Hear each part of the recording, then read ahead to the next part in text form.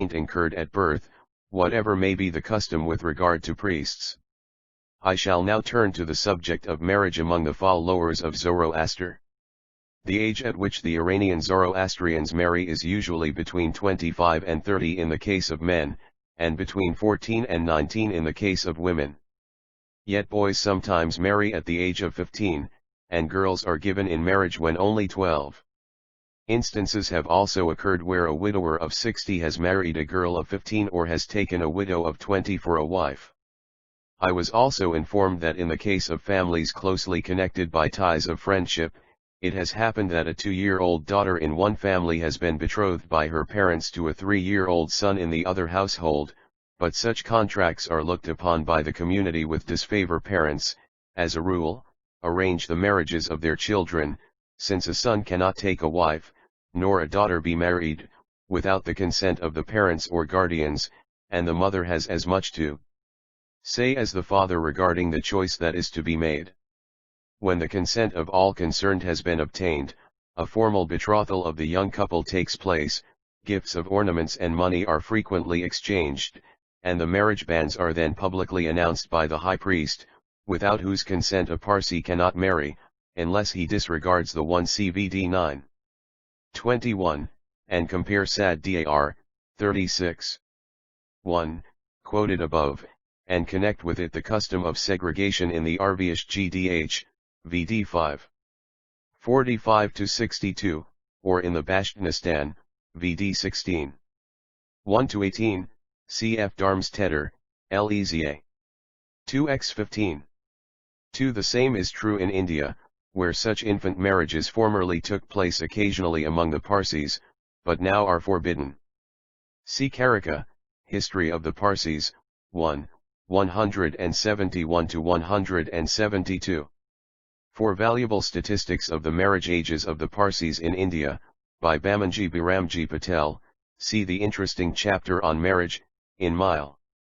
Demonent, Les Farsis, pages 154,155, Paris, 1898. Marriage ceremonies 385. Authority of the priest and marries according to the law of Islam.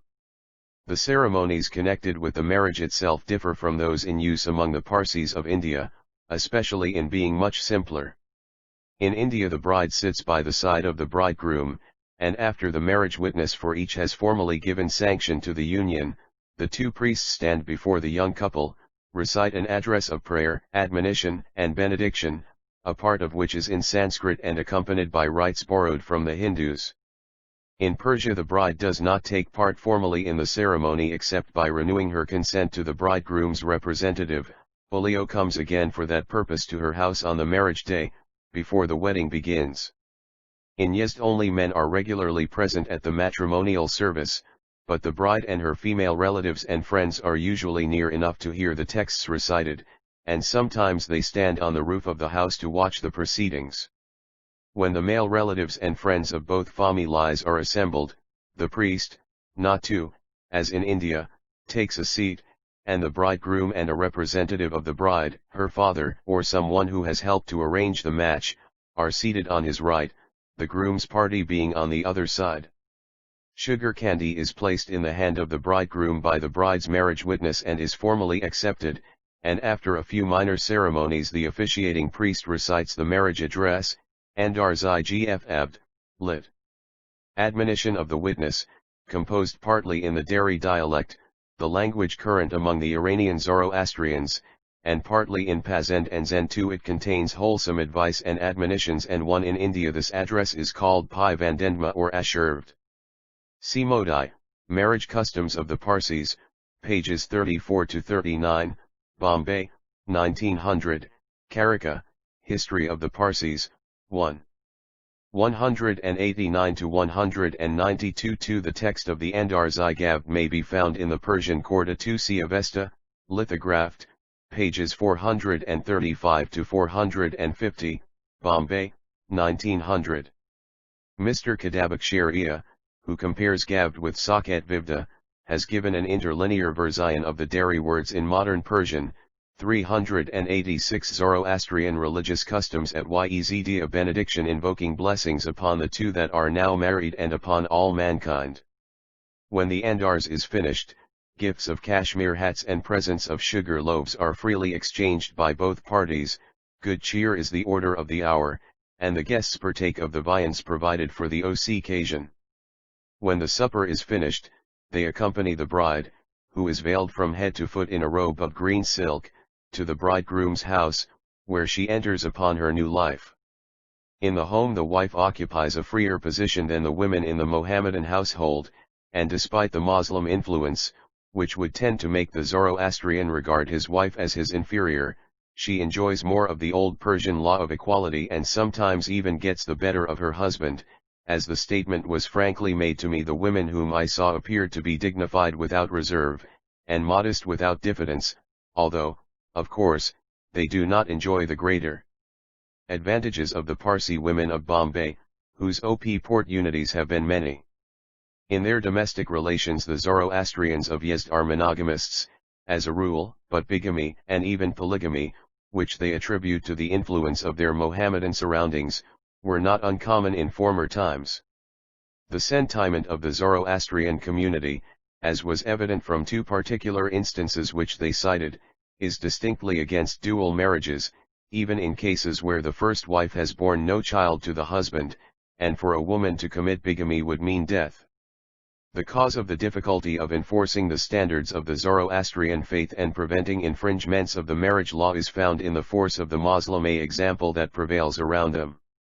Zoroastrian who is unwilling to abide by priestly regulations in such matters. 1. On the law of equality of the wife in ancient Iran, see Darab Dastur Peshhotansanjana, position of Zoroastrian women in remote antiquity, as illustrated in the Avesta, pages 35 to 42, Bombay, 1892. Domestic relations 387 simply rejects them, or, if he chooses, goes over to Islam. For that reason, as I learned, cases of breach of promise and divorce occur even in the circle of the faithful, and certain other vices, which I need not mention, also exist, but the main body of the Zoroastrian community is making earnest efforts to eradicate these evils from their midst and to uphold the high ideals set by their religion. The funeral rites of the Zoroastrians in Yezd are practically a continuation of the ancient customs of the Vesta and substantially the same as those of the Parsis in India, but with minor points of difference due either to local conditions or to present circumstances as contrasted with the past. Since nothing in detail has been written in English regarding these mortuary ceremonies of the modern Ghabars in Iran, I shall devote some space to the subject, making occasional comparisons with the more familiar Parsi customs in India and the ancient rites of the Avesta. When a person is at the point of death, a moubed, or priest, is usually summoned to administer the last rites. He recites the prayer of repentance for sins, Padad Pashimdni, penitential office, and performs the ceremony of extreme unction by pouring on the lips of the dying some drops of consecrated bull's urine, Gomez, Avjomazd. When the person is dead, the priest goes to the fire shrine or to the temple and performs the Zoroastrian ceremony for the repose of the soul of the departed. In Persian this ceremony is called Ravnharzam. 1. For detailed information on the Zoroastrian funeral rites at Yezd I am again indebted to the kindness of Kadabakshir Baram Rice. I have supplemented my material by notes from an interesting article, written in Gujarati, by Dastur Khuday Arshi Aharyar, Zoroastrian Death in Fur SM, in Zardosto, 1. 169 to 181, Bombay, 1904. For a translation of the main points of this Gujarati article, I thank my pupil, Mr. Mainekji Nusservanjidala. In comparing the rites of the Parsis in India, which I knew also by experience, I have referred to Modi, Funeral Ceremonies of the Farses, Bombay, 1892, reprinted from Journ. Anthropologue. SOC of Bombay, 1891, Karika, History of the Farsis, 1. 192-213, Mile. Demonent, Les Farsis, pages 179 to 235, Paris, 1898. 388 Zoroastrian religious customs at Tzd. Shortly after death has taken place, the corpse, which henceforth must not be touched, except by those who have to do so, is placed at one side in the room and washed. This task is performed by a murdasher, corpse washer, or pdkasher, clean washer, accompanied by an assistant, since, according to the Avesta, one is never allowed to be alone with a dead body. The two corpse washers also constantly hold a custody resid between them to signify their joint action, pi bond, lit. Union, connection, in the work. The person who washes the body wears on his hand a fleecy glove of wool basham, over which, as he rubs the body, his assistant pours beef's urine, gome, from a brass bowl with a long-handled spoon. Water is never used for this purpose. It is a rule, moreover, that men should wash the corpse of a man, and women that of a woman, after which they clothe the body in a clean, but worn out, white garment, including the sacred thread, kusl, but they do not put anything new on the body, as the Avesta forbids such an act. When their task is completed, they wash themselves thoroughly in order to remove the defilement caused by contact with the dead. The ceremony of the sagdid, glance of a dog, is now performed for the first time. This ancient rite, which dates back to the period of the Avesta, consists in making a dog look at the dead body, since its gaze is believed to have a peculiar efficacy for driving away the nasu, or spirit of defilement. Various explanations have been suggested to account for the origin of this custom, from the mythological idea of the four-eyed dogs of Yama in the Veda, all the way down to the rationalistic theories that it is due to the instinct which the dog has for discerning whether any life remains in the body, or owes its origin to the time when the corpse was devoured by dogs as well as birds. No special dogs are employed in 1VD3. 14, 2 Avenue Jomaza VD 9. 14, 19. 21, 22. SCFVD 6. 61, 8. 23 to 25, see also SAD DAR, 12. 1 to 2, and CFVD 6. 51 * for the role of the dog in Connect funeral rites. 389 Yest for performing the sagdid, the ordinary street dog is called in for the purpose. Morsels of bread are strewn around the corpse, or, according to the older usage, laid on the bosom of the dead, and the dog eats these. The corpse bearers now come to remove the body, first to a sort of mortuary chapel or charnel house, ZDDO Marg, lit. Birth and death, as I shall explain, and then to the Dakama. These carriers Nasu J Kashas, or pall-bearers, Pish GDHDN, lit. Before the bier, convey the body on an iron bier, Gitti. The men who perform this office do not as a rule belong to a special class, but anyone who may volunteer or be hired for the purpose may do this service. Some tend, however, to make it a part of their livelihood. The number of bearers varies from 12, 16, 24, to 32, according to the weight of the body and the distance to be traversed, but in no case can they be less than 2, since the Avesta forbids that one man alone should carry a corpse. They always hold a custody between them to keep up the mystic union in their task, and must be prepared afterward to wash their persons and their clothes thoroughly before again associating with other people. A procession, PDDDSK, is now formed to conduct the body to the temporary receiving vault. Man walks in front, holding a fire vase in which incense is burning.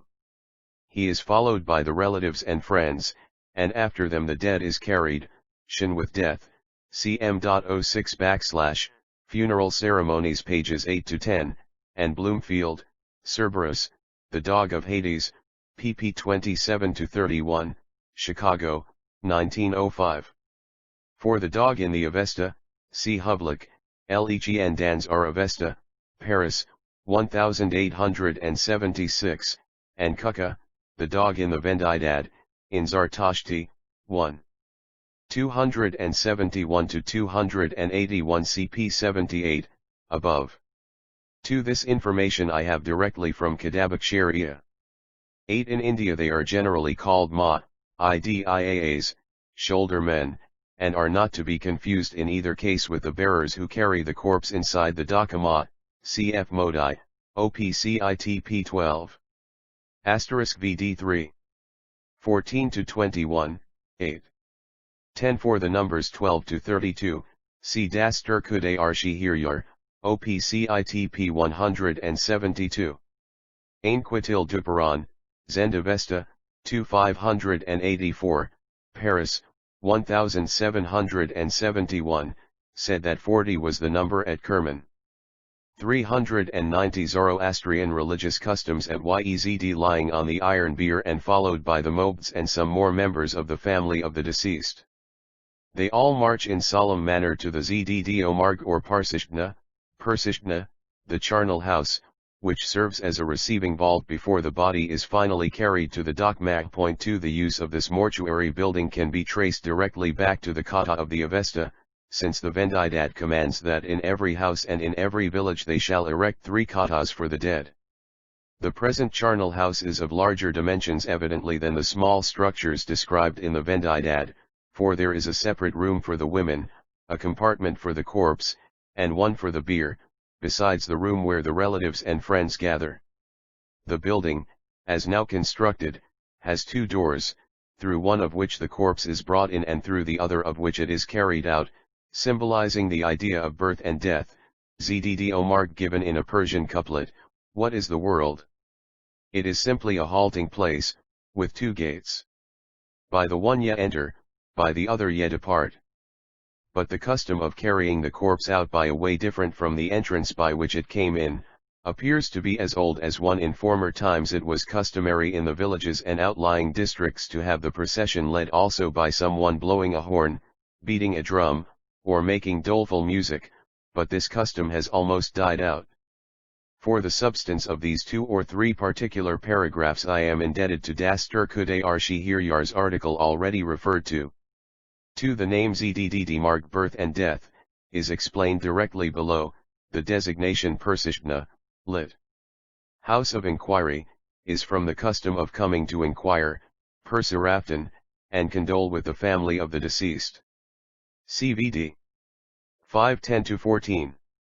Ainquitil Duperon, OPCIT 2583, alludes to the Tsad Marg in India, and its use is said still to linger in the Gujarat provinces, but in general the Parsis have abandoned it and convey the body within 24 hours directly to the Dakama, as necessitated by the hot climate.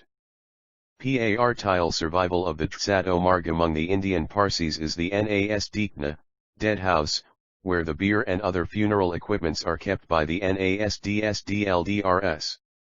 See also Modi, Fui, Az Ceremonies, P7, N9, and Darmstedter, SBE. 453, N2, 97, N1. Asterisk the Persian text is given by Kude Arshi Hiryar, OPCITP 171.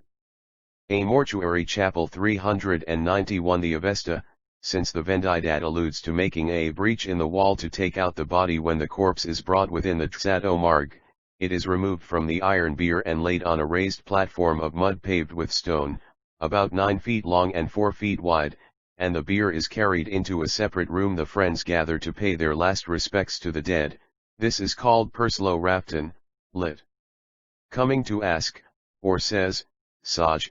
The Mobeds then begin the Grdhd and Serdayashan, or chanting of the Gatlia Hunavadi, Ys 28 to 34, which treats of various subjects relating to piety, when faith, and the future life. The recitation is half over, the priests cease chanting. Asterisk the Sagdid is performed once more, and the body brought from the room where it was laid, and replaced upon the iron bier, to which it is fastened by a thick kusti, and a white sheet is thrown over the whole. The procession is then reformed and leaves the building, reciting verses from the Avesta in memory of the dead, Iristanati. After going a short distance a halt is made, the women and those who do not desire to follow the body all the way to the Dakama, pay their parting tribute to the dead, and then the near relatives and friends go on in procession. As the main Dakama at Yezd is about 9 miles from the city, many in the procession ride on horses or donkeys, but the priests go the entire distance on foot. It sometimes happens also, especially in the case of hamlets and villages far remote from the 1vd8. 10. Compare the Pahlavi commentary on this passage and the notes by Darmstetter, XEZJ. 2 121, and 15, and 8 BE. 497, and 6. 2. For these special details I have combined my notes from Kadabakshir Rice with material from Kuday Arshi Hiryar. 3. See note above and compare the Sejdo of the Indian Parsis, cf. Modi, OPCITP 15. Asterisk. The pause is made at the words Amoy vi6idYdi, ys. 31.5, so Kuday Arshi Hiryar, OPC sharp P172, and the same is true in India, cf. Modi, OPCITP 14. GGE Hiryar, QP.I.P. 173 Lam. Not quite certain which particular verses are referred to, but, if not ys. 26.7, I presume that the passage may be ys. 16.7, we praise those bright abodes of righteousness in which dwell in happiness the souls of the dead, Irastandin, which are the spirits, Fravisheo, of the righteous. We praise the best world, paradise, holy, brilliant, and all glorious. 392 Zoroastrian religious customs at Yezd Dakama, that the corpse is placed upon a cow or a donkey, instead of being carried, a procedure which would be in no way striking in Persia, because their corpse caravans convey dead bodies for long distances to Mohammedan shrines. Upon reaching the Dakama, the Sagdid is repeated for the third and last time, the final preparations made, and the corpse is given over into the charge of 2 other men whose special office it is to convey it within the tower.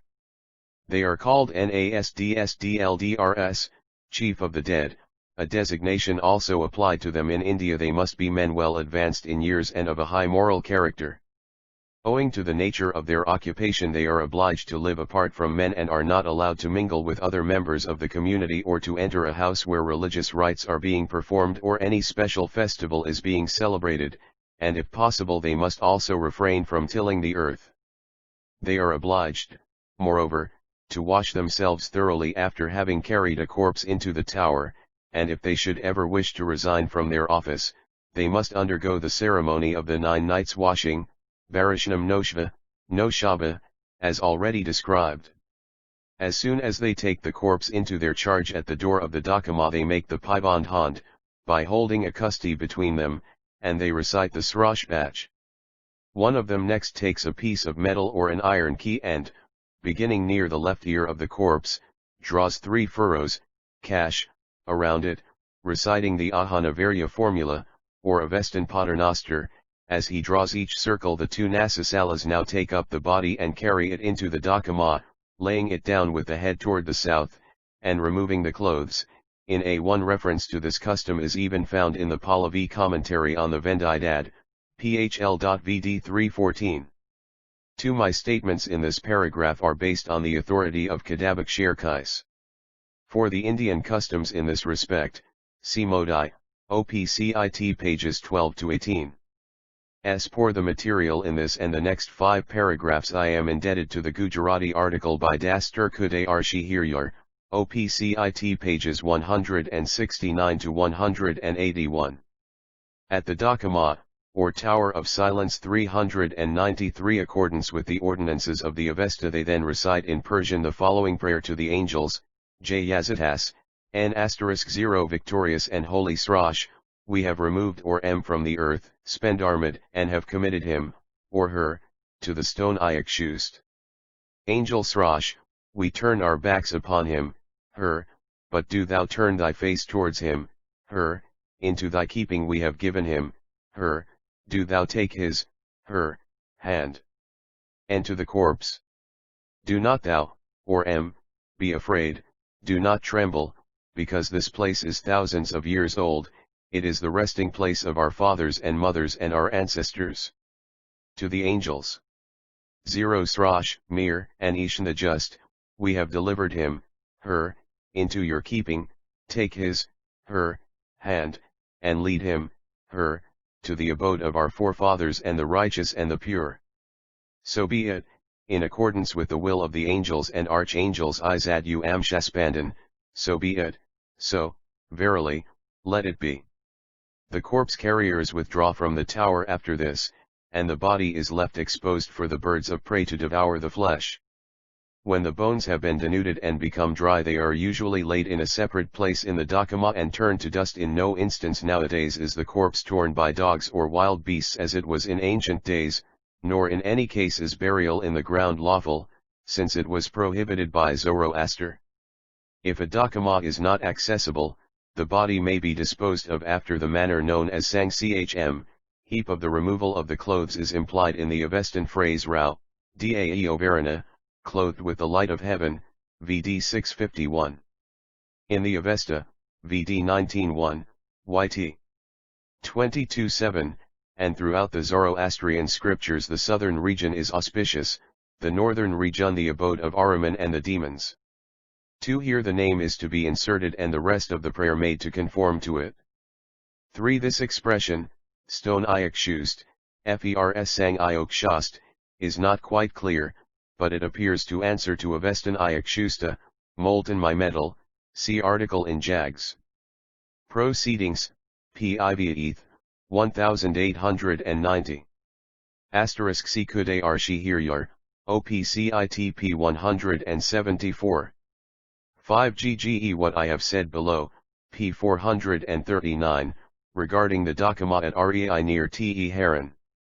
Compare likewise the description of the dakama at the village of Shah Ali near Yezd, which was examined by Westergaard in 1848, JBAS 8352.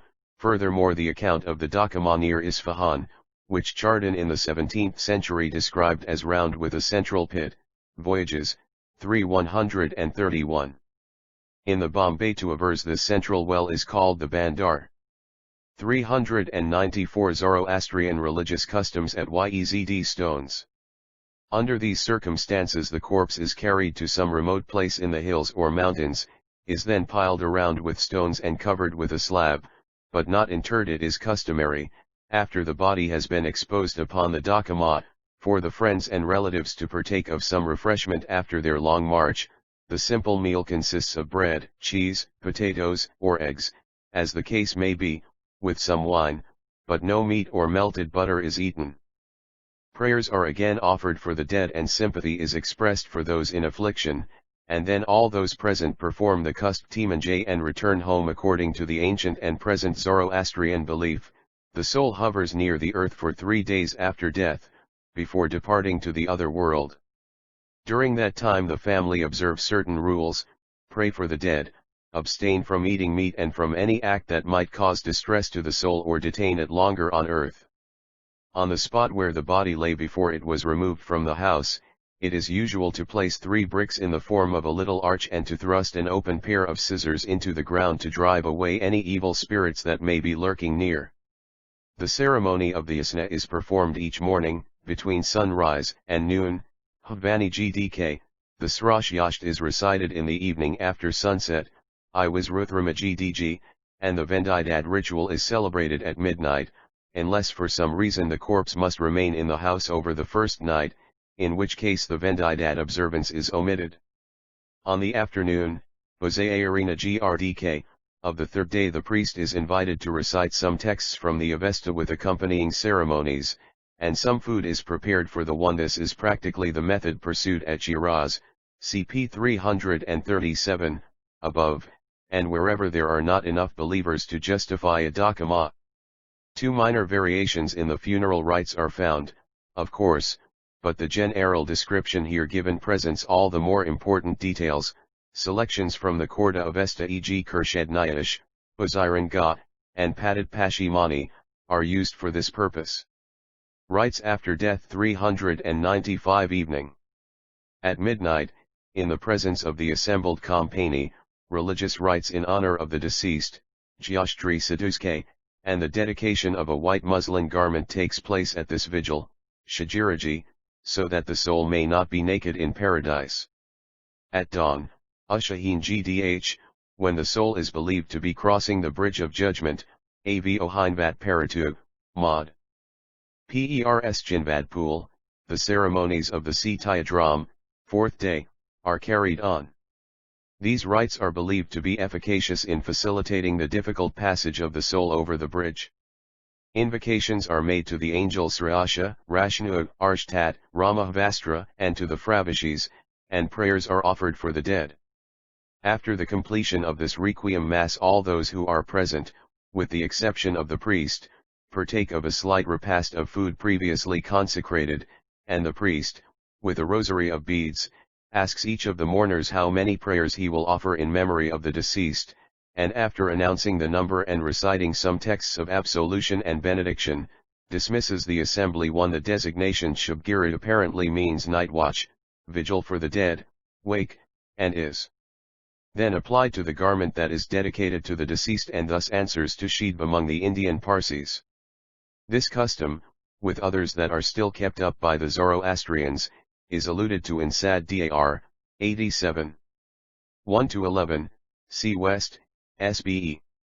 24 350-352. 2. In performing the rites of the third night and the fourth day, C.HMRDM, when the soul is crossing the bridge, the offices of a son and heir are particularly important. For that reason, in the case of an adult of 15 years or more who has died without leaving a child, it is appropriate to appoint an adopted son who assists in the crossing of the bridge and is therefore called 3M, Guzdr, bridge crossing. Nowadays the appointment of an adopted heir is made only in cases where the person dies absolutely childless, but in former times it was done even if daughters were left, but no son. Formerly only a boy was eligible, but now even a girl may be chosen, although such a choice is rare. The age of the person adopted is generally over 15 years, but nowadays an infant may be nominated to the office, its father acting for it during the years of its minority. As is natural, the one chosen to serve in the office of Pool Guzdra is selected from the nearest relatives and acts like an executor to an estate, dividing the property among those who are of kin to the deceased, and distributing a large part of it in charity, especially in funds for the annual celebration of the Gahanbar festivals. This note is from memoranda furnished me by Kadabakshir Rice. 396 Zoroastrian religious customs at Yezd. Some additional rites are observed on the 10th day, Dahake, the 30th, Siruza or Siraza, the return of the day Kruza or Raza, each month, and again on the anniversary, SDL or Sar Isaz, of the death, and these observances are to be kept up as long as possible.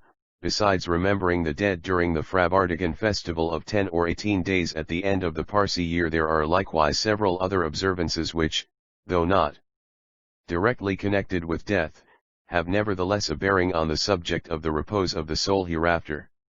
They are enjoined by the priests and performed by the Orthodox, but by no means without exception.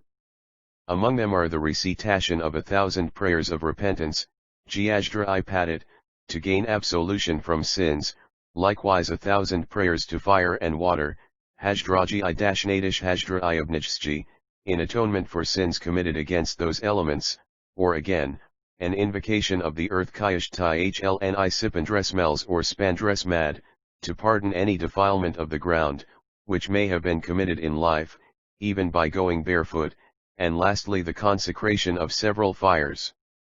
I Mos Kartbun or Huzard Kardan, lit.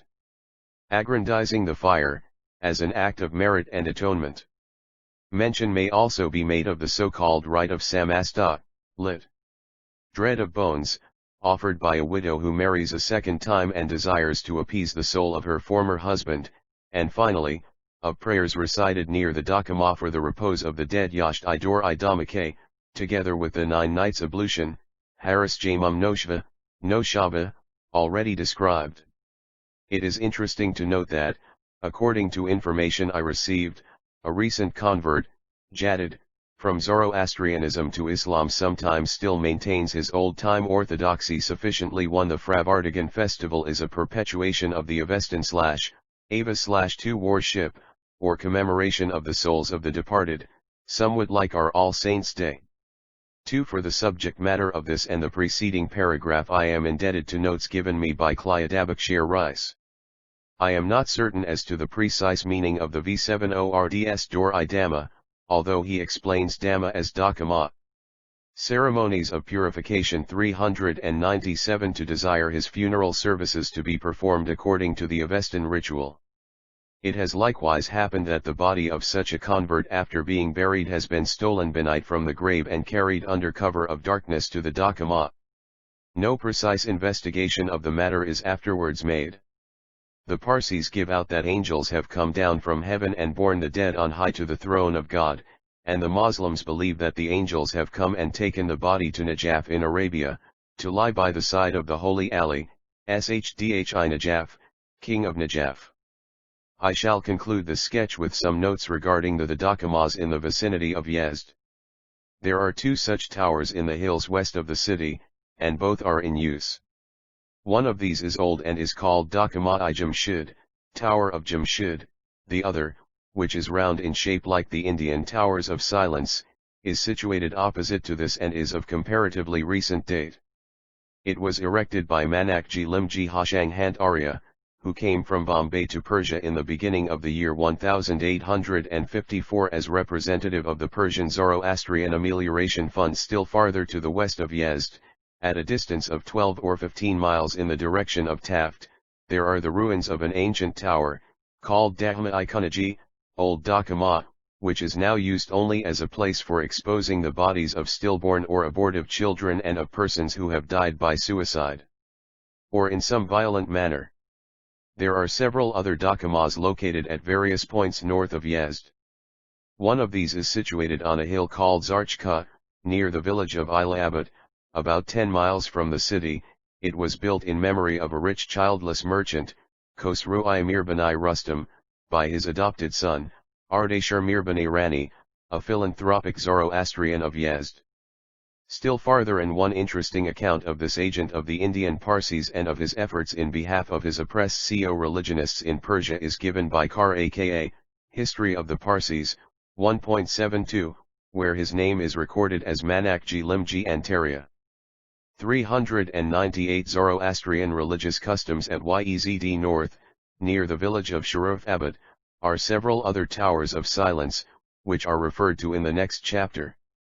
Most of my details regarding the Dakamas I received directly from Kadabakshir Ila, from whom I also learned that the Parsis had a tradition, handed down from antiquity, that when Persia was under the rule of Zoroastrian kings and the country was rich and prosperous, each worshipper of Ormuzd built for himself during his lifetime a Dakama to be used at his death, and that individual Dakamas of this kind were called Dakama-i Tan-ha-tan, Dakama for a single body.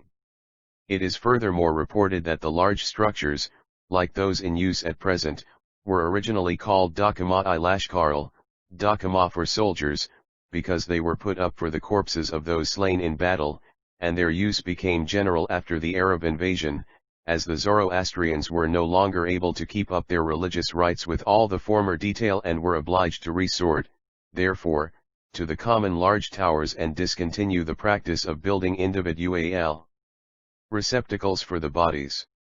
The tradition of individual Dakamas is certainly interesting because of its bearing on the Vendidad, where Dakamas are alluded to as if very numerous. It is worth adding that Kadabakshir is of the opinion that the original Dakamas were built with mud walls, like those of the old one near Sharaf Abad. From all that has preceded, it will be manifest how closely the Zoroastrians of Yezd still follow the injunctions of the Vendidad. Further illustration may be gathered from the following amusing incident in daily life. The cook of my English hosts at Yezd was a Ghabbar, and on one occasion, as they told me, he had made some wine and purchased an earthen jar in which to store it, but he first filled the vessel with water and let it stand overnight before placing the wine in it. A mouse accidentally fell into the jar and was drowned. The 1 CP 403, below. Towers of Silence near Yezd 399 receptacle was henceforth unclean in the eyes of the Zoroastrian, because it had been polluted by contact with dead matter, and was therefore unfit for use. I the man's business sense, however, and his regard for thrift, since the Avesta prohibits wasting anything, too would not allow him to throw the jar away, so he sold the vessel at a reduced price to an Armenian, who had no scruples against using it. This combination of thrift and practical sense, united with a tenacious adherence to the faith of their forefathers, is a characteristic of the Zoroastrians of Yezd. The impression which I gained of them was very favorable, on the whole, considering the conditions under which they live in Persia, as contrasted with the advantageous environment of their Parsi brethren in India. From the latter they have much to learn in the way of progress, enterprise, and intellectual activity, and they have little to offer in return, even in the way of religious customs and observances or gifts of ancient manuscripts relating to the faith. Nevertheless, so far as my limited observations allowed me to judge, there are some of their customs and certain of their methods of conducting religious ceremonies that deserve further study from the specialist, as such observances may actually be nearer the ancient forms, and therefore historically valuable, even if it be no longer practicable or desirable to follow them. In any case, the Parsis of India are thoroughly justified in taking an active interest, as they have done, in their Zoroastrian kinsmen in Iran, whose motto, wherever they be, whether in Yezd, Kerman, Tehran, or elsewhere, is one. The laws which underlie the Zoroastrian Vendidad are largely sanitary in their origin, and these rudimentary attempts at sanitation take on a new complexion when viewed in the light of modern hygienic theories. 2 CFVD 5.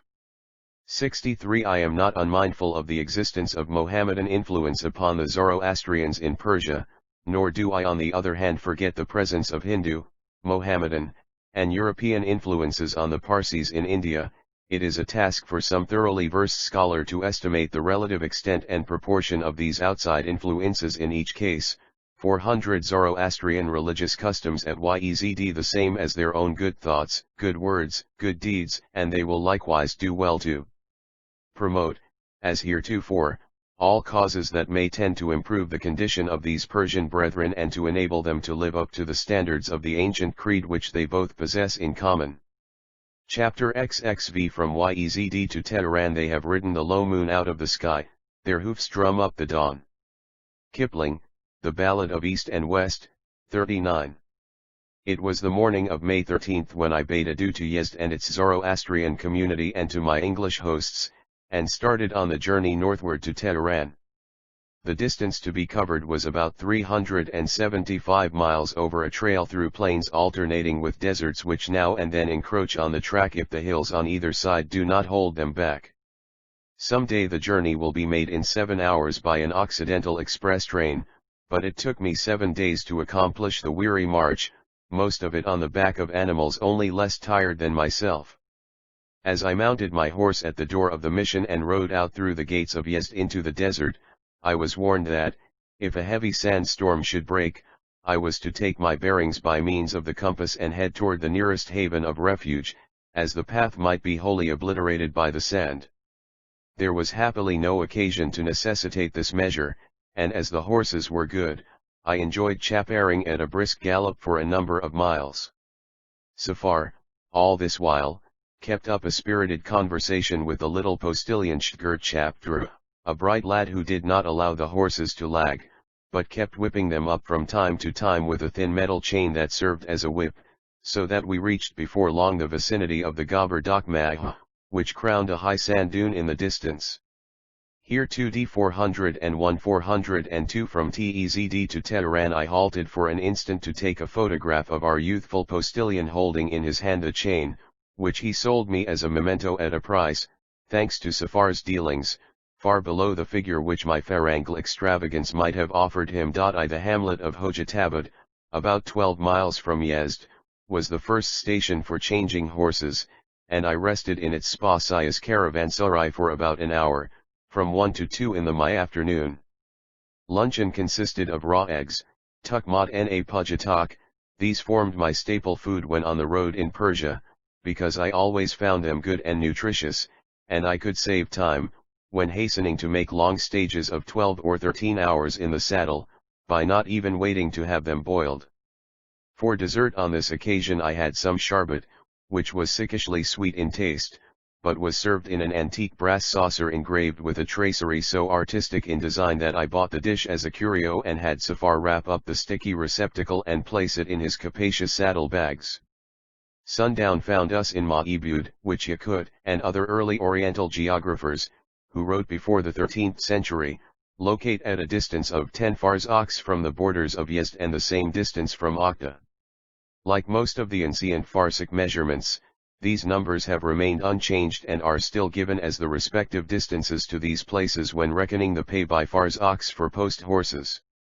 Even if we do not go back to the Persian and Arabic geographic references, we have more or less precise records of the route dating from the time when Marco Polo traversed a part of it. At the time of the purchase I thought that this thin metal chain might be the modern representative of the ancient Ispahi Astrd, horse A1, of the Vesta, VD 419, 65, 14-2, etc., but I have since become convinced that the Ispahi Astrd is represented rather by the ordinary whip with leather thong and wooden handle, one of which I had purchased near the tomb of Cyrus, and that the chain represents rather the S.A.O.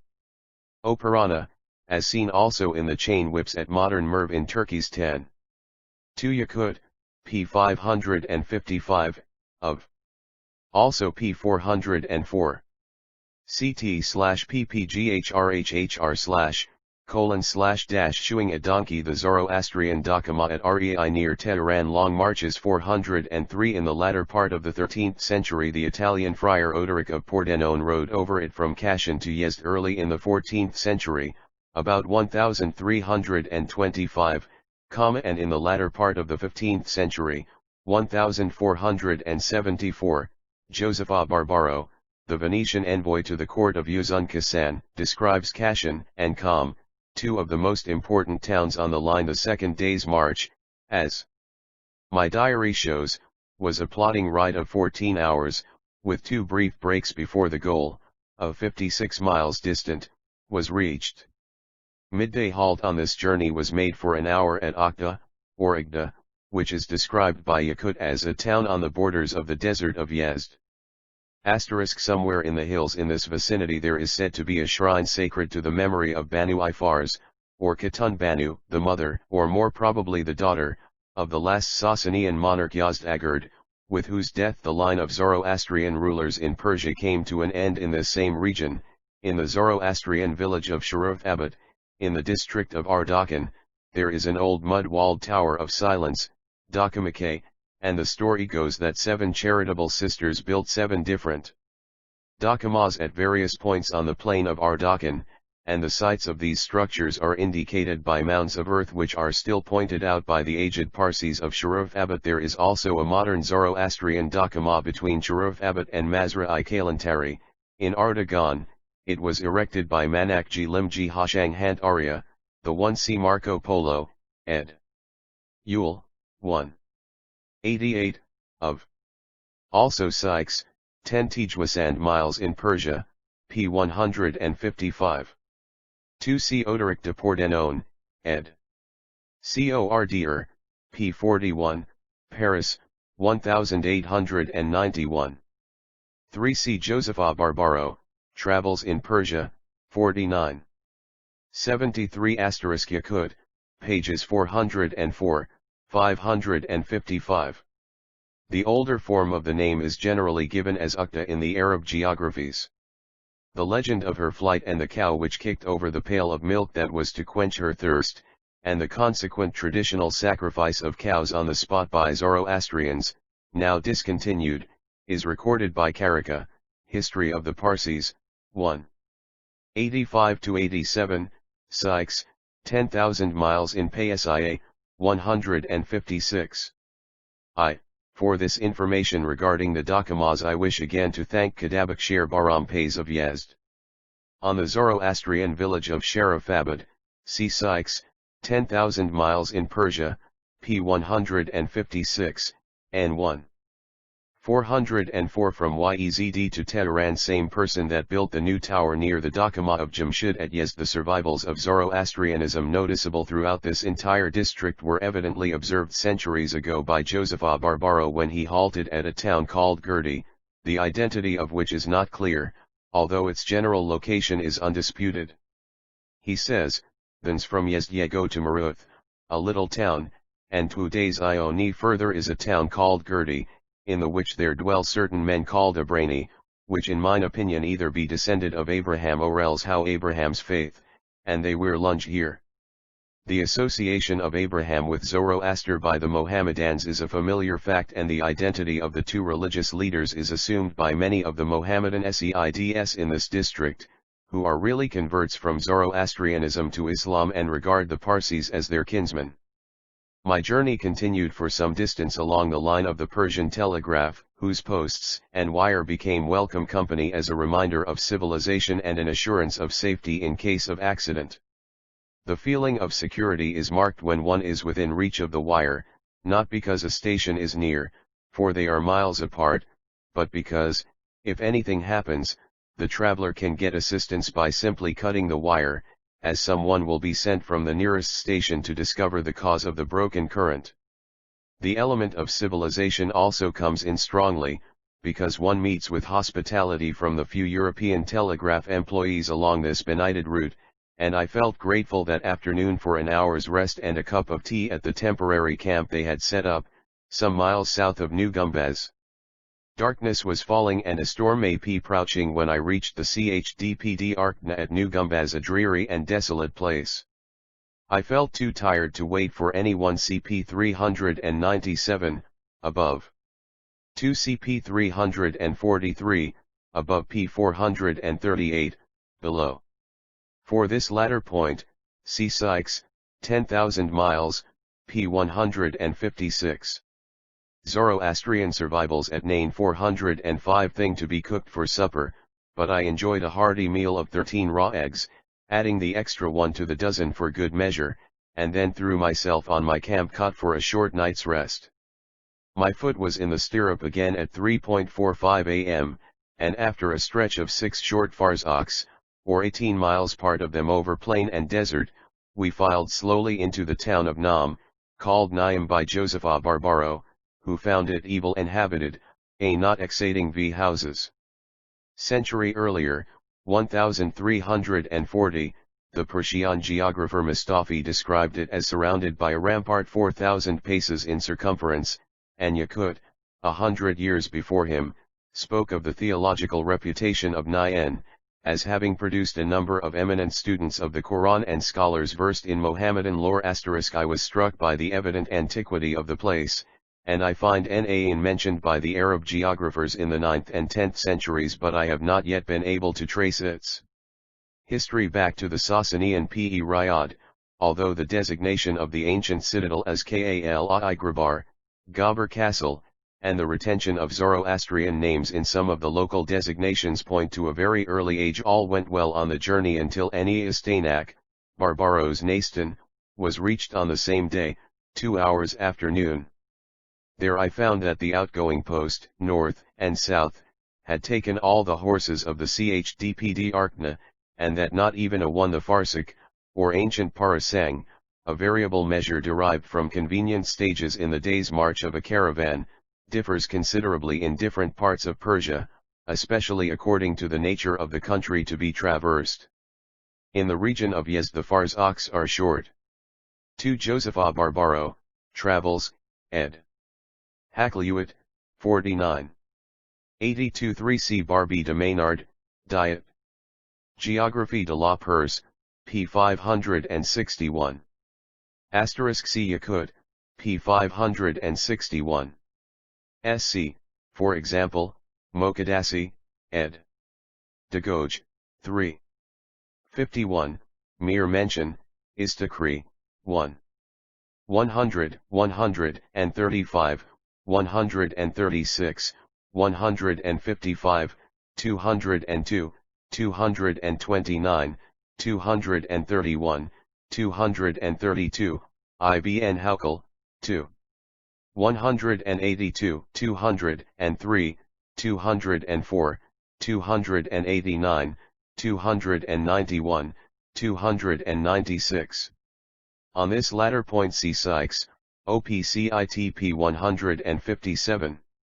It is even possible that the Kaba-i Ghabur, Castle of the Gobbers, may represent Marco Polo's Kala Atapuristan, Castle of the Fire Worshippers, whence one of the three magi is said to have come to worship the infant Christ, as I have pointed out in JAOS 2679-81, but Kashan has a stronger claim, as I shall state below. 406 from Yezd to Tehran mule could be hired in the neighborhood. There was consequently nothing to do but wait until one of the post relays we returned, and we were thus delayed until midnight. Started at 1:00 am, but the horses were so tired that we could not urge them off a walk, and since no fresh relay was found at the next station, we were obliged to use the same jaded animals all the way to Ardistan. This single day's journey of 40 miles occupied 16 hours. Ardistan is a flourishing town, abounding in streams and orchards, and counting some 12,000 inhabitants, a number notably larger than the estimate given in the 15th century by Joseph A. Barbaro, who calls Hardistan a little town that make the houses, but more in accordance with the statement made in the 10th century by Mokaddasi, Makdassi. The latter says, Ardistan is larger than the other cities in the region of the desert. It is well populated, and has fine bazaars and numerous mosques. There are many sages and learned men residing there. The region of Ardistan abounds in white flour, whence it derives its name, Ard white flour, and Stdn place. Historically the place is of considerable interest to the student of Zoroastrianism, as may be gathered from information in the older Mohammedan writers. Ibn Rastat, c. 900, speaks of Ardistan as a fine city, and says that Anashirvan, i.e. the Sasanian king Chosroes I, AD 531-579, was born there. Istakri, 951, states, Ardistan is a walled city, every quarter of which is 1-2 days was the time occupied by Joseph A. Barbaro in the 15th century, for he says, from thence i.e. from Nice Tanak to other dales Ioni is Hardistan, a little town that make they v equals houses, ed. Haklud, 49. 83, 2 see preceding note, and for the present estimate of 12,000, cf. Sykes, OPCITP 157. 3 freely rendered from Mokaddasi, ed. Dagoj, Beal. Geographic Arab. 390. The etymology is not correct, see below, p. 407. In contradistinction to Mokaddasi's praise of the people of Ardistan, I may cite a Persian writer of the 17th century, Sadiq Isfahan. p. 62, who reports that the people of this place are, it is said, prone to excessive anger and violence. Ibn Rastat, ed. Dagoj, 7. 153, 275. H5 Ardistan and its ancient remains 407 fortified, and there are in it some ancient traces of such magi ans as Anashirvan and Khosrau, and it has a large and wonderful underground aqueduct Kand. Its people are men of culture and letters, and they have a knowledge of the traditions of Islam. 1 Mustafi, 1340, says that Isfendiyar, the son of Zoroaster's patron King Vishtasp, built at Ardistan a fire temple which enjoyed great fame during the ages of idolatry and attracted many pilgrims. Yakut expands Istakri's account by speaking of the vaulted roofs of Ardistan and its beautiful gardens, and naming the distinguished men that the city had produced. The name Ardistan argues for the antiquity of the place, because Ardastana, or more precisely Ardistanadthangana, was a designation for a stone construction in Achaemenian times and was applied, for example, to the windows in the palace of Darius at Persepolis. Traces of the wonderful watercourses, referred to by Istakri, were still plainly to be seen, as I remember, when I walked through the town between rows of gardens in full bloom, to which Yakut alludes. Careful investigation would probably give more information also regarding the fire temple which Isfendiyar is said to have founded here, and Ardistan should be added to the list of places already recommended as inviting sites at which to pursue archaeological investigations. My attention at the moment had unfortunately to be devoted more to the question of transportation than to archaeology, so I was obliged to direct steps to the telegraph station, which was situated in an attractive garden, filled with blossoming fruit trees, and was in charge of a Persian telegraph operator. Although he was not able to procure a post relay for me, he kindly placed his own horse at my disposal and provided donkeys to make up my caravan so that I might start at mid-1 Istakri, ed. Dagoj, Bibl Geographic Arab. 1202, and 1. 2 Mustafi, Nuzat al-Kolab, cited by Barbie de Maynard, bid. Geographic p22, and 1, cf also L.E. Strange, JBAS. 1902, p243. Yakut, pages 22 to 23. Asterisk CP 315, above. 408 from Tijes to Tehran night, besides wiring a message in advance to have horses meet me at Kalatabad on the morrow. As I returned to the post quarters, a messenger, looking like a mounted arsenal, galloped in on a fine horse, with a rifle across his shoulder and 2 enormous holster pistols on either side of his saddle. I thought that he might possibly allow me to hire his horse to add to my limited cavalcade for the next stage of the journey, but his errand was urgent, and he dashed onward over the plain, leaving us to watch the sunset and retire. After 4 hours sleep I gave the signal at 1:15 a.m. for my caravan of donkeys and the horse to start, and the company of half a dozen beasts of transport moved slowly out on the plain and gradually into the desert. The gait was a snail's pace, but I had long before become accustomed to taking naps in the saddle, waking from time to watch the progress of the stars, particularly glorious in Persia, and to count the long hours, till the brightening hues of dawn ushered in the day with a burst of sunlight. Forward through the sand trudged our little cavalcade until, about the time when one would ordinarily be breakfasting in America, we were approaching the small town of Mogar, on the edge of the desert, having been 6 hours already in the saddle. The outskirts of the settlement were rich in grain fields, and the gleaners were already at work with the sickle. The Persian sickle curves far more beyond the semicircle than does our own, so that the blade resembles an immense steel hook. In using it, the gleaner squats on the ground in oriental fashion, gathers an armful of the tall barley, deftly cuts it, and lays it down to be bound afterwards into a sheaf. The stretch of desert from Mogar to Kalatabad seemed interminable at our slow pace. The sun beat down pitilessly, and I could feel its scorching rays penetrating through the white cotton covering that I wore over my hat. The sand was dazzling and in many places was encrusted with a coating of salt that looked like ice or snow. From time to time we through the desert to Kalatabad 409 encountered a row of sand hillocks that looked as if some gigantic mole had been burrowing beneath the surface of the earth. These high-heaped mounds, which are a familiar sight in the arid districts of Persia, are made from the sand thrown up around the mouth of the khans, or deep wells, dug at intervals and joined by a succession of underground tunnels which carry the water sometimes several miles. Wherever moisture had gathered and had been evaporated by the sun, the sand was baked into huge cakes like clay, across the cracks of which myriads of lizards darted, while every suggestion of humidity on the desert gave rise to mirages so deceptive that it was often impossible, a few feet away, to tell whether we were looking upon a pool or not. The unceasing stretch of sand made the stage seem endlessly long. Now and then I varied the mono-oni by giving the horse to Safar to ride and taking one of the donkeys. My particular choice was a beast that was easy to ride, but had a provoking habit of lying down in the sand at the most unexpected moments. Kalatabad was reached at last after a ride of 14 hours, and we found to our joy that the CHDPDR horses had arrived. After an hour's rest I vaulted again into the saddle for a ride which proved to be one of the keenest pleasures I experienced in Persia.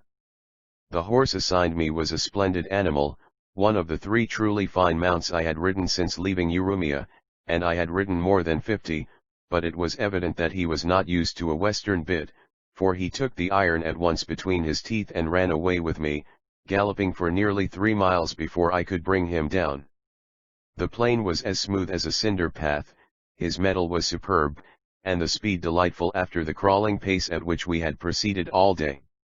Again and again he became unmanageable and ran, leaving the rest so far behind that I had to gallop back again for fear of losing the servants and my baggage. After 3 hours of this exhilarating sport, which the horse enjoyed as much as I, he suddenly bolted, being frightened by a flock 410 from Yezd to Tehran of sheep running in confusion before an approaching thunderstorm, but I was in too good training to be unseated, and we galloped at full speed beneath the hold of the post house at Abuzidabad at 7:30 p.m., just as the rain began to pour down. The day had been one of almost incessant riding for 17 hours, and the journey, which ordinarily takes 4 days, had been made in 1.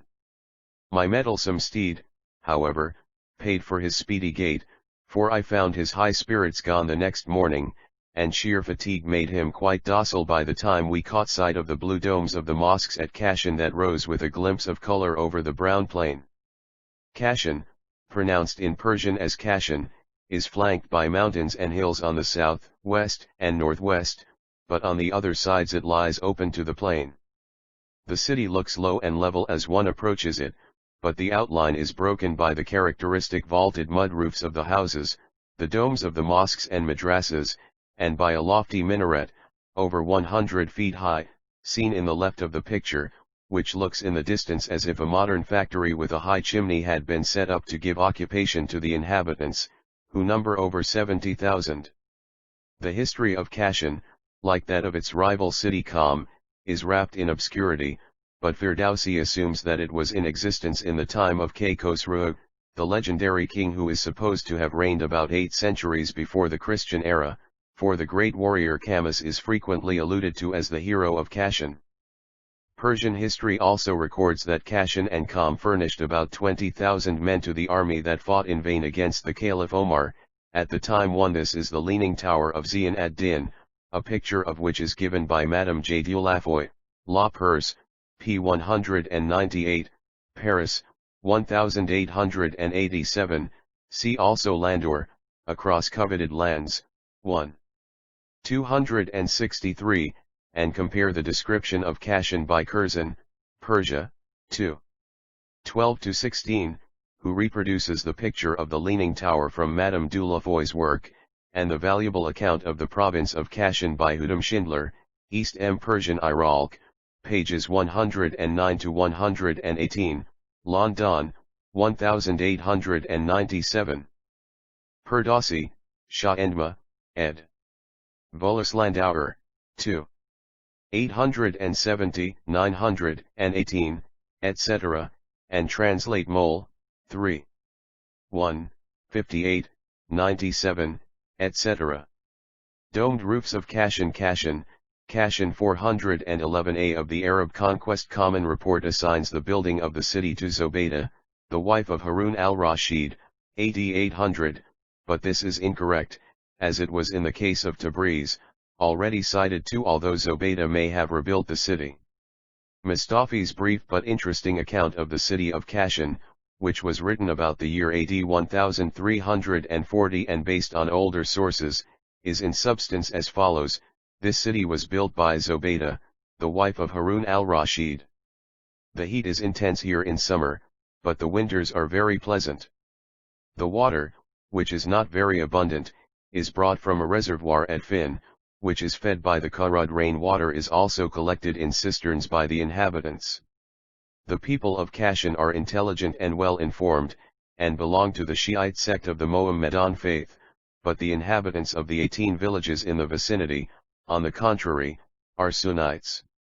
The melons and figs of Kashan are held in esteem. The European traveller Joseph A. Barbaro, a century later, speaks of it as the well-inhabited city called Kasan, where for the most part they make silks and fustian in so great quantity that he who wold bestow X ducats in a dale may find enough of that merchandise to bestow it on. It is about IJ miles in compass, walled, and W houtfo * hath fair and large suburbs. Barbaro resided in Kashan for a time and was visited here by his fellow countryman Contarini, the Italian traveller, who arrived at Kasan on October 25, Com 1474, and calls it a finer city than Como, All modern travelers speak of the heat of the place and reiterate the statement that the town is noted for three things. 1. C. Osley, travels in Persia, 3. 3, and 3, and 3. 100 Osley cites as his authority the Book of Conquests, a chronicle history, Tedrike, by Ibn Asim of Kiefa, who flourished in the 8th century AD 2 CP 39, above. 8 Fin is located on the mountain slopes about 5 miles southwest of Kashan. Its garden and groves, well supplied with water, were once a favorite place of resort for the Persian kings, including Shah Abbas and Fath Ali Shah, but Fin is now deserted. See Curzon, Persia, 2. 12 Landor, across coveted lands, 1. 265 to 266 * Mustafi, cited by Barbey de Maynard. Diet. Geographic p. 434, and 1. Josepha Barbaro, Travels, 49. 73 Contarini, Travels, 49. 129 412 From Yezd to Tehran. Its manufacture of porcelain tiles, brasswork, and silk, its black scorpions, and the cowardice of its inhabitants. The latter stigma is constantly put upon the Kashanis by the other Persians, but I was glad not to have any occasion to judge whether it is true. The silk, however, I found good, judging from the samples brought me by a vendor, who followed me from the bazaar to the telegraph quarters and showed the same enterprising spirit and business energy for which the Kashanis were praised hundreds of years ago. As for the scorpions, I saw some formidable specimens, as the manager of the telegraph station was making a collection of them. I regretted that during my short halt at Kashan I did not know of a Western legend which connects the city with the three kings of the Orient who went to Jerusalem to worship the infant Christ. It is a known fact that a majority of the Church Fathers agree in regarding Persia as the native country of the wise men, without expressly locating their place of origin. 3. The Italian traveler Marco Polo, 1272, and the Venetian envoy Odoric of Pordenone, who traversed this route, the latter about 1320, record traditions that definitely attach the three wise men to certain cities. Odoric expressly says that Kashan, or Kasan, as he calls it, was the city of the three kings, and that these worshippers set out from there to Jerusalem, which they reached by divine aid in 13 days. The passage in the account of Odoric de Pordenone reads as follows: De la site de Kasan. De ses site mn aliver la grant ind par mer. S. Ivans par mains journisa un site de Trawarois qui firent offranda a Jesu Christ nouvel neet appel en ses site de Kasan, site royal de grand honneur mais tartre iont mold destruit. De set site de Kasan jusques en Jerusalem a plus de L1. On this point see Sykes, 10,000 miles in Persia, p. 158. 2. C. Barbey de Maynard, Diet. Geographic p. 434, and 1. See my article in Jags. 2679-83. C. Odoric de Pordenone, ed. Cordr, p. 41, Paris, 1891. Com WFMM*, Happy Face, X3 Fi. _ 1 Iflm Gili I1, Mil FFFFLKSBSKK/FKVI. JSJ-MBBBWBBBHBBBIJBBBBGK Tom WHIN Pi 8 BHHEVIKSMKHKWVHIMQ Persian Gleaners. A Legend of the Three Wise Men. 413 Journées dont on peut clairement apercevoir que les trois qui de ces sites de Kazan furent en 13 Journées amin en Jerusalem par vertu divine et non humaine. En ces sites a molt grand l'abondance de tout biais, de pain, et de vin et de toutes autres choses. According to a legend given by Marco Polo, two of the kings came from Saba and Ava, both of which places are located about 50 miles southwest of Tehran, and the third is said to have come from a place 3 days' journey from Ava, and Marco Polo states that he found a village there which goes by the name of Kala Ataparistan, i.e. Kava I Adishparastan, which is as much as to say the castle of the fire worship Pers, and the name is rightly applied, for the people there do worship fire. In an article entitled The Magi in Marco Polo I have given various reasons for identifying the so-called castle of the fire worshippers with Kashan, which Odoric mentions, or a village in its vicinity, the only rival to the claim being the town of Nam, whose Gobber castle has already been mentioned above, but I may refer to the discussion in the article without repeating it here. I should like to have had time to visit Gobberabad, a deserted town on the Isfahan road about 20 miles distant from Kashan, as its name, lit. Gobber town, shows that there was once a settlement of fire worshippers in its vicinity, and the ruins of a magnificent caravanserai are still to be seen there. In Kashan today there are some Zoroastrians, for the statistics which I gathered in Persia show that about 45 of them do business in the city. Most of my short stay in Kashan was occupied in purchasing articles which I needed, and in securing some sort of a vehicle to convey me to Qom. I had been riding uninterruptedly for weeks and was very tired and anxious to procure some means of conveyance on wheels. With the aid of the manager of the =1 on Saba, cf. Also Sykes, 10,000 miles, p. 264. 2 cp 405, above. 3 see my article. The Magi in Marco Polo, JA08. 2679-83, and cf. Marquard, Untersuchungsgeschichte von Ehren, 2, 1-19, Leipzig, 1905. *cf. Bishop, Journeys in Persia, 1. 232 6 cp 425, below. 414 From Yezd to Tehran telegraph station I was able to hire a lumbering cart. It had no springs, but it could at least be driven, and I was able to lie down as we traveled. 4 horses were hitched to it, and away we jolted for hours over ruts and hollows, till we caught sight of Qom towards nightfall and were passing through its bazaars and shops about as they were closing. Qom is little less than a city of mosques, minarets, madrasas, and corpses, for, next to Mashhad, it is the most famous burial place in Persia. Its special sanctity is due to the fact that it is the proud possessor of the shrine of Fatima, sister of Imam Riza, the 8th Imam. She was interred here in AD 816, and honors are accorded her that Mohammedanism rarely vouchsafes to a woman. Kings have chosen the city as a final resting place for their bones, and the great Qajar monarch Fath Ali Shah is among the Persian monarchs buried there. Burial near Fatima's shrine is in fact almost equivalent to a viced passport for heaven. Although Qom cannot quite rival Kerbala and Mashhad in this respect, the city did not attract or interest me enough, however, to make me wish to stay longer than was necessary, and I was content to remember it by 2 photographs which I purchased afterwards. The Mongna, or hostelry, at which I put up showed signs that we were approaching a more civilized region. The building had a veranda, a large sleeping room furnished with a table and a bed, and there was a kitchen, where I found a saucepan and tried the experiment of making an omelette, which proved quite a success. My most vivid impression of the Momdjashna, however, is associated with my first taste of arak. I needed spirits for medicinal purposes, and the servants could procure only arak in the bazaar. I should not like to repeat the dose of this particular brand, for the taste resembled what I could imagine a combination of gin, whiskey, and furniture varnish might be.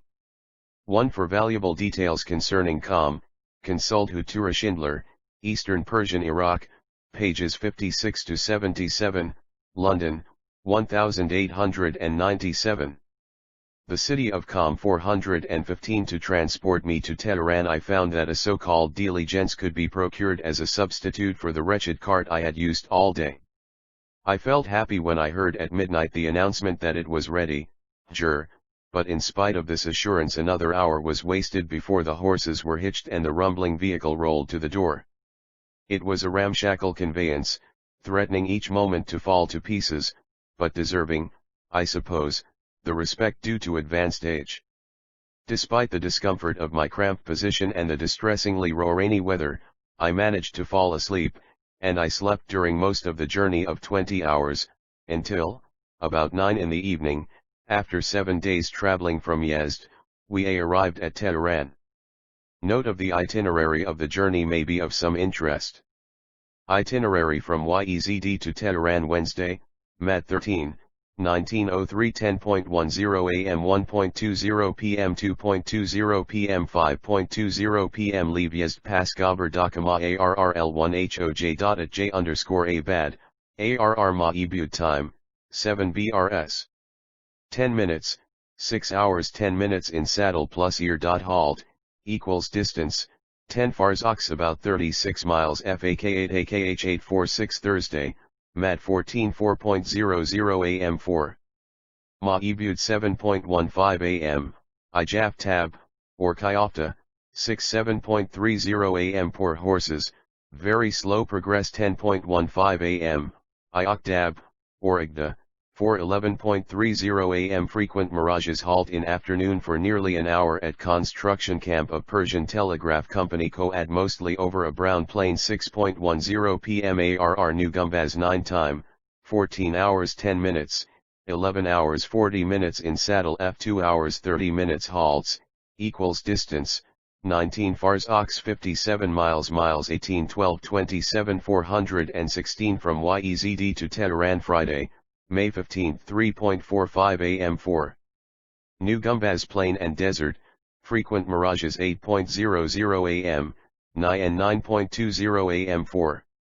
J18 remains of an old town in the vicinity 1.55 pm ARR Nice Tanak 19 delayed here because of lack of horses time, 10 hours 10 minutes, 8 hours 50 minutes in saddle plus 1 hr 20 minutes, halts, equals distance, 12 farsakhs 37 miles Saturday, May 16 1.00 am 4.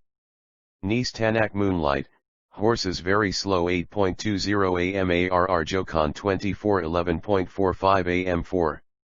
No fresh horses, 3 hours delay, proceed with same horses 5.00 pm ARR Artistan 15 plus time, 16 hours, 12 hours 35 minutes in saddle 3 hours 25 minutes halt, equals distance, 11 farsakhs 39 miles 1.15 am 4.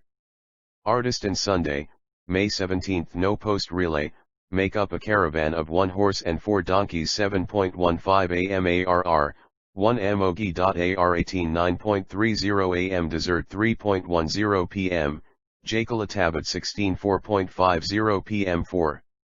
J excellent post horses waiting, fast time, slight thunderstorm 7.30 pm ARR Abuzaidabad, or Abuzaidabad, 17 time, 18 hours 15 minutes, 14 hours 20 minutes in saddle plus 3 hours 55 minutes halts, distance, 16 farsakhs equals about 51 miles Monday, May 18 4.30 am 7.30 am 9.10 am 11.10 am 2.20 pm 4.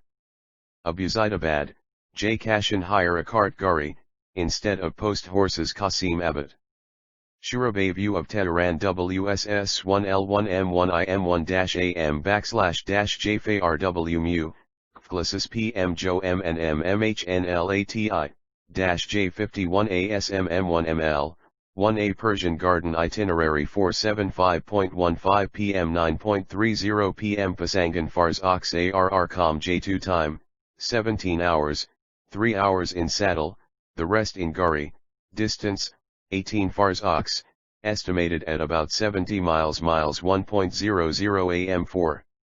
Com Tuesday, May 19 travel in a diligence, sleeping most of the way 9.00 pm ARR Tehran time, 20 hours 25:85 equals distance, 25 farsakhs 85 miles time of the journey, 7 days total cost, 125 tomans, about $120, 2E chapter XXVI Tehran, the modern capital where in sunshine reaching out eastern cities, miles about, are with mosque and minaret among sandy gardens set. And the rich goods from near and far hang for sale in the bazaar. Robert Louis Stevenson, AGHIWS Garden of Verses. Isfahan is fair, Shiraz is beautiful, but Tehran Tardnjachali Kub Ast Tehran is very beautiful. This is the encomium which I heard bestowed, over and over again, upon the modern capital of Iran as I journeyed northward from Yezd.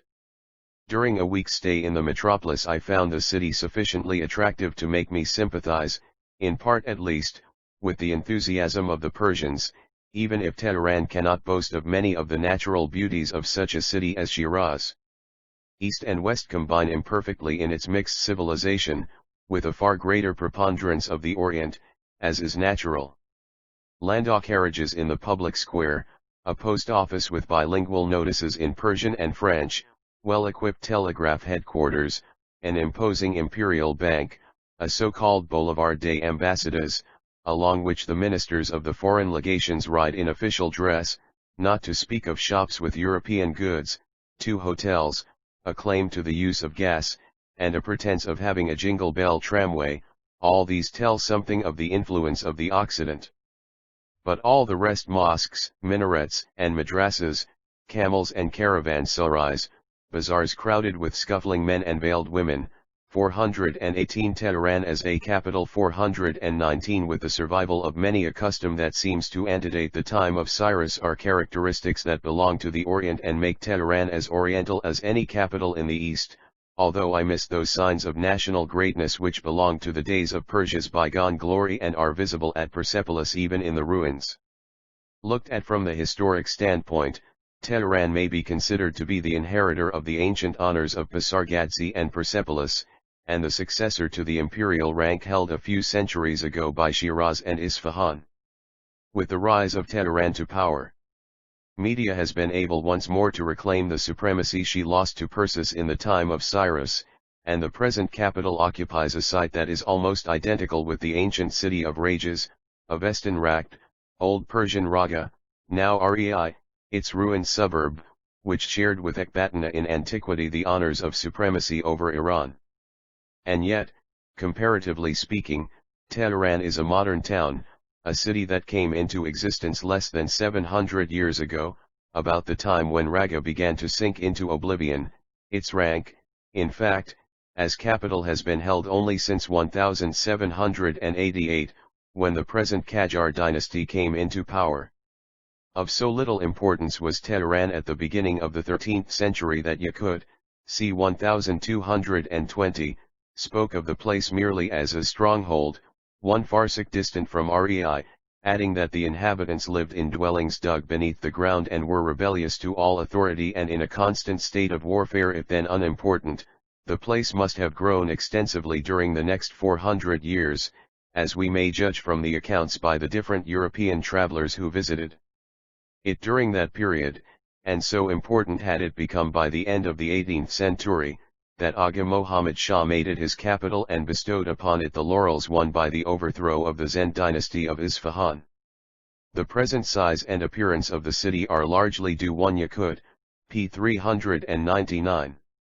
420 Tehran, the modern capital, to the late Shah Nasr ad-Din, who devoted himself with genuine enthusiasm, after his first visit to Europe, to developing and beautifying his chosen seat of government. The old walls were torn down for the most part, the moat filled up with the debris, and an entirely new rampart was constructed, fully a mile outside the older enclosure, thus making the compass of the city vastly larger. This wall, over 10 miles in circuit, is entered by a dozen gates, the more important of which are capped by gaily decorated towers with glazed minarets, whose shining tiles are seen at a long distance. As the city lies rather low in a sandy plain, its location is not commanding, but a line of hills to the north, behind which towers the Alborz range crowned by the magnificent crest of Damavand, 19,400 feet high, forms an imposing background in that direction, in contrast to the miles of level tracts that stretch southward over the territory traversed in coming from Yezd. The mountains temper the wind from the north in winter, and the foothills, with their gardens and orchards, afford a pleasant place of resort during the heat of summer. Descriptions of Tehran are so numerous that I may be allowed to confine myself merely to the principal features without going into details. This is not due to a lack of interest in the capital or to a scarcity of material at hand, but it is owing to lack of space for a more extended account of the place. A plan of the city, if we had a sketch map before us, would show that Tehran is laid out in octagonal form, roughly speaking, and the heart of the town lies considerably north of the middle point of this walled enclosure. The principal square in this section is called Miadnai Topkna, Arsenal Square, a handsome quadrilateral, about 300 yards long and 150 broad, with its larger side running east and west and its surface paved in a rough sort of way with cobblestones. The central portion of this extensive parallelogram is occupied by a one. The description given by Curzon, Persia, 1. 300 to 353, supplants all previous accounts and should be consulted. 2 cf. Curzon, Persia, 1. 305. The southwest gate of the Maidan at Tehran. The American legation at Tehran. Avenues and plazas. 421. Large basin of water fenced in by an iron railing and lined on all sides by old mounted cannons. The eastern end of the plaza is practically devoted to the building and grounds of the Imperial Bank of Persia, a rather imposing white edifice, in Perso-European style, with an arched gateway at the left leading into an attractive garden, where the English members of the bank find an opportunity on holidays to indulge in tennis. Out from the north side of the Great Plaza runs the principal driveway of the city, Kidnayat ad-Dawla, * Boulevard des Ambassadeurs, along which are built the residences of the foreign legations and some of the finer houses of the city. On the west side of the square is the Arsenal, Topkna, lit. Cannon House, with quarters for the soldiers and some small buildings of the same character as those on the northern and southern sides of the parallelogram. The arched gateways that are raised over the half-dozen avenues which lead from the square are conspicuous because of the gaudy effect they produce by their glazed tiles and fancy decorations. The most noticeable of these portals is the one that guards the entrance to the Kidnai Almzia, or Avenue of Diamonds, leading from the southwest corner of the plaza to the palace, and the royal flag floats from the top of this gateway when the Shah is in Tehran. By this exit we leave the main square to visit that portion of the city which lies to its south and which is the most interesting section for foreign visitors, because it is the oldest and most characteristic, containing minor public squares, the original fortifications, the palace grounds, and the bazaars. The first point to engage our attention is a small square, outside the palace enclosure and somewhat to the south. It is the Miadnai Arc Citadel Square, or Miadnai Jshdh, place to one emperor. Here, by the side of a large tank of water, is mounted a huge cannon, known as the TDPI Merv drilled, cannon of pearls. According to some accounts, its muzzle was originally decorated with a string of pearls, but other explanations are like 422 Tehran, the modern capital wise given. The history of the gun is also variously related. But whatever the case may be, this large piece of artillery has now a semi-sacred character, because it affords a place of refuge, hasf, for criminals who seek shelter beneath its shadow, and superstition has further endowed it with miraculous powers, even with the gift of granting children to barren women who touch its brass mouth. Facing one side of this square is a stately arched portal, the Nakdrukna, Bent Tower, or Hall of the Royal Music, from whose chambers sunrise and sundown are signaled by the same noisy accompaniment that I have described in speaking of Urumia and Isfahan. The second place of interest to the south of the Top Maidan is the area of the old fortified enclosure, nearly a quarter of a mile square, known as the Ark or Citadel, within whose mud walls is located the palace of the Shah. It is needless to say that the royal residence and the various buildings and grounds which belong to it, the courtyards, pavilions, fountains, and gardens are a source of pride to the imperial heart. The museum of the palace contains, among other objects of interest, the sword of Tamerlane and the mail coat of Shah Abbas, as well as a priceless collection of crown jewels, together with much that is tawdry, according to the judgment of those best entitled to speak on the subject. The most often described among the treasures, because the handsomest from the artistic point of view, are the magnificent jeweled globe, a geographical study in emeralds, diamonds, and turquoises, and the famous peacock throne, Takht-i-Tds, which is said to have been brought from Delhi in India by Nader Shah, the Great Mogul, about the middle of the 18th century, but, according to Lord Curzon's claim, it is not the original peacock throne, but was made for Fath Ali Shah, more than half a century later than Nader Shah 1. See pages 104, 267, above. 2. See Curzon, Persia, 1. 317 to 322, to whom I must refer the reader for details, as I neglected the ordinary sightseeing duty of a visit to the palace and museum. A graduating class of the American School for Boys at Tehran IBC. HUJLHUVLIA Persian family H. The royal residence and chief buildings 423. The chief bazaars of the city are located also to the south of the top Maidan. They are similar to the vaulted, covered structures that I have already described in other cities, with the customary shops, booths, mazy passages, and courtyards for caravans, but all on a larger scale than elsewhere in Persia. The opportunities which I found in them for shopping were excellent, but I sought in vain for one object which I wished to purchase. It was a flag with the Persian emblem of the lion and the Sunday. The flag has little significance in Persian patriotism, for that reason it is not commonly on sale, so I had to have the banner made to order. I may add, however, that it was handsomely painted, and it now hangs in my study as a memento of my journey to Iran. Regarding the other native edifices in the older part of the city there is little to say. The mosques of Tehran are of minor importance, considering that they are in the capital, and none of them can compare in sanctity with the shrine of Shah Abdul Azim near its ruined suburb, Rei. There are a number of madrasas, or religious colleges, and several educational institutions on royal foundations, including the Shah's College, which is supported by funds from the Crown and employs European instructors as well as native teachers, but, although this institution furnishes free instruction, clothing, and food, many young Persians go to the schools established by the foreign missions, and over 100 are in attendance at the American School for Boys in Tehran.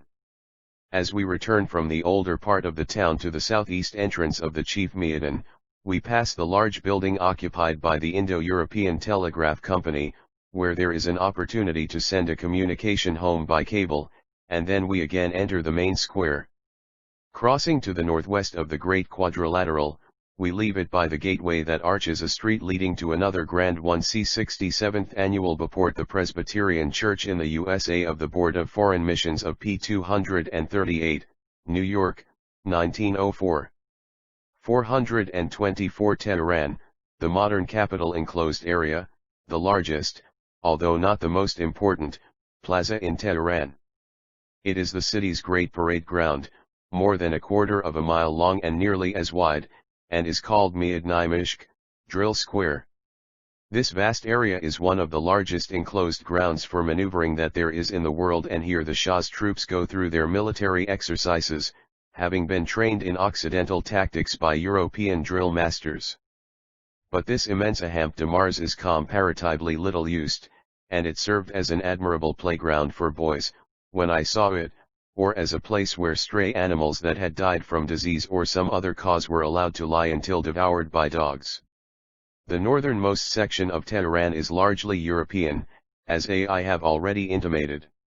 Short distance from the Great Parade Ground there are to be found the grounds and buildings of the American Presbyterian Mission, with its dozen or more laborers in evangelistic, medical, and educational work. From the mission it is an easy walk to the English Hotel.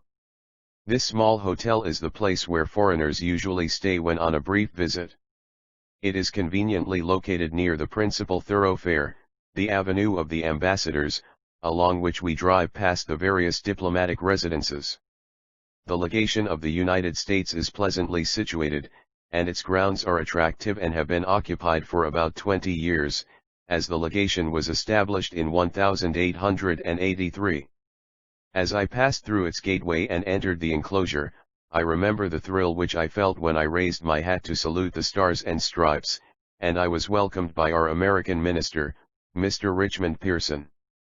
To our Secretary of Legation, Mr. John Tyler, who has resided in Tehran for more than 30 years, I was indebted, besides other favors, for the privilege of a visit to the Persian Minister of Foreign Affairs, whose two sons I had met at Berlin and St. Petersburg, where each occupies a position as minister from the Persian court.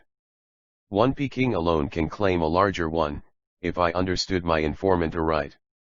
The Parsi school at Tehran, Zoroastrian schoolboys at Tehran, the American legation 425. I found in him the grace of manner and polished behavior that belongs to the cultivated Persian, for a gentleman is a gentleman all the world over. There was no oppressive formality, the conversation proceeded easily, aided by Mr. Tyler's skill, and turned eventually to the subject of traveling in my Persia. Host expressed an interest in my journey, especially in my experiences on the Behistan rock. He requested me to pronounce some of the ancient Persian words in the inscription of Darius in order to compare them with the modern Persian form, and we conversed also about the platform of Persepolis, a magnificent representation of which in tapestry completely filled one wall of the large room in which we were sitting. Sweetmeats, tea, and cigarettes were served, and a gracious word at parting completed the visit. Because of my interests and because of the many associations of Zoroaster's name with Rei, the suburb of Tehran, I was anxious to meet the Zoroastrians, and was happy that among the first visits I received was one from the secretary of the Zoroastrian Amelioration Society, Ardeshir Adulji reporter, agent in Tehran for the Parsis of Bombay. This gentleman, whose brother I had previously known, gave me excellent opportunities for becoming acquainted with the circumstances of his Mycio-religionists at the capital, and he added material to stock of information concerning the Zoroastrians throughout Iran. His statistics show that the number of Zoroastrians is increasing slightly and not declining. The figures are as follows: Yezd and vicinity between 8,000 and 8,500, Kerman approximately 2,400, Tehran Kashan 324.45, Shiraz 42,8, Isfahan 6, Sultanabad 4. Total number of Zoroastrians in Persia about 11,426. Tehran, the modern capital. The Zoroastrians of Tehran, taken as a whole, are in better circumstances than those in any other city of Persia, because of the more liberal conditions that prevail in general at the capital.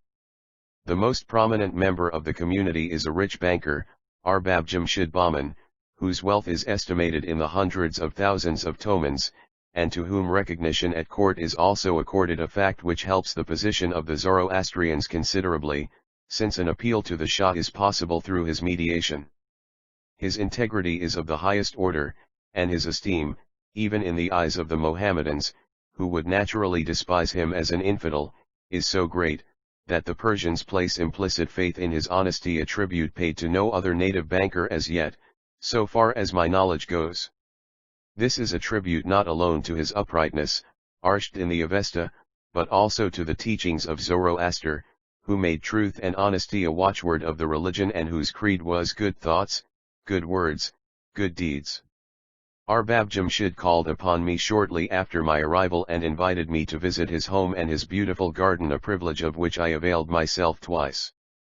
The garden court adjoining his house in the city is laid out in the characteristic Persian manner with fruit trees, flowering shrubs, trellised arbors, pathways, and a fountain, and in addition to this a door opens into a small chamber on one side that is used as an izashnagah, or chapel, in which the rites of the Zoroastrian faith are occasionally conducted by a priest. Spent some time comfortably seated beneath the fruit trees, chatting on general topics, eating sweetmeats and dates that had been sent by the Zoroastrians of Yezd, and drinking tea, but not smoking. The business quarters of Arbab's banking establishment form a part of his own residence, and a large staff of clerks and assistants are occupied in conducting his affairs. Some idea of the number of this corps of employees may be obtained from the picture of the group which I reproduce. The Zoroastrian banker himself sits in the second row, to the right the Zoroastrians of Tehran 427 of the middle as we face the picture, with a scarf thrown over his shoulders, and with his two little sons squatting in front of him, in oriental fashion, near the fountain. The Tehran Parsis, as I learned, take an interest in education, and I am able to present also a photograph of their boys' school, with the teacher, K. Omar's Vafader, in the foreground, and some of the members of Arbab Jamshid's staff of assistants standing by the side of the scholars. The attendance at the my school, so far as information goes, is fair, and is proportionately larger than that at the Jewish schools in Tehran, considering the relative size of the respective communities, there being 5,100 Jews, in all, as against 324 Zoroastrians. Out of the 5,000 Jews, statistics in 1904 show a total of only 372 attending the two schools for boys and girls established at Tehran in 1898 by the Alliance Israelite Universelle, a matter for the consideration of both the amelioration societies engaged in the betterment of their co-religionists in Iran. It would be interesting and instructive, if it were possible, to draw a comparison between these two isolated religious communities and show the results accomplished in each case by the special societies which have their interests in charge.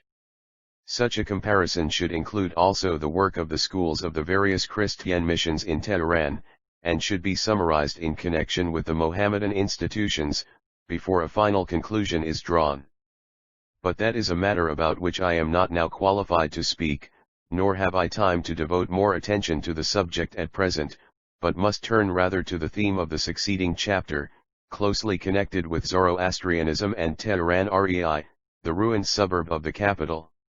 1C Bulletin de Vie Alliance Israelite Universelle, Xim Syria, number 29, p. 126, cf. also pages 168 to 169, Paris, 1904, where the school attendance is given as 242 in the boys' school, 130 in the girls' school. Compare likewise my article Tehran in the Jewish Encyclopedia, 12. 73-74, New York, 1906. Chapter XXVII Ruins of Rei, the ancient Raga. How doth the city sit solitary that was full of people? How is she become as a widow, she that was great among the nations? Jeremiah, Lamentations, 1. Some Iranian Jeremiah might well find cause to lament over that vast heap of ruins, 6 miles southeast of Tehran, which once formed the city of Raga, or Rages, the metropolis of ancient Media and one of the oldest centers of civilization in Iran.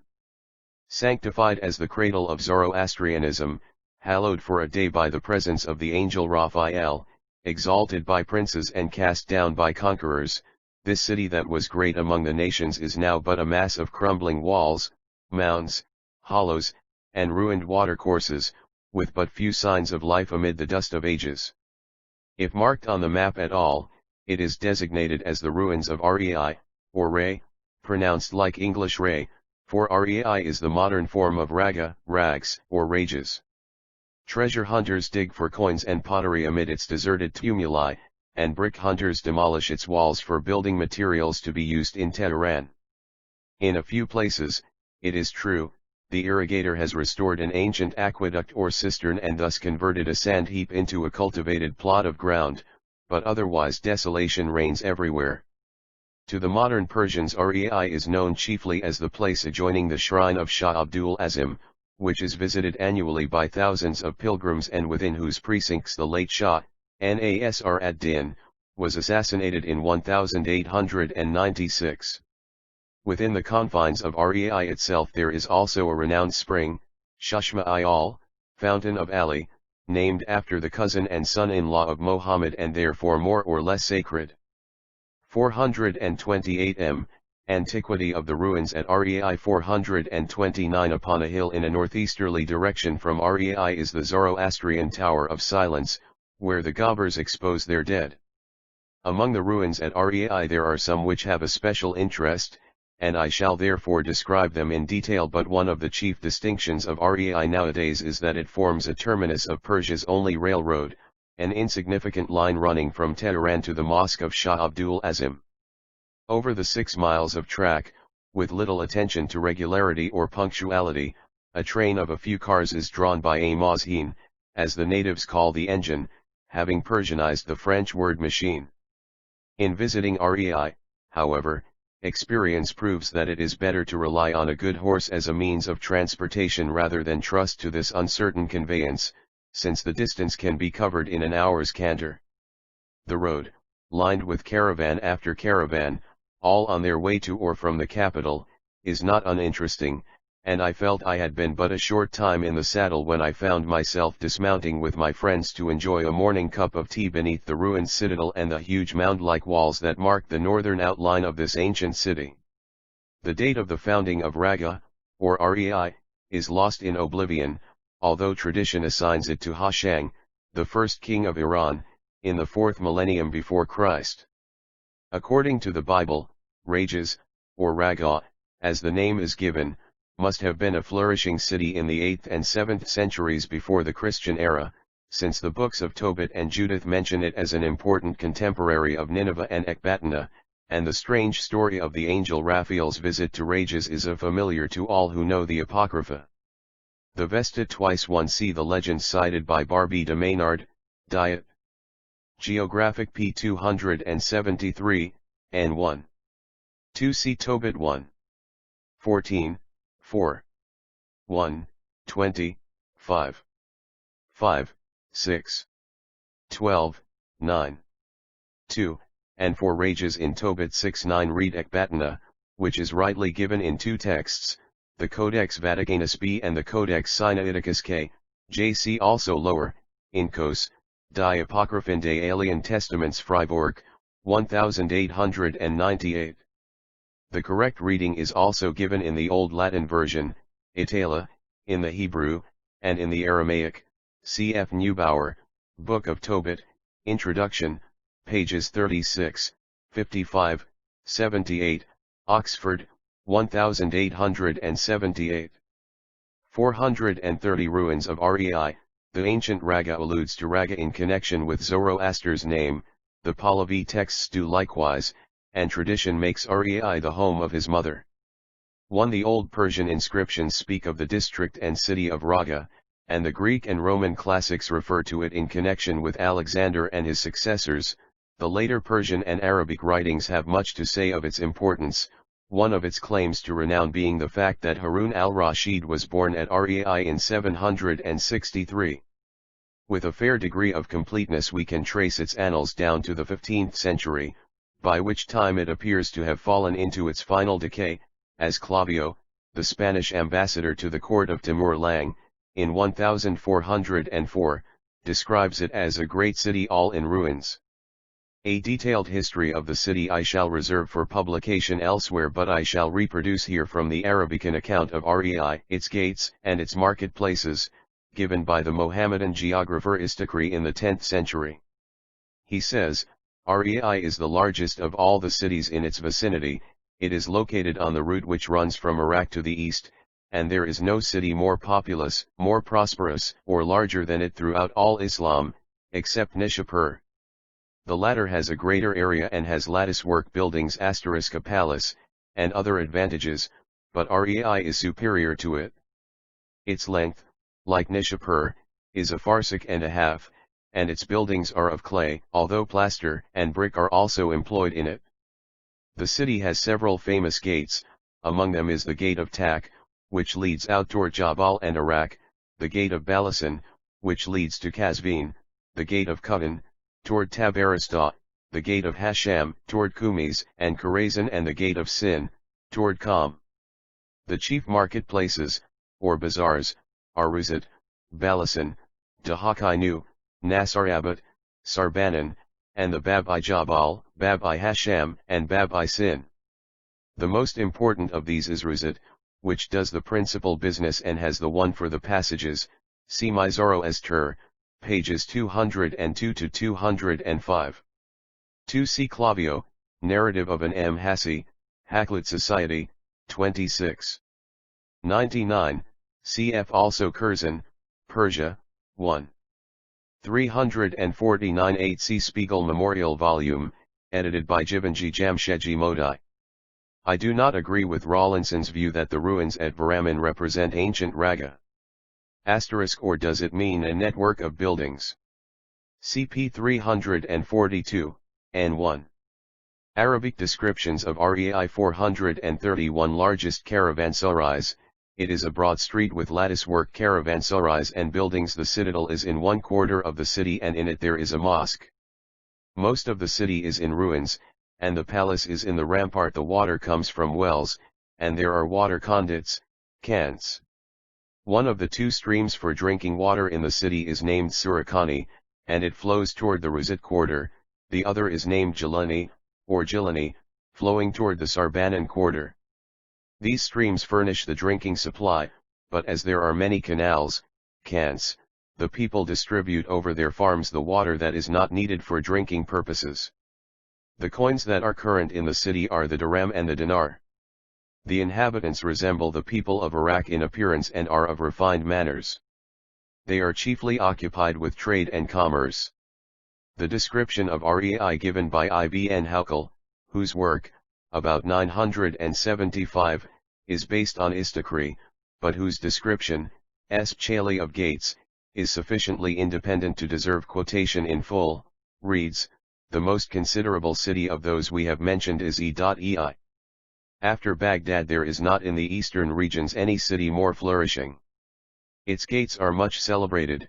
One of them is called the Darwaza Khatan, facing the mountainous country, or the Kohistan of Iraq, another leads to Kazvin, another, called the Darwaza Jurhak, is in the direction of Qom. And there are many remarkable streets and quarters in the city, such as Kaodar, Kalasan, Dahaknu, Nasarabat, Sarbanan, Bab al-Jabal, or the Mountain Gate, Dari Hasham, or Hasham's Gate, the Dari Ahanan, or the Iron Gate, and the gate called Dari Athab, but the quarter of Eodar is the most populous and flourishing of all. In this place, Rei, are many bazaars, caravanserais, and marketplaces. In the suburbs there is a mosque.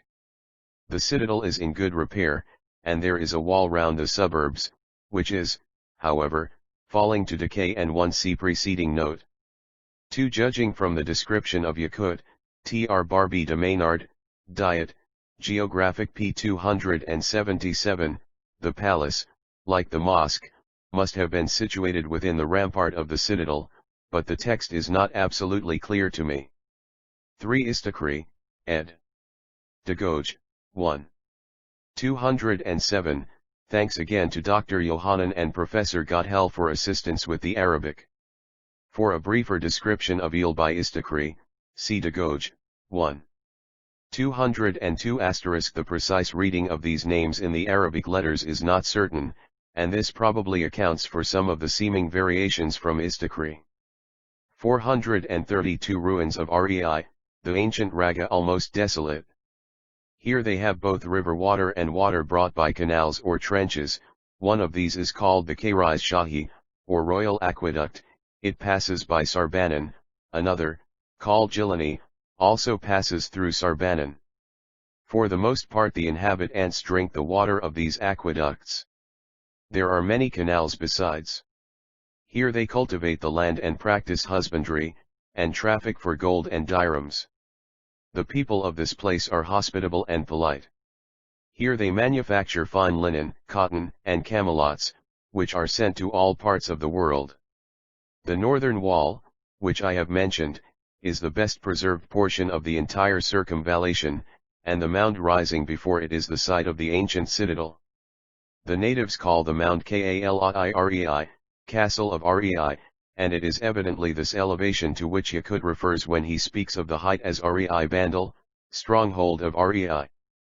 According to Yakut, who quotes liberally from his predecessors in his long article on Rei, the citadel was situated outside the city itself and formed a part of the so-called exterior town, or suburb, named Mohammedia. Its walls and moat, he adds, were completed by Al-Mahdi in AD 775, AH 158, and the Great Mosque was also built by the same ruler. Yakut's description of the outer city, the citadel, and the city itself, to repeat again his own designations, would be worth quoting in full if there were space, because his remarks make us more sure of our ground when endeavoring to trace among the ruins the main features of bygone Rei. By far the best description of these remains, however, was given by an Englishman, Kerr Porter, nearly a century ago. His account was also a com 1 ibn Haukal, Oriental Geography, tr. Usley, pages 176 to 177.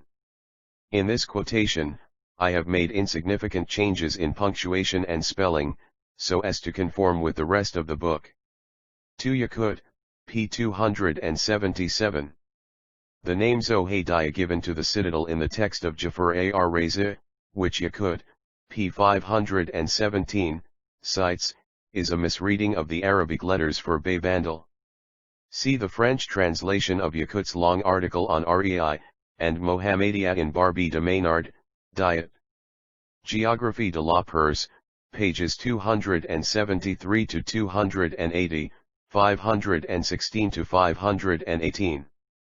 Asterisk Yakut, pages 277, 517, Kerporter's description of the ruins 433 ponied by a well-sketched plan, which will remain authoritative until careful archaeological surveys and researches point out the changes that have occurred since his day owing to the lapse of time, excavations by the natives, and the building of the railroad to Rei.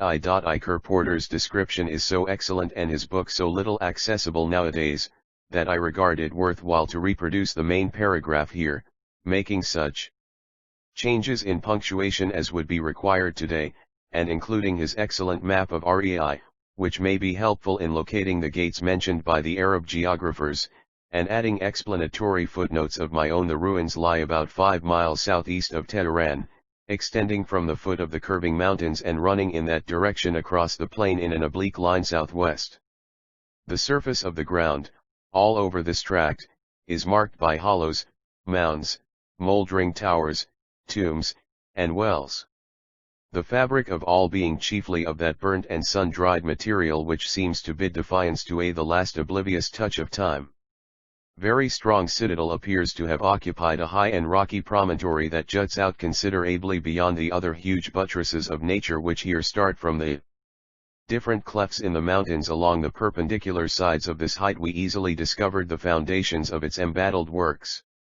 And directly from its base a line of massy fortification appeared, reaching southward and apparently defending the eastern face of the city, till it terminated in an immense square bulwark, flanked with towers and making a fortress in itself. Thence the wall curved round in an irregular oblique sweep towards the northwest till it met another enormous square tower flanked in like manner with 6 round ones. This tower terminated not only that line of wall, but another, which had also started from the base of the one. It is to be hoped that some future student or traveler, or an investigator like M. de Morgan, may undertake a series of careful researches at Rei, because the field is a promising one. 2. Kerporter, Travels in Persia, 1. 358 to .360. A3. This is marked on Kerporter's 2F plan. It is the citadel alluded to by Yakut, as I have already described. This is the eastern outline marked ACCD in the plan. On the plan this is the broken line running upward toward the northwest, past the village of Shah Abdul Azim and the tomb of the Imam Abdullah. 434 bins of Rei, the ancient Regia promontory, and formed the northern front of the city, the whole fortified space between the 3 walls taking the shape of a triangle, its vertex A touching the citadel promontory, its base DD stretching southwest from the one large, square tower to the other. These walls are still many feet in height, of prodigious thickness, and have been additionally strengthened by proportionably sized towers connecting the wall and placed at point-blank arrow distance from each other. The 2 enormous fortress-like towers before mentioned DD, which terminate the southeastern and northwestern points of the triangle, are united with the walls, but in going along the outer side of the longest line which stretches from the one square tower to the other, we find a 3rd tower about the middle of the wall, but standing out at some distance from it. It is nearly of the same dimensions with the others and supported in the same way with round flanking towers. Probably a ditch and a bridge lay between this great bulwark and the principal gate of the town, this entrance lying in almost a direct line with the citadel. The remains of other fortifications are near it, as if still more to protect this ingress which opens to the southwestern side of the plain. I have no doubt that these 3 square towers DDD commanded the 3 great entrances to the city, the northern holding the communication with Azerbaijan and Mazandaran, the southern that toward Khorasan, and the southwestern pointing to Hamadan, the ancient Ekbatana. Therefore, by this last gate, it is probable that Tobit's celestial messenger entered on his embassy to Gab-al at the foot of the great promontory A which crowns the apex of the fortifications, and projecting within their area, is another range of equally strong walls, embracing a considerable space and forming a lower citadel B, within which, in all likelihood, were the royal palace and other buildings of state. Another A1 that is, running from westward to D. The outlines of the northern wall are best preserved. D2 it is also marked and is near the tomb of the Imam Abdullah in the southwest part of the plan. 3. With these remarks on the entrances, it is interesting to compare the notes on the city gates made by the Mohammedan writers quoted above, whose statements antedate Kerporter by nearly 1,000 years. Asterisk through the same approach Darius Codominus probably entered when fleeing before Alexander. Kerporter's inference is borne out by Yakut, pages 277, 517, who cites older authorities also to the effect that the citadel, where the Caliph resided during his stay at K, dominates the Grand Mosque of Mahdi and the palace of the governor. Both of these buildings, together with the city prison, were situated in the exterior city, or Kerporter's plan of Rei Tower on a hill near Rei. The massive rampart's 435 wall exterior to the city rampart, connects the height on which the first great citadel stands, with another rocky projection of the mountain, where every tenable spot has been strongly guarded by outworks linking themselves across the gorge of a deep ravine to the side of a third citadel, or fortress, finely built of stone and on the summit of an immense rock which commands the open country to the south. Some idea of the size and sweep of the massive ramparts may be gathered from my photographs. In several places the moldering walls are fully 50 feet high, and the sun-dried bricks which composed them can still be seen plainly in outline, and they reminded me of the bricks used in the old Zoroastrian fire temple near Isfahan, although somewhat larger, since some of the specimens measured 17 by 7 inches, 44 by 18 centimeters, along the face. I was afterward told in Tehran that they are known as Gobber bricks, a designation that would seem to confirm my impression of their antiquity. Everywhere about the walls and within the desolate area that once formed the city there are scattered fragments of pottery and shards of earthenware. Several of the pieces closely resembled the bits of a rough yellow jar I had picked up on the hillside of the Atashgah near Isfahan and probably dated from the same period. I found also a few specimens of finer ceramic art which showed the exquisite luster or glint known to porcelain connoisseurs as the reflet métallique, and I added them to my collection of mementos. The natives are aware of the value of these curios, and they treasure up for sale the more artistic specimens unearthed in digging new wells or restoring the old canals that still run from the active stream which flows through Rei to restore life. Suburb of Mohammedia, Yakut, pages 277, 517. 1. This wall is shown by the curved A line running from the citadel toward F in the plan. 2. The outworks are indicated by circles running from the hill toward A. The tower F in the plan. Photograph of the tower F may be seen in Kherson, Persia. 1. 351 XHE position of the fortress is indicated by in the plan. Asterisk see pages 253, 255, above, CFP 253, above. 436 Suans of Rei, the ancient raga to the gardens within and without its otherwise desolate walls. Within the compass of the ancient city, and nearly midway between the citadel and the central point, there rises a high brick tower which the natives say is old, Kadim, but whose claim to antiquity cannot exceed 1,000 years. Some writers have supposed it to be the burial place of the grandson of Tamerlane, Khalil Sultan, and his beloved consort, Shad al-Malik, Joy of the King, in the 15th century. Others ascribe it to a date 4 centuries earlier and see in it the mausoleum of Tughril Beg, who died AD 1063. I am not yet prepared to pronounce judgment as to which view may be nearer the truth. I can only say that the tower is not mentioned in Istakri, Ibn Hawkal, or Yakut, and that it reminded me of two similar towers I had seen in Hamadan. This structure, cylindrical in form, but corrugated in outline because of its many angles, rises to a height of about 70 feet, is fully 40 feet in diameter, hollow within, and open at the top. The arrangement of the bricks of the outer casing is such that they form a succession of huge perpendicular prisms, some 20 in number, and the cement is curiously indented in a honeycomb fashion, attention to which was called years ago by a Presbyterian missionary from the United States, the Reverend Dr. J. Perkins, in an unpublished letter to the Amur-e-Icon Oriental Society.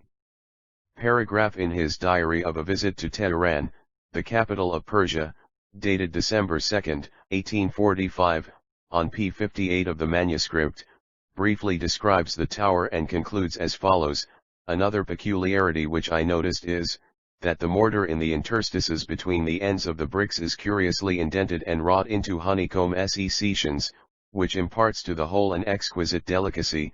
Con 1. The position of this tower, which is roughly indicated by E. in Kerporter's plan, may be seen from the photograph that I have reproduced. I have added also an older photograph of the tower, which was taken before the structure was restored, for the views, see Benjamin, Persia, 1.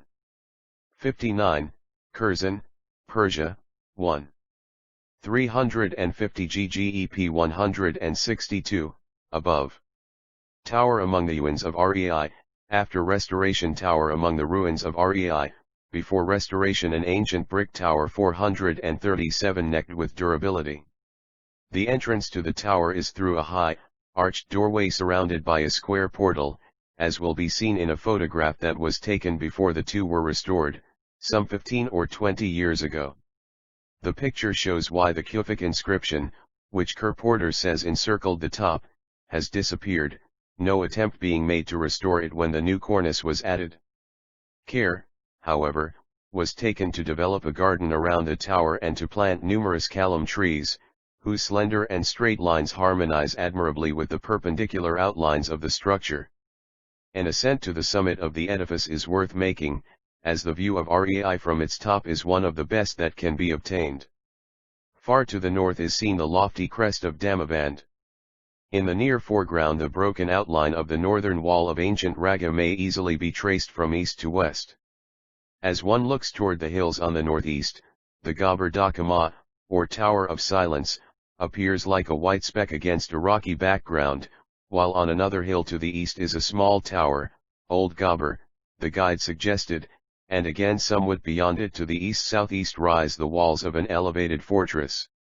Far to the southeast and south, one notices on the plain a series of mounds of earth and elevations that are said to be a farsakh's distance apart and are explained, for lack of a better interpretation, as signal towers for pilgrims making the journey to and from Kerbala. To the south and southwest, in the nearer foreground, the hamlet of Shah Abdul Azim nestles amid green trees, and the western line of Rei is skirted by the railway that approaches the shrine. While resting and taking luncheon near the gateway that forms the entrance to the tower garden, we had a chance to converse with the natives and to ask them some questions to see whether they knew anything of Zoroaster or were even acquainted with his name as Zerdusht in modern Persian. In one, this honeycomb effect in plaster is familiar in a larger way in the Mohammedan architecture of Merv, Bokhara, and Samarkand, 438 ruins of Rei. The ancient Raga answer to the inquiry as to who was the prophet of the Ghaburs. Two of the Mohammedans with whom we spoke replied, wholly independently of each other, that the prophet of the fire worshippers was Ibrahim, that is, Abraham. This response is of interest because of the frequent association of Zoroaster with Abraham by the Muslims.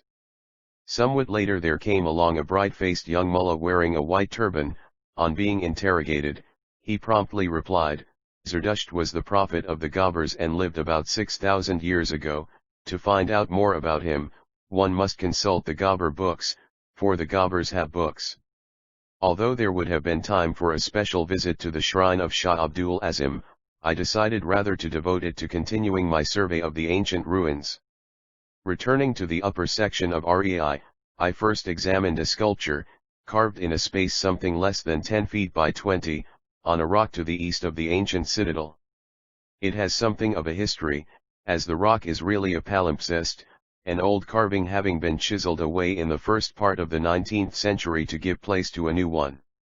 In its present form the monument represents Fath Ali Shah in the act of spearing a lion, and has little, if any, historic value. The old sculpture which the Monday Arch caused to be obliterated in order to afford a space for his own picture was really a historic one and dated back to Sasanian times. Fortunately it had been sketched by Moyer, 1809, W. Price, 1811, and Sir William Ouseley, 1811–1812, and described also by Kerr Porter, 1818, so that it has not been lost entirely, and I reproduce here the drawing by Ouseley, because of its archaeological interest. The sculpture 1 CP 404, above, and my Zoroaster, p. 157, cf. also Hyde, Historia Religionis Veterum Versarium, pages 28–31, Oxford, 1700. 2. The Muslims always lay stress on any religion that has books, even if they despise the believers as infidels. Sir W. Ouseley, Travels, 3. Plate 65, compare also Moyer, /Essiconk, JB, /Arney, 2. 190, London, 1818, W. Price, Journal of the British Embassy to Persia, p. 37, 2d ed., London, 1832, Kerr Porter, Travels, 1. 363, and Seeth remarks by Curzon, Persia, 1. 351–352 Sasanian sculpture now destroyed, from the drawing of Sir William Ouseley, modern bas-relief replacing the sculpture shown above, an obliterated Sasanian sculpture 439 represented a mounted warrior charging at full speed with a couched spear against an antagonist, the head of whose horse was roughly indicated in outline on the stone. The figure with the spear was undoubtedly a Sasanian king, as was shown by the balloon-like headgear and other typical accoutrements of Sasanian times, but we no longer know which particular monarch may have been intended. Kerr Porter thought it probable that Ardashir, the founder of the dynasty, was the hero, and that the combat was against the last of the Parthians. Sir William Ouseley, on the contrary, was inclined rather to attribute it to Ardashir's son Shapur, but both scholars were of the opinion that the entire sculpture had never been finished.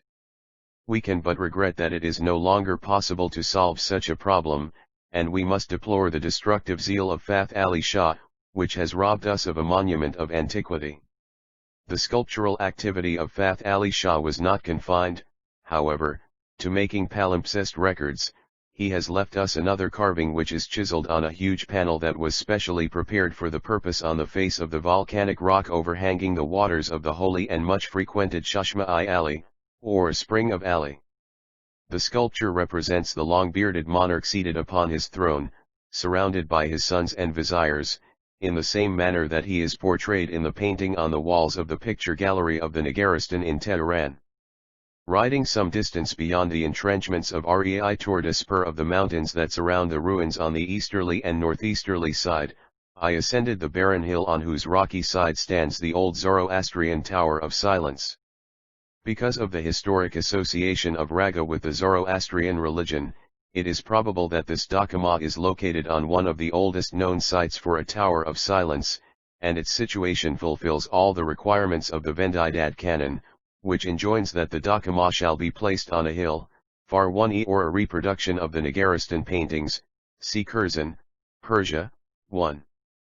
338–440 ruins of Rei, the ancient Raga from human habitations, but accessible to the corpse-eating dogs and birds.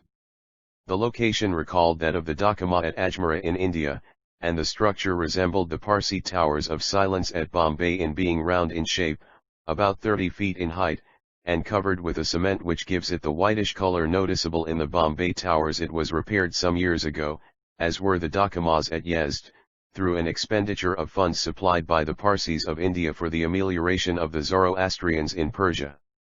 Unlike the Bombay towers, it has no door, because, as the Zoroastrians in Tehran told me, they are afraid that the Mohammedans may desecrate the place. The corpse is lifted over the wall by means of ladders and ropes or a chain, as I learned from the Reverend L. F. Esselstyn, a missionary, who had helped to lift into it the dead body of one of his servants, who was a Zoroastrian. I ascended higher up the hill to a point where I could see the interior of the tower. The pvis, or receptacles for the bodies, were arranged after a rectangular method and not radiated in the wheel-like fashion of the Parsi dakamas. I could see no bandress, or central pit, in which to deposit the skeleton after the flesh had been stripped from the bones, but I was told by those who had been inside the dakama that there was a place to which a few steps led down, and this might have served as an astadn, or repository for the bones.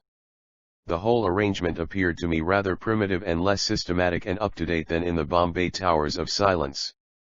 I may add that there was no evidence anywhere of a sagri, or shrine, for a perpetual lamp to burn near the place of the dead. As we galloped homeward toward Tehran, the sun began to cast long shadows from Mount Damavand, the great peak of Alborz, the Avestan Hara Barazidi, whose snowy cap and frowning front loomed skyward to the height of nearly 21. See the accompanying photograph of this dakama given above, p. 403. Of the tower and also the distant view ggep 397, above. Sculptured panel of Fath Ali Shah, above the spring of Ali, the Zoroastrian Tower of Silence at Rei, the dakama at Rei 441,000 feet. No wonder it looked sullen at its ceaseless task in crushing beneath its ponderous bulk for ages, as legends tell, the giant monster Zohak, or Azidahaka, lest he escape from his chains and tyrannize the world. Only in the 11th millennium will the mountain be relieved from duty, for then the hero Samakirissaspa will waken from his sleep, slay Zohak, and usher in the dawn of a new era. But soon we were entering the gates of the capital, and my thoughts were turned from ancient legends and ancient ruins to themes of the present.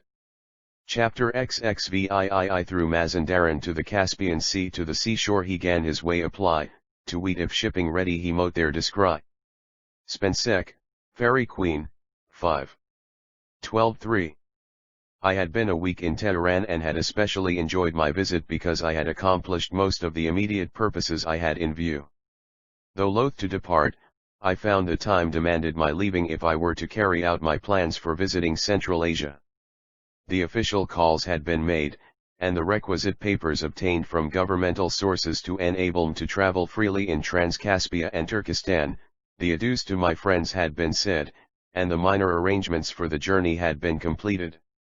Yet to say farewell to Persia without delays is always impossible, and although the carriage, horses, and driver were at the door, it took an endless amount of time and ado before the baggage was lashed to the wagon and the start made for the Caspian Sea, which we hoped to reach on the second day inshallah, God willing. Another hour had elapsed before we came to the outer post A station of the city, near the Kazvin gate. Long delay occurred here to remind me again that we were still in Persia. Each piece of luggage had to be taken off the rickety vehicle, weighed with a precision that could come only from a desire to exact the utmost chti for every ounce of baggage and extract an additional bakshish, and then the packages were slowly lashed in place again upon the conveyance. The fare and toll rate for this uncomfortable journey of some 240 miles in a rattle-bang old brougham was about 70 tomans, dollars, a sum that seemed exorbitant considering the dis 442 the Kazvin gate, Tehekan the Miadanimishk, drill square, at Tehran Kazvin 443 comforts, but I was promised a prompt and safe arrival, again inshtlaji, and away we started. The road was the best I had seen in Persia, because built and managed by the Russians, and it was therefore marked off in versts, not farsajchs, as a measure of distance. The weather was warm, as it was the end of May, the way was hot and dusty, and the plain flat and uninteresting. Nothing special engaged my attention until we came to the river Karaj. This active stream rushes out from a deep gorge in the mountains, with high precipitous banks that recalled to my mind the suggestion I had heard from the Gabbers in Yezd, that the Karaj might be the Daraya of the Avesta. I photographed the scene to fix it firmly in my memory, but I felt no more convinced of the accuracy of the suggested identification than I did when the Zoroastrians proposed it to me. Without halting longer we proceeded again and traveled all through the night, jolting, lurching, lunging in our cramped vehicle, which stopped at irregular intervals for fresh relays of horses, until we rumbled into Qazvin shortly before 8 the next morning after a tour of nearly 20 hours. Qazvin was once one of the most important cities of northern Persia and was sufficiently well known in England in Milton's day to be mentioned in Paradise Lost. The city's long history is said to have begun in the 4th century AD, when it was founded by the Sasanian king Shapur II. 4 centuries later Harun al-Rashid showed it distinguished marks of favor, and so far had Qazvin advanced by the beginning of the 13th century that you could, in his Arab geography, devote several pages to the town. In the 16th century it became, for the first time, an imperial city, as Shah Tahmasp I then made it his chosen residence, but Isfahan and Tehran in turn supplanted it as the nation's capital, so that Qazvin is no longer a city of the first rank, although the number of its inhabitants is variously estimated from 50,000 to 100,000 persons. 1 CP 360, above. 2 G. Milton, Paradise Lost, 10. 435-444 through Mazandaran to the Caspian Sea. Despite its level and unimposing situation, Qazvin makes a pleasant impression upon the eye because the main avenue leading through the city to the governor's palace is richly lined on either side with shade trees. The principal inn, Mamgna, at the other end of this boulevard, is the best of its kind in all Persia and has spacious quarters for fairly comfortable lodging and ample accommodations for numerous relays of post horses, but it does not possess sufficient attraction to induce the stranger to prolong his stay more than is necessary. The rows of single-storied bazaars on the main streets gave me the impression of being reasonably prosperous, and in one of the semi-European shops I replenished my supply of certain necessaries for the voyage which one best knows how to appreciate after long travel in Persia. I was not sorry, however, when the time came to resume the journey toward the Caspian, although I should have liked to visit the mosque which was originally built by Harun al-Rashid. I also regret that I did not know at the time that the distant hills that I saw rising back of Qazvin were once the stronghold of the Sheikh al-Jabal, Old Man of the Mountains, the head of the assassin band in the 12th century, for I am sure I should have noted the outline of these hills more closely than I did and should have sought for local legends regarding the picturesque though villainous outlaws whose name, hashish eaters, corrupted by Europeans into assassin, has become synonymous with murderer. The next stages of the journey were devoted to sleeping as best I could in the uncomfortable conveyance, but I awoke in time to enjoy the grand mountain scenery of the Kartsan Pass. This lofty roadway crosses the Alborz range at a height of 7,000 feet, or more, above the Caspian, and in winter it is one of the bleakest and most desolate places in all Persia, a pathway of death where many a beast of burden falls by the way. The descent to the village of Pichinar was slow and 1 Yakut, p. 443. The Mamankana at Qazvin, the river carriage from Qazvin to Enzeli 445 winding. The entire region interested me because it lay on the borders of Mazandaran, the abode of the Mjanyadavas, demons of Mazandaran, in the Avesta, and I confess that some of the natives of the rude villages looked like the veritable Divs devils, of Firdausi's Shahnama. Early on the second morning we crossed the Safid Rud, literally White River, which I believed to be identical with the Dati River of Zoroaster, and I wondered whether its waters shimmering in the light of sunrise preserved any memory of the Prophet's glorification or of the sacrifice offered on its bank by his patron Vishtaspa. At 9 o'clock we were in Resht, a flourishing but unattractive town of possibly 100,000 inhabitants. I did not stay here more than 2 hours before engaging another conveyance to carry Safar and myself to Piri Bazar, the landing place where one hires a rowboat as a transport to Enzeli, the main port. Piri Bazar is a filthy hole, a place where it is almost impossible to avoid a conflict with the shameless watermen who seem to have all the vices of dishonesty and fraud that belong to boatmen at insignificant ports. Bargains in such cases are usually treaties of peace after prolonged warfare in which the foreigner comes off worst, at least in his own estimation. The bags and packages were finally bestowed somewhere in the bow or in the stern of the boat, after an extra bakshish had been paid to ensure more careful handling, and we rowed and poled for several hours through the lagoons and river until landing at Enzeli. Here I spent 2 nights waiting for the steamer Konstantin of the Kavkaz Merkur line to sail, and I enjoyed the company of the British consul at Isfahan, Mr. J.R. Preece, who was on his way to England after a long residence in Persia.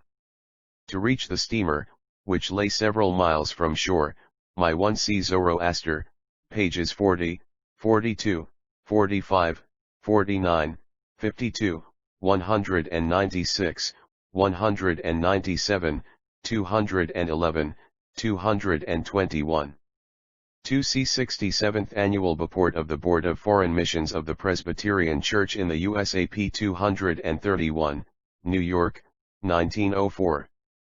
446 Through Mazandaran to the Caspian Sea. It was necessary to embark in a lighter, a huge scow almost as unseaworthy as the one in which I had crossed the Persian Styx at Julfa on entering Iran, but much more unsafe because of the distance to be traversed and the danger from the surf and waves of the Caspian, which were running high at the time. I could not help thinking what an irony of fate it would be to be lost in this wretched hulk of a scow after climbing Behistan and going through various hardships on the journey now drawing to its close. But all went well. On board the Konstantin I found good accommodations and excellent company, the Austrian minister and his wife being among the passengers on their way from Tehran to Europe. The sea journey proceeded pleasantly. But Persia all this while was fading gradually from view. The steamer called next day at Astara, where I bade adieu to my faithful Safar, who had served me so well and whom I would gladly, if possible, have taken with me to Central Asia. I felt certain it was not easy for him, to say goodbye. As his yawl boat pushed off from the steamer side and headed toward the shore, I could see Mount Ardabil, where Zoroaster once preached the law, raising its lofty brow, no longer mitred with snow, but turbaned in green. The color may have been emblematic of the change of faith from Zarathustra to the Prophet of Islam, but perhaps, like the green bay tree that has sprung from the roof of the tomb of Cyrus at Pasargadse, it symbolized the fact that florescence in Persia is still possible, when the season of national greatness once again returns. The wheels of the steamer began to revolve. I waved goodbye once more to Safar and said a long farewell to the land of the sun as we sped forward toward Baku, whence I was to continue my journey into Central Asia, a description of which I shall give in another volume, supplemented by a historic account of Susa and of eastern Persia, which I hope also to visit at some future time. Pichani, between Kazvin and Resht Enzeli indexes general index small superior numbers after the page numbers refer to the footnotes. Iranian words are printed in italic type, and when they are not modern Persian the language is indicated. In the alphabetic arrangement of Arabic names the prefix al has been disregarded, but not the elements ibn and -46m. Abeda, village, 277. Abarka, town, 341-4.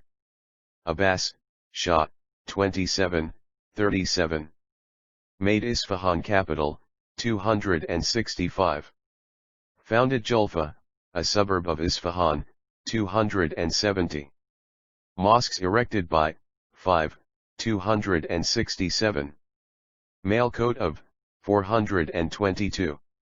Abbasid dynasty, 27. Abdul Azim, Shah, shrine of, 428. Abdullah, governor of Khorasan, destroyed Zoroastrian works, 359. Ablution of 9 nights, 381, 392, 396.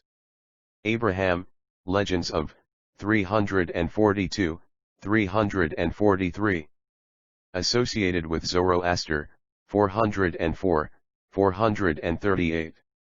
Abu Ali ibn Sina, tomb of, 165-7. Abu Talib Misar, described Tak-I Boston, 224.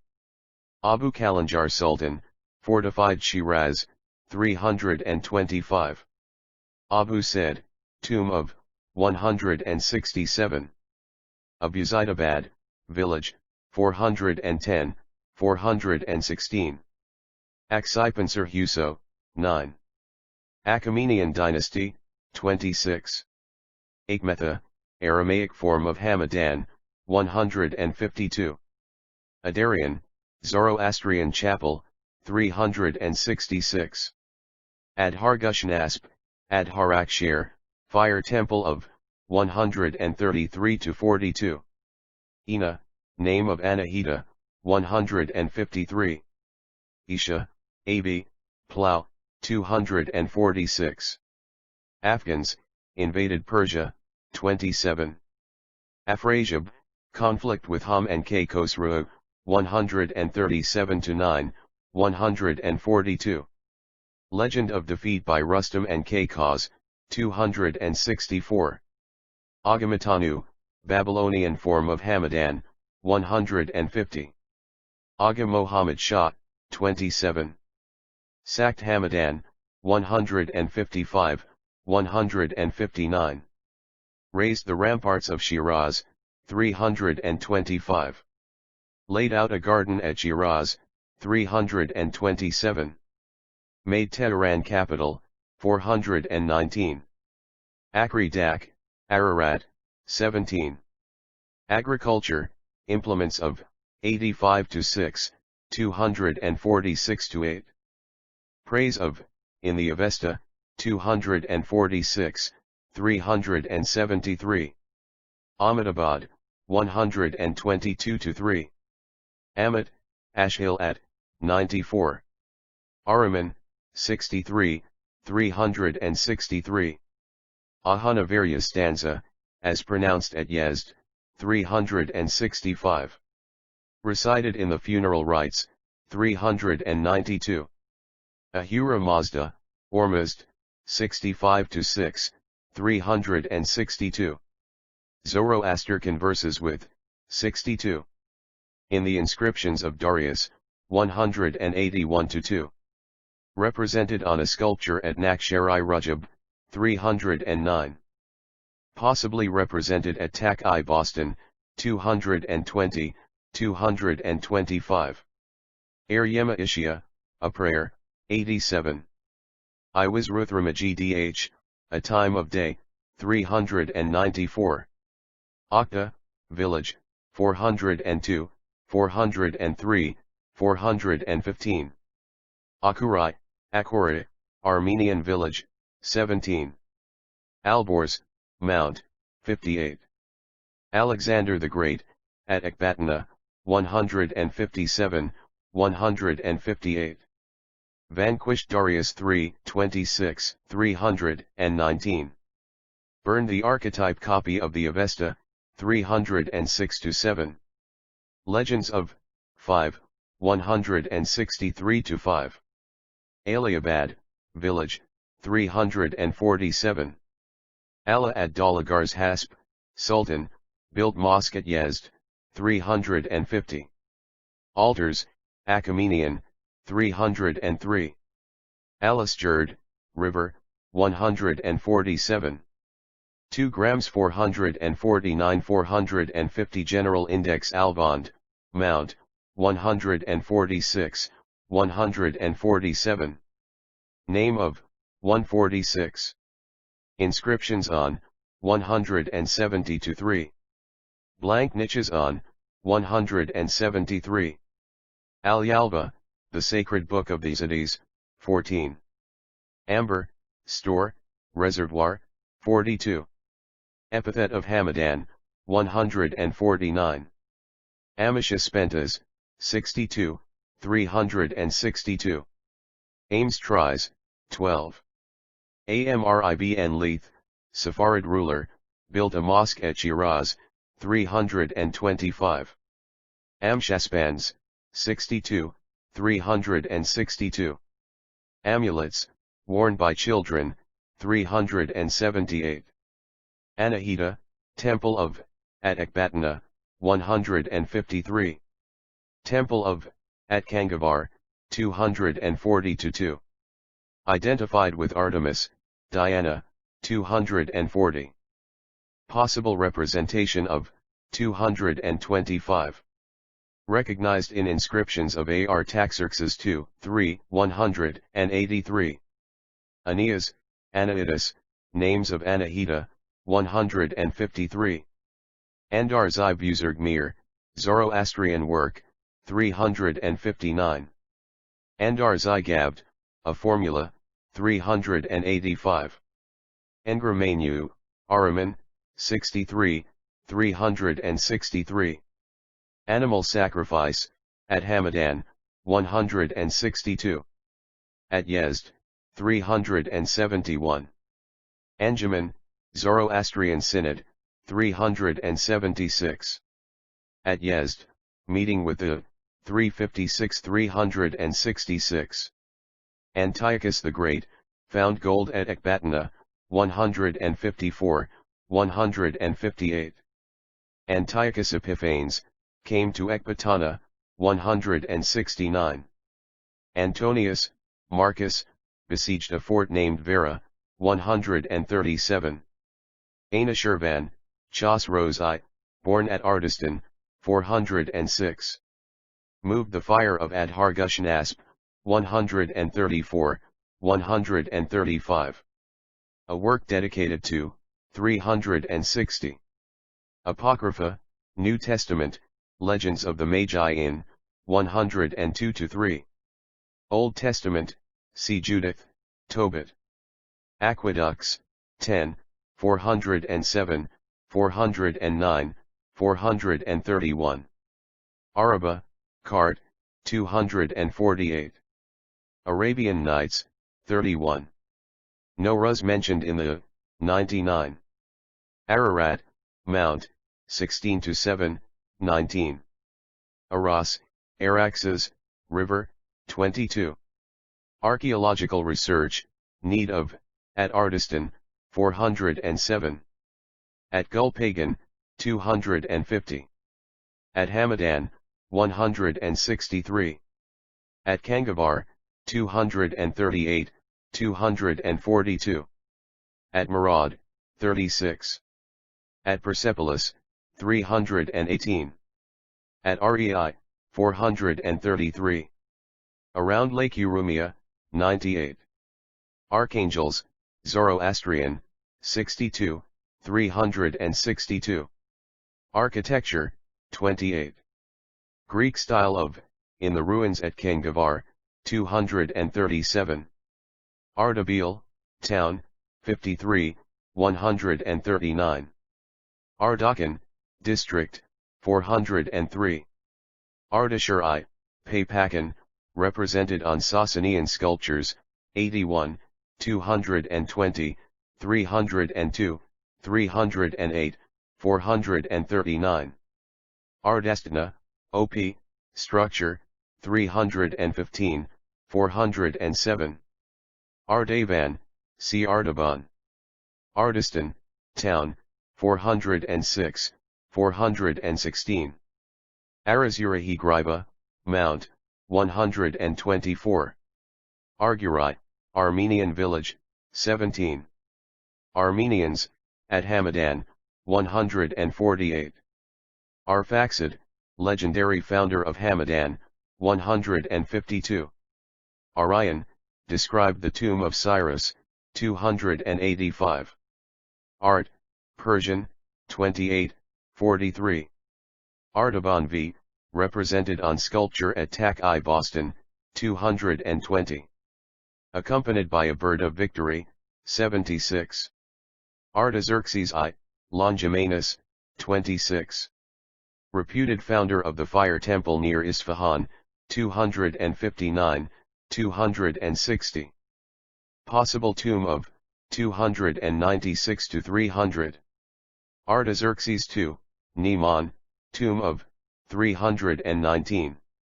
Artaxerxes III, Achus, palace of, 315. Tomb of, 319. Artemis, Anahita identified with, 240. Asad Abad, village, 242-3. Ash Hills, Zoroastrian, 90-8. Cut down by natives, 91. Not of volcanic origin, 93.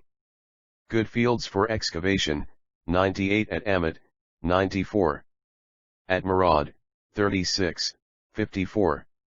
Near Sainkala, 121. Ashurved, a formula, 385. Ashnarka, mountain range, 251. Asmai, Al, mentions Shiz, 135. Asmodeus, demon, 169. Asnavand, mount, ancient fire temple on, 139-41. Believed to be Mount Sahand, 38, 53. Possibly Mount Zindan, 141. Asparagus, derivation of the word, 30. Assassin, derivation of the word, 444. Astara, town, 446. General Index 451. Astad, Ossuary, 96-7, 440. Astrologers, with K. Khosrow, 139. Consulted at birth, 378. Astyages, 26. Atishbaram, at Yezd, 366. Atishbuzurg Kardan, a right, 396. Atishgaz, ancient, at Naksharai Rustam, 303. Atishkata, near Isfahan, 342. Atishai Moskartvan, a right, 396. Atishparistan, 274, 413. Audience Hall of Xerxes, 314. Ora Mazda, see Ahura Mazda. Orbant, see Alvand. Avesta, the form and content of 67-9. Translations of 68. Geldner's edition of 363. Pronunciation of at Yezd 363-5. Manuscripts of at Yezd 358. No manuscripts of at Shiraz 337. Tradition of archetype copies of 68, 306, 307. Chanting of at Yezd 367. Zoroastrians of Yezd unaware of meter in later parts of 365. Read by Mobeds to cure disease 379. References to agriculture in 246-8. References to robbers in 83. Reference to winter in 81. References to conflict with a Versailles in 138. Mentioned by Yakut 343. Mentioned by Kazvinai 134. Avicenna, tomb of 165-7. Aflabar, quarter of Tiflis, 8. Awning, derivation of the word, 30. Ayasna Padi Darisna, AV, suggest explanation of 247. Azad ad-Dawla, Amir, built a causeway near Shiraz, 321. DZDJ, Arabic, Pi of DZDJ, 342-351. Azarkivan, religious teacher, 361. Azerbaijan, province, winter in, 71. Tabriz the main city of, 39, 40. Bibab, the, Mirza Ali Mohammed, 48-9, 328. Babadahir, tomb of, 167. Bab-i-Roshani, village, 144. Babism, 28, 48-50, 375. Bactria, 25. Bddgur, wind tower, 349. HDGH, garden, 327. Bahai Shamal, at Tabriz, 50. Hageldrehagel, Burgomaster, 41. Badi MDN, Zoroastrians, 274. Baram, C. Vararan. BDJGDH, Custom House, 243. Bakers, punished for high prices, 273. Bakshish, gratuity, 30. Baku, Russian city, 4. BDL Dikna, upper room, 109. Balad Hurai, Al, mentions Urumia, 87. Balk, Zoroaster associated with, 361. Band Iamir, Bendamir, River, 321. Bandits, 82, 90, 296, 347. Banishun, Wanishun, Village, 251. Banu Ifars, Shrine of, near Okta, 403. Baodai, AV, Incense, 370. Barishanam Ceremony, 381, 392, 396. Barishanam Ga'at Yezd, 383. Barbaro, Josephat, mentions artist 10, 406. Describes Kashan, 403, 411. Visited Kam, 403. Mentions Nain, 405. Visited Yezd, 349. Refers to a brainy near Yezd, 404. Itinerary of, from Persepolis to Yezd, 352. Barsum, A.V. Bearsman, 369. Bas-reliefs, see sculptures. Bast Khana, place of refuge, 170. Baths, at Hamadan, 149. At Yezd, 375. Bazaars, at Hamadan, 148. At Isfahan, 267. At Kazvin, 444. At Shiraz, 326. At Tabriz, 44-6. At Tiflis, 8, 10. At Urumia, 104. Sunday a special day in, 79. Bazigrabana, ancient toll station, 243. Bihistan Mountain, the, 186. Inscription of Darius on, 177, 181-4, 192-208. Sculptures on, 180-1, 190. Blank space on, 187-90. Ascents of, by Rawlinson, 178. Ascent of, by the author, 191-6. Gotartz's sculpture at, 209. Newly discovered sculpture at, 210-2. Belina's, 160. Bendamir, Band Iamir, River, 321. Beresus, refers to the death of Cyrus, 284. Bandres, pit in a Dakamat, 440. 452 General Index Hid, Willow, 327. Byrazd, a prayer, 381. Birds, 75, 115. Birth, Zoroastrian ceremonies at, 378. Birthday observances, Zoroastrian, 379. Bisaitun, see Bihistan. Blocks, stone, of the tomb of Cyrus, 289, 291. Of the platform at Meshad-i Mergab, 280. Of the platform near Puza, 308. On the ash hill at Termini, 93. Boars, wild, 9. Boundary stones, 20.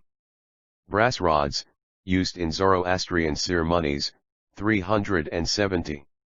Bread, Persian, 46, 110. In Zoroastrian ceremonies, 370. Bricks, Ancient, at Digala, 92. At Hamadan, 162.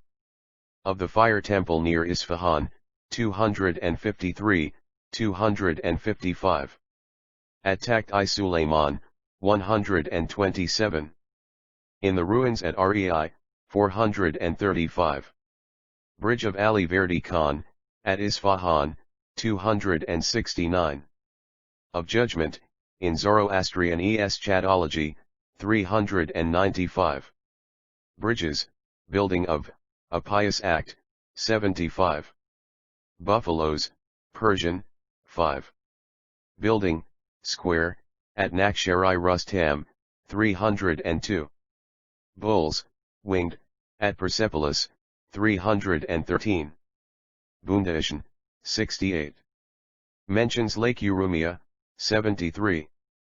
Burial, in Achaemenian times, 305. Not practiced by Zoroastrians, 393. Butter, melted, in Zoroastrian ceremonies, 371. Buzodaki, mountain, cave of Zoroaster in, 103. See Cambyses, 26, 43. Death of, 294 1. Camels, 21, 33, 109. Sacrifice of, 162. In connection with Zoroaster's name, 89, 361, caravans, 21. Iravansarius, at Hamadan, 149. At Kermanshah, 232. Karduchi, ancestors of present Kurds, 89, Cats, Persian, 149. Caucasian Museum, at Tiflis, 9. Caucasus Mountains, 3-5. Causeway, Rock-hewn, near Pasargadset, 295. Caves, 119s 173 associated with Zoroaster, 103, 104. Cedrinus, Georgius, refers to Gazaka, 141-2. Cemetery, at Geographic Tapa, 96. In Hamadan, 147. In Urumia, 89. Old Armenian, near Dilmun, 79, 250. Ceremonies, Zoroastrian, General, 369-71. Of Purification, 381-3. At Birth, 378. Of Marriage, 385-6. Of Burial, 387-97. Setrora, 352. Chechasta, Old Name of Lake Urumia, 73. Chahal Minar, Platform of Persepolis, 310, 314. Chadram, Fourth Day, 395. Chtikna, Tea House, 34. Charms, worn by children, 378. Shashm, asseverative word, 109. Shashma-i Ali, spring at Rei, 428. Shashma-i Malik, spring on Mount Alvand, 146 1. Chaucer, mentions Persian blue, 31. Chechist, Old Name of Lake Urumia, 73. Simbuk, pipe for smoking, 88. China, relation of, to Persian art, 28. Chindra, sycamore, 327. Chinvat Bridge, 395. Chiz, Old Name of Lake Urumia, 73. Chas Rose I, see Anashirvan. Chas Rose II, see Khosrow-Parviz. Chronology of Persia, 25-7. Cistern, at Persepolis, 318. Citadel, of Shiraz, 326. At Kangavar, 237. At Persepolis, 311. At Rei, 433. Clabber, food, 98. Clamps, in masonry, -280, 289. Clavio, a Spaniard, describes REI, 430. Clitus, death of, at Hamadan, 164.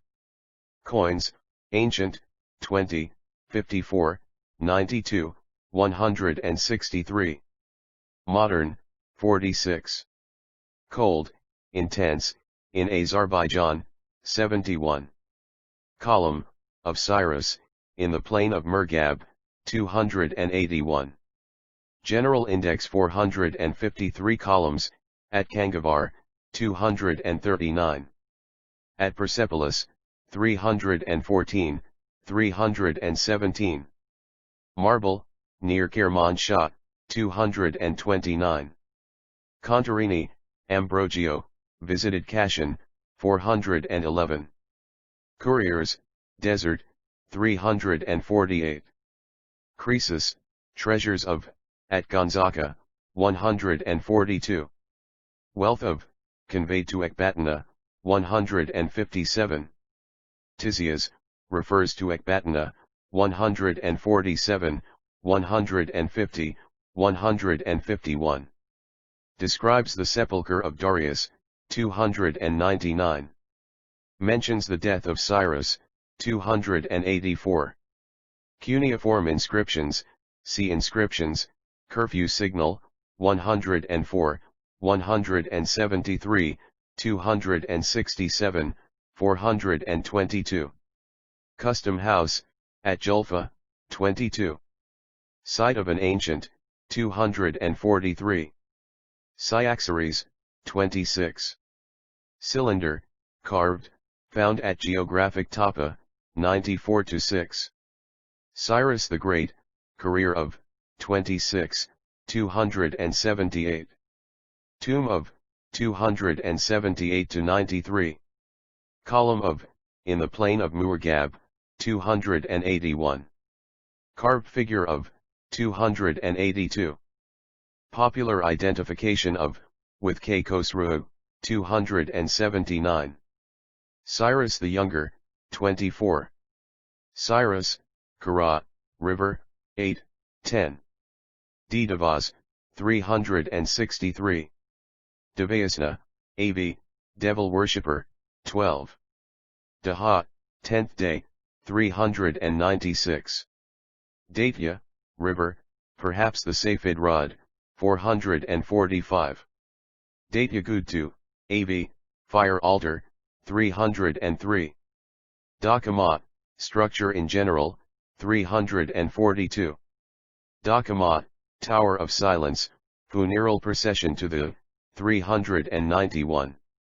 Ceremonies at the, 392-3. Dakamat Darab, ruin at Abarca, 342. Dakamat Gabraha, ruin at Abarca, 342. Dakamat Lashkari, Dakamat for soldiers, 398. Dakamat Tanhatan, individual Dakamat, 398.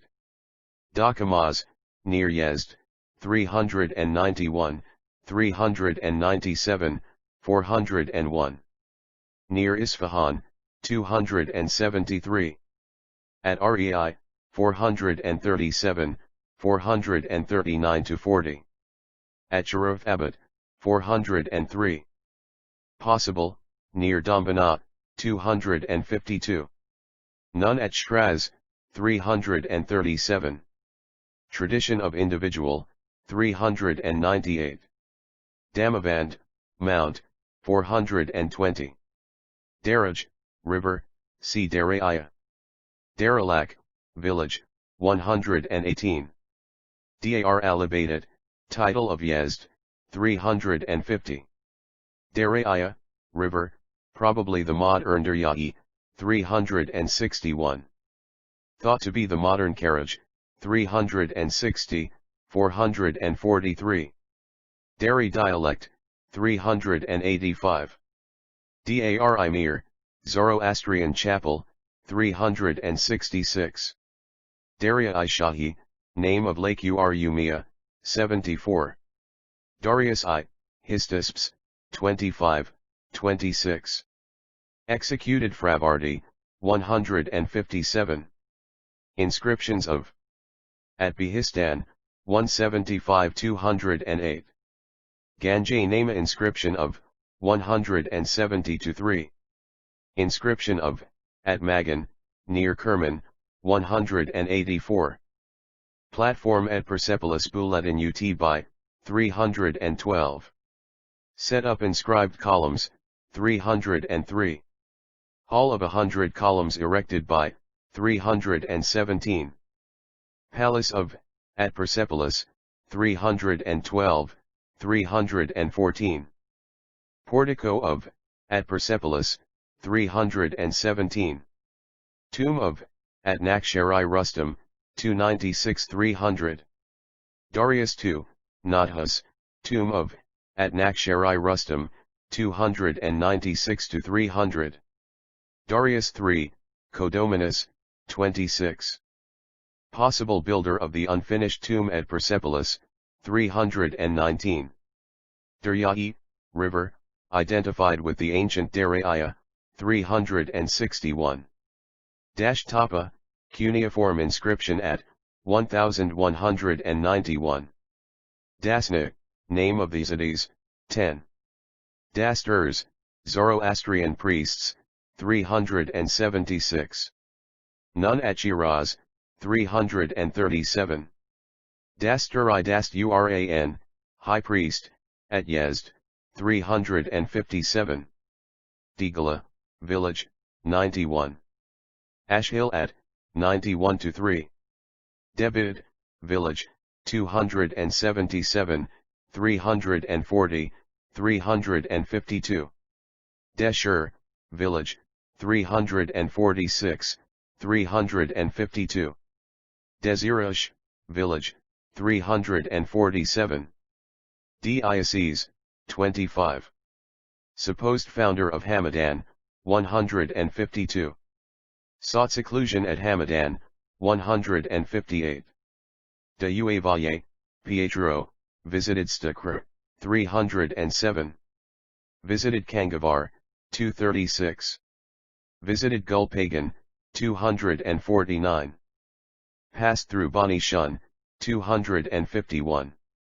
454 General Index Desert, 341, 345, 408-9.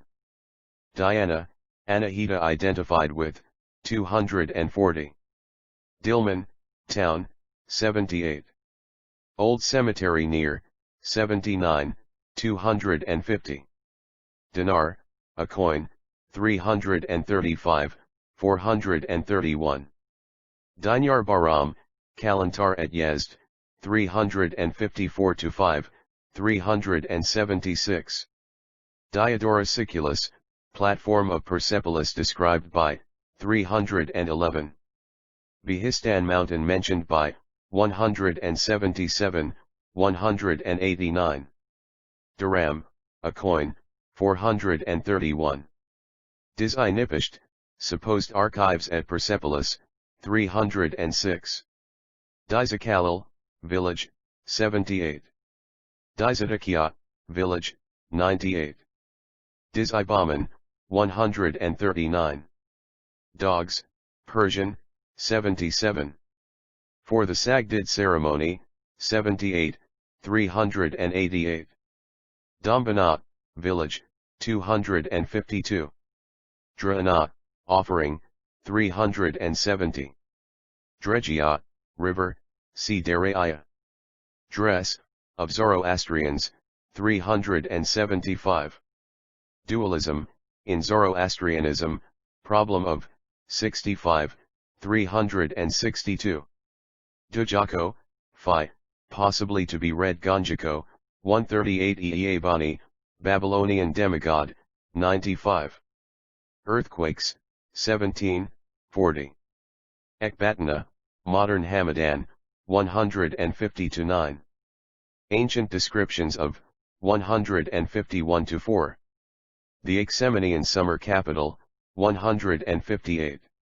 Ancient temples at, 153, 158.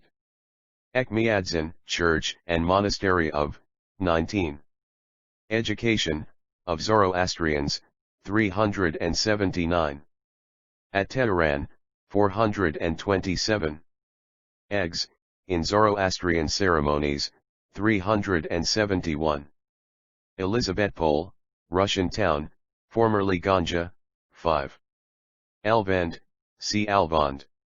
Enzalai, town, 445. Ayuban, Armenian city, 17 to 20. Eravand, Armenian hero, 18. Eravant, Ervand, Armenian leader, 18. Esther and Mordecai, tomb of, 168. Execution, modes of, 98, 157, 272 to 3. Ezekiel, possible reference to Zoroastrian ceremonies in, 370. F. Faraj, Al, 351. Fakir, Fakria, ascetic, 13. Farash, officer, 45. Farhad, legends of, 84, 188, 226 to 8. Farhang I Anjamani Are Nasiri, 135. Farzox, 402, 405 Farslo, Parsi, 274. Farsistan, Persis, 25. Farzana Ibn Farhad, 361. Path Asha, Persian king, 19, 27. Bas-reliefs of, at Rei, 438 to 9. Buried at Qom, 414. Fatis, variant for Farhad, 221, 224, 226 Faramerds, 19. Farhad, see Farhad. Faradun, victory of, over Zohak, commemorated, 371. Fin, a place, 411. Firdausi, Persian poet, 29. On founding of Stakra, 306. On conflict with Afrasiab, 139, 142. On the fire temple of Adhargushnasp, 138 to 9. Fire ordeal, legend of A, 343. Fire temple, ruined, at Abarca, 342. Of Adhargushnasp, 133 to 42. Legendary, at Ardistan, 407. Ancient, at Ekbatana, 153, 158. Ruined, near Isfahan, 253 to 61. Ancient, at Meshad-i Murgab, 281. Possible ancient, at Nakshar-i Rustam, 302. At Nabandajan, 302 star. Ancient, at Saint Kala, 121 legendary, at Shiraz, 336. Now none at Shiraz, 337. At Yezd, 366 to 70. Firas, Sipiras. Flag, Persian, 423. Floods, near Lake Urumia, 74. Food, Persian, 52, 98, 356. Zoroastrians not allowed to sell, 374. Foy, W, conjecture of, sustained, 205 to 6. Franrasian, Frasic, see Afrasiab. Fravardigan festival, 396. Fravardi, insurgent, put to death by Darius, 157. Frogs, 235. Funeral rites, Zoroastrian, 387 to 97. G. Goberabat, deserted town, 413. Gobbers, Zoroastrians called, 274. A derogatory term, 274, 373. General Index 455 Gach, Gypsum, 273, 317 Gata, Av, Highwayman, 83 Gayan, Beer, 389. Gaiansration, a ceremony, 391. Galerius, Roman Emperor, possibly on a Sasanian sculpture, 81 Gamajab, River, 213. Ganja, possibly ancient Gonzaga, 137. Ganjabad, possibly ancient Gonzaga, 137. Ganja, town, now Elizabethpol, 5. Ganja, Ganjak, ancient town, 131-138. Probably identical with Shiz, 136. Takt-i-Sulayman, the site of, 131. Wrongly identified with Tabriz, 39. Ancient references to, 131-4. Ganje Nama inscriptions, 170-3. Ganzaka, form of Ganja, 131, 136. Gauhutta, Av, butter, 370-1. Gaujivya, Av, milk, 370-1. Jaomazat, Av, bull's urine, 382, 387, 388. Geberdakan, older name of Gul Pagan, 249. Gardens, Persian, 327. Of Shiraz, 326-8. At Urumia, 88. Gaching, 273. Gates, of Kermanshah, 231. Gatha Ahunavadi, chanted at funerals, 391. Gathas, Zoroastrian Psalms, 68. Selections from the, 65. Gamata, Smrdis, 26. Gaur Tapa, near Disa Kalil, 91 Gavaza, Av, Cal, 247. Gavaza, Av, Oxcode, 247. Gayamirtan, Pyamalman, 12. Legendary founder of Stakra, 306. Gaza, Gazaka, form of Ganja, 39, 131, 136. Geldner, Karl F., 2, 363. Geographic Tapa, Ashhill at, 94. Georgia, ancient, Tiphys capital of, 7. Gas lot, saddlecloth, 149. Ghazan Khan, Mongol ruler, 43. Ghaznavid dynasty, 27. Gifts, wedding, 386. Giva, a kind of shoe, 192, 247. Goat, sacrifice of a, 372. Goatskin tankards, 322. Golden fleece, legend of the, 3. Gomez, bull's urine, 382, 387, 388. Gotarzes, Parthian king, sculpture of, 177 *, 209-10. Government, municipal, 41, 89, 147, 231. Graves, ancient, 94, 96. Gregory the Illuminator, founded the monastery of Ekmiadzin, 19. Grotefend, first decipherer of the cuneiform inscriptions, 176-7. Gukha, village, 83. Gulab, Rosewater, 30. Gulpagan, town, 249.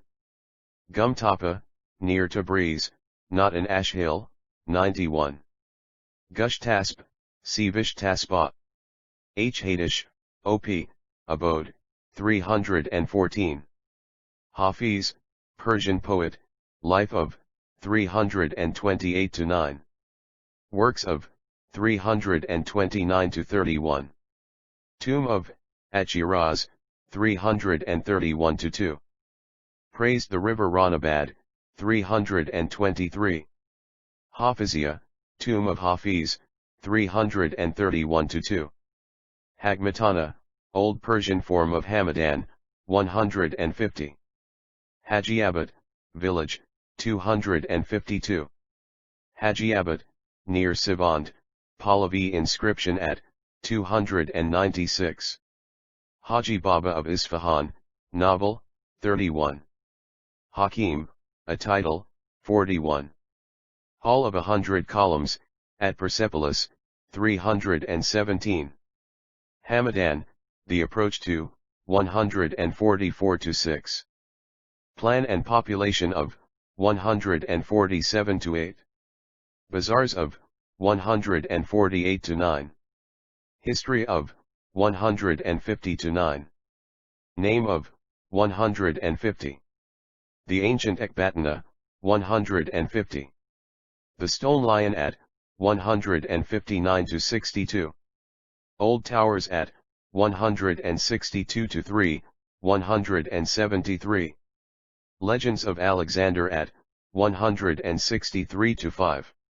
Tomb of Ibn Sina at, 165-7. Tomb of Baba Tahir at, 167. Tomb of Esther and Mordecai at, 168-9. Ganjay Nama inscriptions near, 170-3. Hamid Hani, Al, mentions Tak-I Boston, 221, 224. Mentions Janja, Ganja, and Shiz, 134. Mentions Kerman Shah, 230. Hammam, Bath, 127, 375. Hanjamana, Avi, Assembly, 376. Hant Arya, Manakji Limji, 397. Hauma, Avi, a plant, 369, 370.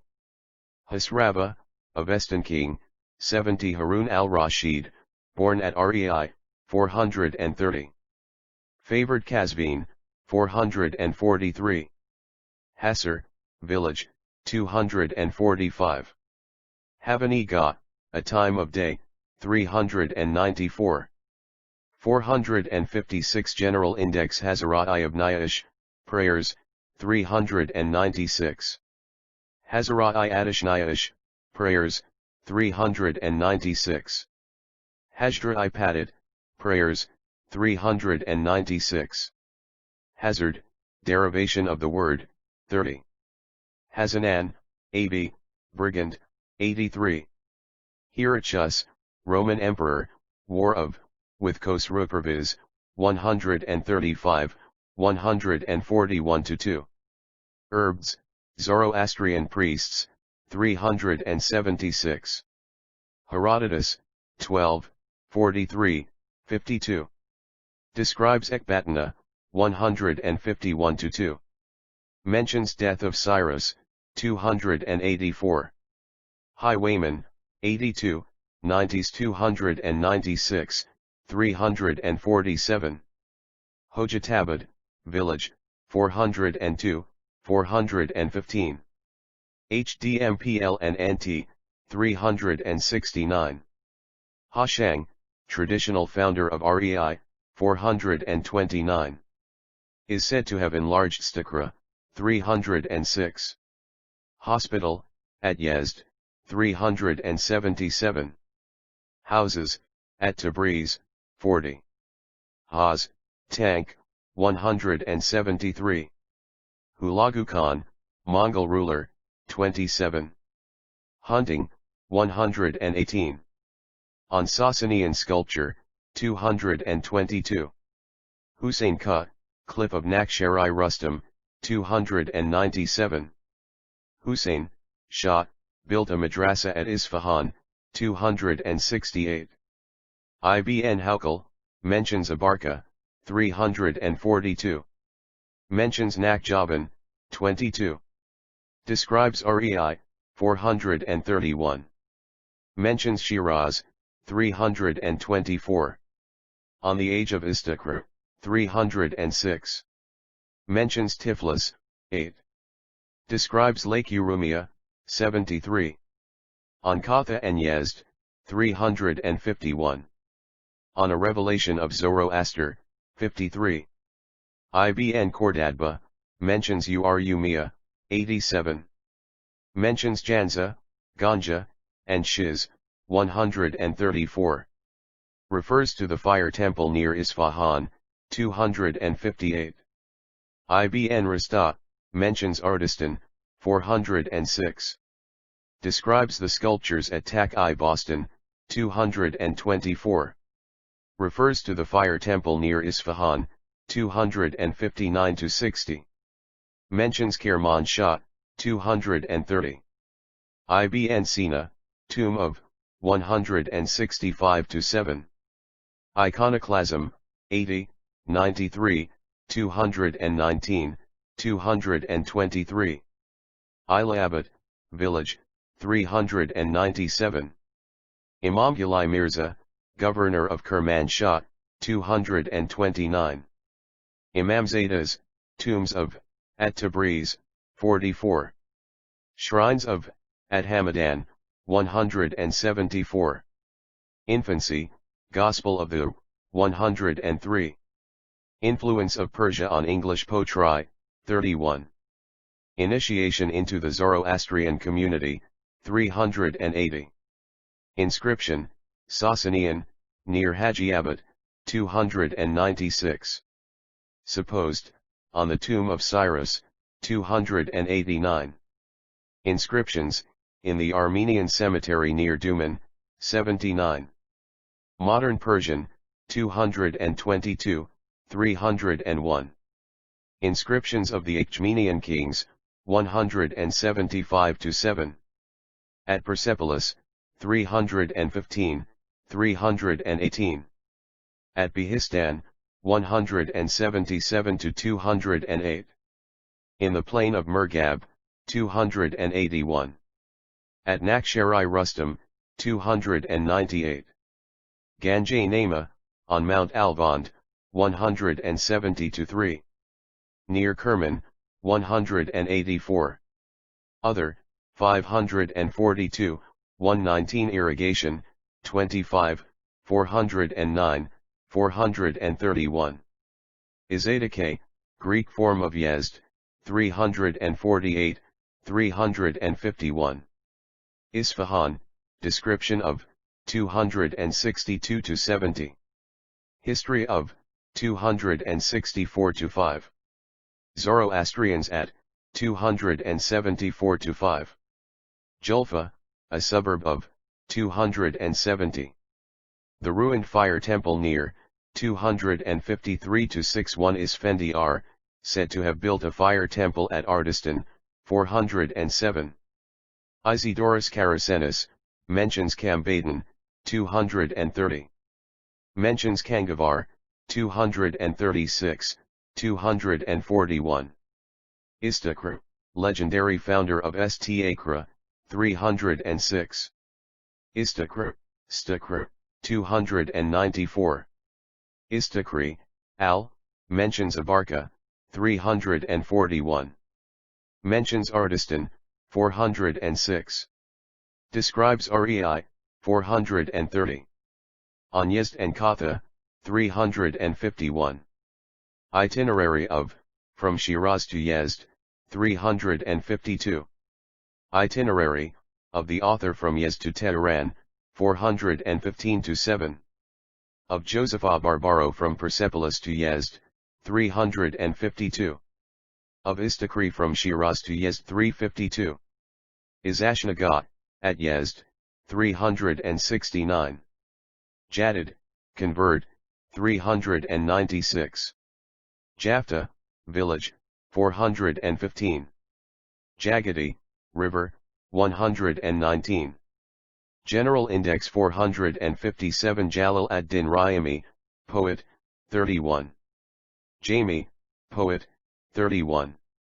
Jamshid, legendary king, 25. Supposed to have completed Stikra, 306. Nowruz first celebrated by, 99. Ordered sugar to be made, 100. Vara of, 126. Winter of, 81. Janja, Janza, Arabic forms of Ganja, 134. Jarbadakan, Arabic name of Gul Pagan, 249.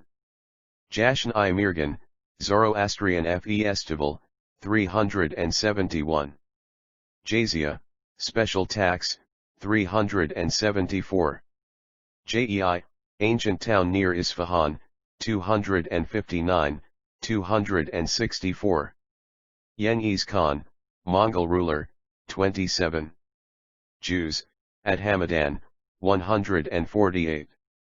At Isfahan, 265. At Tehran, 427. Not ordinarily tolerated in Tabriz, 44. Could not exist more than 40 days at Abarca, 344. Jiz, Arabic form of Shiz, 137. John Catholicos, Armenian historian, 18. Jokond, village, 416. Judith, Book of, mentions Rei, 429. Describes Ekbatana, 152. Julep, derivation of the word, 30. Julfa, town on the Russian frontier, 22-3. Julfa, suburb of Isfahan, 265, 270. Justinus, mentions death of Cyrus, 284. K. Kaba Izerdusht, square bulletin uding at Nakshari Rustam, 302. Kabab, meat, 111. Kabudan, name of Lake Urumia, 74. Kadkuta, magistrate, 41, 147, 231. Qajar dynasty, 27. Kalak, crow, 76. Kala-i Gabur, at Nain, 405. Kala-i Rei, 432. Kalak, village, associated with Zoroaster, 360. Kalam, poplar, 327, 437. Kaldantar, burgomaster, 376. Kalian, pipe for smoking, 51, 88. Kamnima Isasim, a hymn, 293. Kambadan, perhaps Kerman Shah, 230. Kamas, hero, from Kashan, 410. Connet, aqueduct, 407, 409, 431. Kangavar, ruined temple at, 237-242. Etymology of the name, 237. Kongdiz, Kanhadazat, 237. Kapata, probably a name of Lake Urumia, 74. Karabakh, mountain, 72, 81, 82. Karamazia, AB, a fish, 9. Kara, river, 443. Thought to be the ancient Daraya, 360. Karasug, river, 213, 229. Karim Khan, governor, beautified Shiraz, 325. Removed the original slab from the tomb of Hafiz, 332. Karmabat, village, 86. Karmazan, Arabic form of Kerman Shah, 224-5, 230. Cash, furrow, 369, 392. Kashan, city, 410-3, 416. Kashavar, village, 120. Qasim Abad, village, 416. Kasra al-Lasis, Arabic name of Kangavar, 238. Kasra Shirin, name of Tak-i Bostan, 215. Name applied to Kangavar, 238. Name of ruins 80 miles west of Kermanshah, 215. Castra, Av, Spade, 247. Kata, Av, House, 390. Kata, Katha, ancient quarter of Yezd, 351-2. Katu, village, 352. Kadis, possibly a form of Farhad, 221, 224, 226 Kavad, Sikobad. Kadvayah Varana, Av, Glory, 292, Kavi Hasraba, Ck Khosrau. Kavi the blacksmith, legend of, 264. Kazvin, city, 443-4. Kazvinai, Al, mentions Shiz, 133. On a revelation of Zoroaster, 53. Mentions hot springs on Mount Sabalan, 54. K. Kaz, defeated Afrasiab near Isfahan, 264. K. Khosrau, mentioned in the Bundahishn, 140-1. Popular identification of, with Cyrus, 279. Conflict of, with Afrasiab, 137-9, 142. Fire temple of Adhargushnasp erected by, 138. 458 General Index temple called Kusuja built by, 135. Exterminated idolatry, 141. Legendary fire ordeal of, 343. Ko Mars, see Gaya Kerporter's description of REI, quoted, 433-5. Kerman, inscription of Darius near, 184. Kermanshah, city, 230-3. Kalatabad, village, 409, 416. Khalil Sultan, supposed burial place of, 436. Khan Ikara, village, 340. Konjast, scribal error for Chechist, 138. Kartsan Pass, 444. Katun Banu, shrine of, near AK. 403. Kish, plough, 246. Kadabakshir Baram Rice, 352, 355, 362, 3713, 373, 373, 333, 387 S, 389, 391, 392, 395, 396, 398, 403. Koi, village, 82. Kamain, village, 248. Konsar, town, 251. Kirkara, village, 117. Khosrova, village, 70, 139. Khosrau, Hasraba, Avestan king, 70. Khosrui, Armenian king, 39. Clyus Ruperviz, Chas Rose II, Sasanian king, 222. War of, against Heraclius, 135, 141-2. Sculpture of, at Tak-i Boston, 222.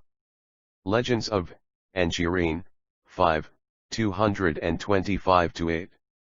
So-called kitchen of, 243.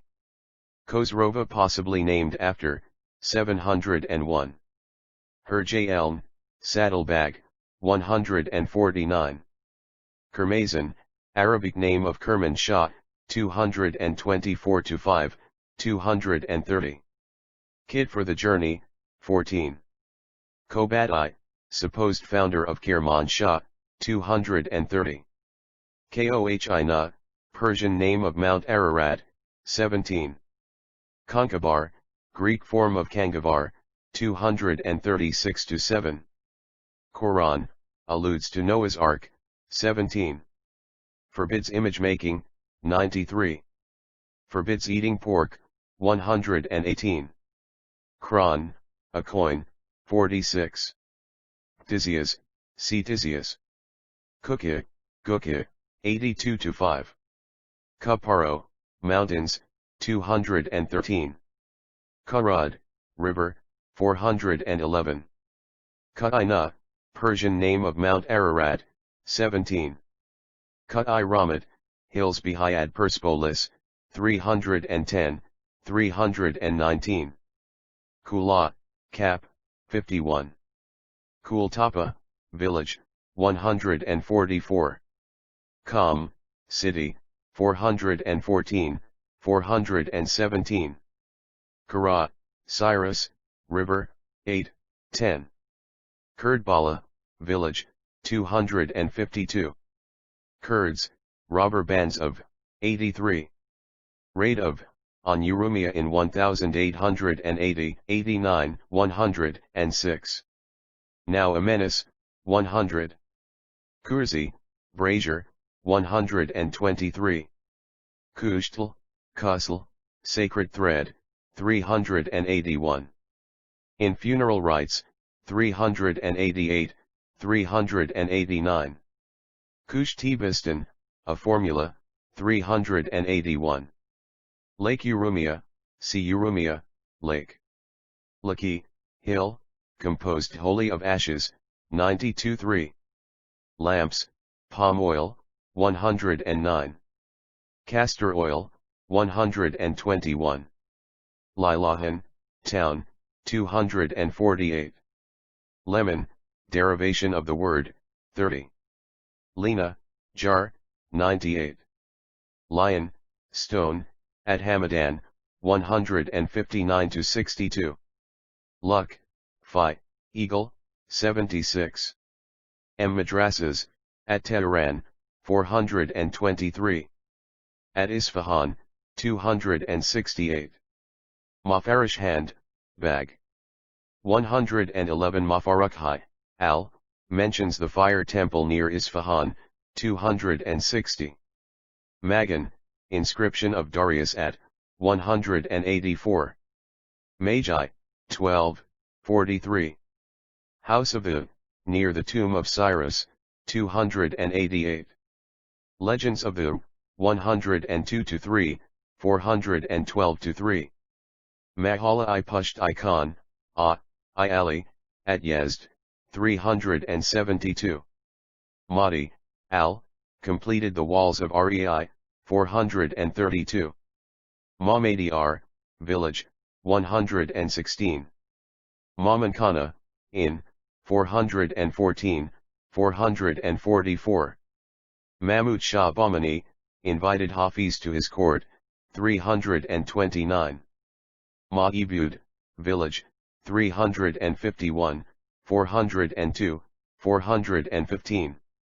Mahdi Hyoiman Ha, cousin of Zoroaster, 117. Majid-i Sultana, vice-governor, 100. Makdasi, al, see Mokaddasi. General Index 459 Malik Taz, Yazidi name for the devil, 11-13. Mamikanians, founders of a cemetery near Dilmun, 79. Man, await, 359. Manik Hausism, 13, 28. Manuscripts, Armenian, at Ekmiadzin, 19. Avestan, at Yezd, 358. Avestan, Nun at Shiraz, 337. Of Sati in his tomb, 333. Muraban, ancient village and fire temple, 258. Maraga, court of Hulagu Khan at, 27. Distance from Lake Urumia, 73. A cave near, 61. Marand, town, 35-6. Ashhill at, 36, 54. Need of archaeological research at 36. Maras, variant of Murabin, 258. Marco Polo, Sea Polo. Mardavi ibn Zaire of Jalan, stormed Hamadan, 159, 160. Marg, village, 276. Maran, variant form of Murabin, 260. Marriage, among the Zoroastrians, 384-6. Ceremony, of the Zadis, 13. Mashia and Mashioi, 12. Maces, Armenian name of Mount Ararat, 16. Masons marks, 129, 188 280. Mast, Clabber, 98. Masudi, Al, mentions Lake Urumia, 74. Mentions the sculptures at Tak-I Boston, 225. Refers to the fire temple near Isfahan, 258. Matbach, kitchen, 243. Mauritius, Byzantine emperor, Shirin the daughter of, 225. Mazinyadavaz, 445. Mazandaran, devil worship in, 12. Mazishvant, mountain, possibly Ararat, 16. Mazra-I Kalantari, village, 403. Meal, a Persian, 52, 98. A Zoroastrian, at Yezd, 356. Meviamah, Madihyoimanha, cousin of Zoroaster, 117. Media, ancient, 25, 419. Civilization of, 58-9. Ecbatana the capital of, 157. Medo-Persian Empire, 26. Medus, Palver, river, 279, 295, 305. Dates, triumph of Gotarzes over, 209. Represented on the Gotarzes sculpture, 209-10. Melon, derivation of the word, 30. Mervdasht, plain of, 295, 306, 321. Meshadi Mergab, village, 277, 279, 340. Meter in the Younger Avesta, Yezd Zoroastrians unaware of, 365. Mian Bulak Mountains, 119. Mayandub, town, 119. Mir, name of a month and day, 371. Mir-i-Iran Davar, Mithra, 372.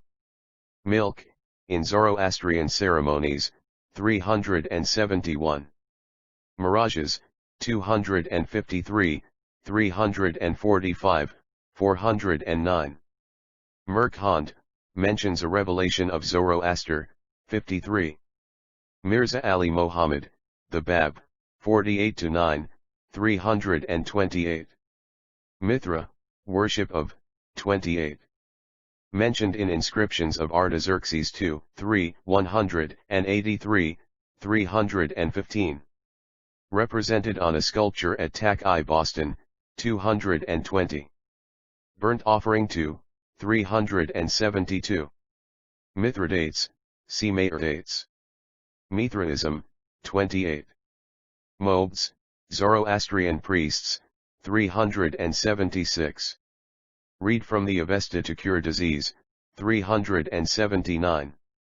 Summoned at death, 387. With K. Khosrau, 139. Mogar, town, 408, 416. Mohammedia, old suburb of Rei, 432. Mohammed, recognized by the Zadis, 13.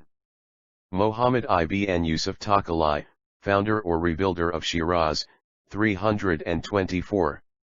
Mohammed Shah, 27. Mohammedan invasion, 27.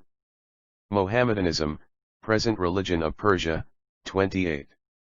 Yazidi doctrines influenced by, 13. Moqaddasi, al, mentions Ardistan, 406. Money, Persian, 46. Mongol rulers, 27.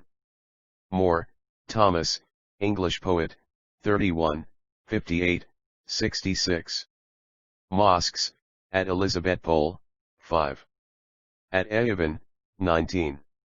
At Hamadan, 174. At Isfahan, 267. At Kangavar, 237. At Kazvin, 444. At Shiraz, 325. 460 General Index at Tabriz, 43-4. At Tehran, 423. At Yezd, 350, 351. Mulberry trees, bark of, used in Zoroastrian ceremonies, 370. Mullah, visit to a, 101. Municipal government, 41, 89, 147, 231. Murdashir, corpse washer, 388. Musala, suburb of Shiraz, 323. Musalahil, at Hamadan, 146, 147, 154, 156. Mustafi, mentions Ardistan, 407. Legend of Abarkat told by, 344. Mentions Kangavar, 239. Describes Kashan, 411. Mentions Nain, 405. On the founding of Stakra, 306. Describes Tabriz, 39, 41/4s/44. Mutilation, 157, 201, 271-3. Muzaffar ad-Din, Shah, revoked Zoroastrian disabilities, 375. Mayazda, A.B., ablation, 370. Mir, Yazidi high priest, 13. Nnaib, 108. Nain, town, 351, 405, 413, 416. Najafabad, village, 252. Nakarakana, Bantower, near Hamadan, 173. At Isfahan, 267. At Tehran, 422. At Urumia, 104. Nakakavan, Nakhjavan, 22. Nakhshari Rajab, Sasanian sculptures at, 308-9. Nakhshari Rustam, explanation of the name, 297. Royal tombs at, 296-300. Inscriptions of Darius at, 298. Sasanian sculptures at, 300-2. Square building at, 302. Namad, Felt, 149. Namdar, chief priest at Yezd, 357, 366. Nan, Nun, bread, 46, 111. Nana, village, 245. Nan I Sangak, pebble bread, 46. Narzas, Persian king, possibly represented on a Sasanian sculpture, 81 Nasd Khana, charnel house, 390. Nasistler, corpse bearer, 390-392. Nasarabad, village, 144. Nasr ad-Din, Shah, beautified Tehran, 420. Abolished the special tax on Zoroastrians, 374. Was assassinated at Rei, 428. Inscription of, 222. Nasu, corpse, corruption, 388. Naxoana, Greek form of Nikakaban, 22. Nis Tanak, village, 405, 416. Nestorian Church at Geographic Tapa, 94. Church at Urumia, 102. Influence on Yazidi beliefs, 13. Nestorians, at Urumia, 105. Gospel of the Infancy current among, 103. New Year, Persian, see Nowruz. Nightingales, at Shiraz, 324. Nizami, Persian poet, lived at Ganya, 5. Legend of Farhat and Shirin as told by, 84, 188, 226-8. Noah, Legends about, 17, 18, 22, 36. Nowruz, New Year, time of, 99. Origin of, 99. Procession before the king at, 313. Traditions and customs of, 99. Calls at, 100. New Gumbaz, village, 415. Nujamai, astrologer, 378. O Odoric of Pordenone, visited Yezd, 349. Road from Kashan to Yezd, 403. A legend of the three kings told by, 412. Omar Khayyam, Ibn Sina a precursor of, 166. Umayyad dynasty, 27. Opium smoking, 340. Orange, derivation of the word, 30. Orchards, at Urumia, 88. Ordeal of fire, legend of an, 343. Ormuzd, see Ahura Mazda.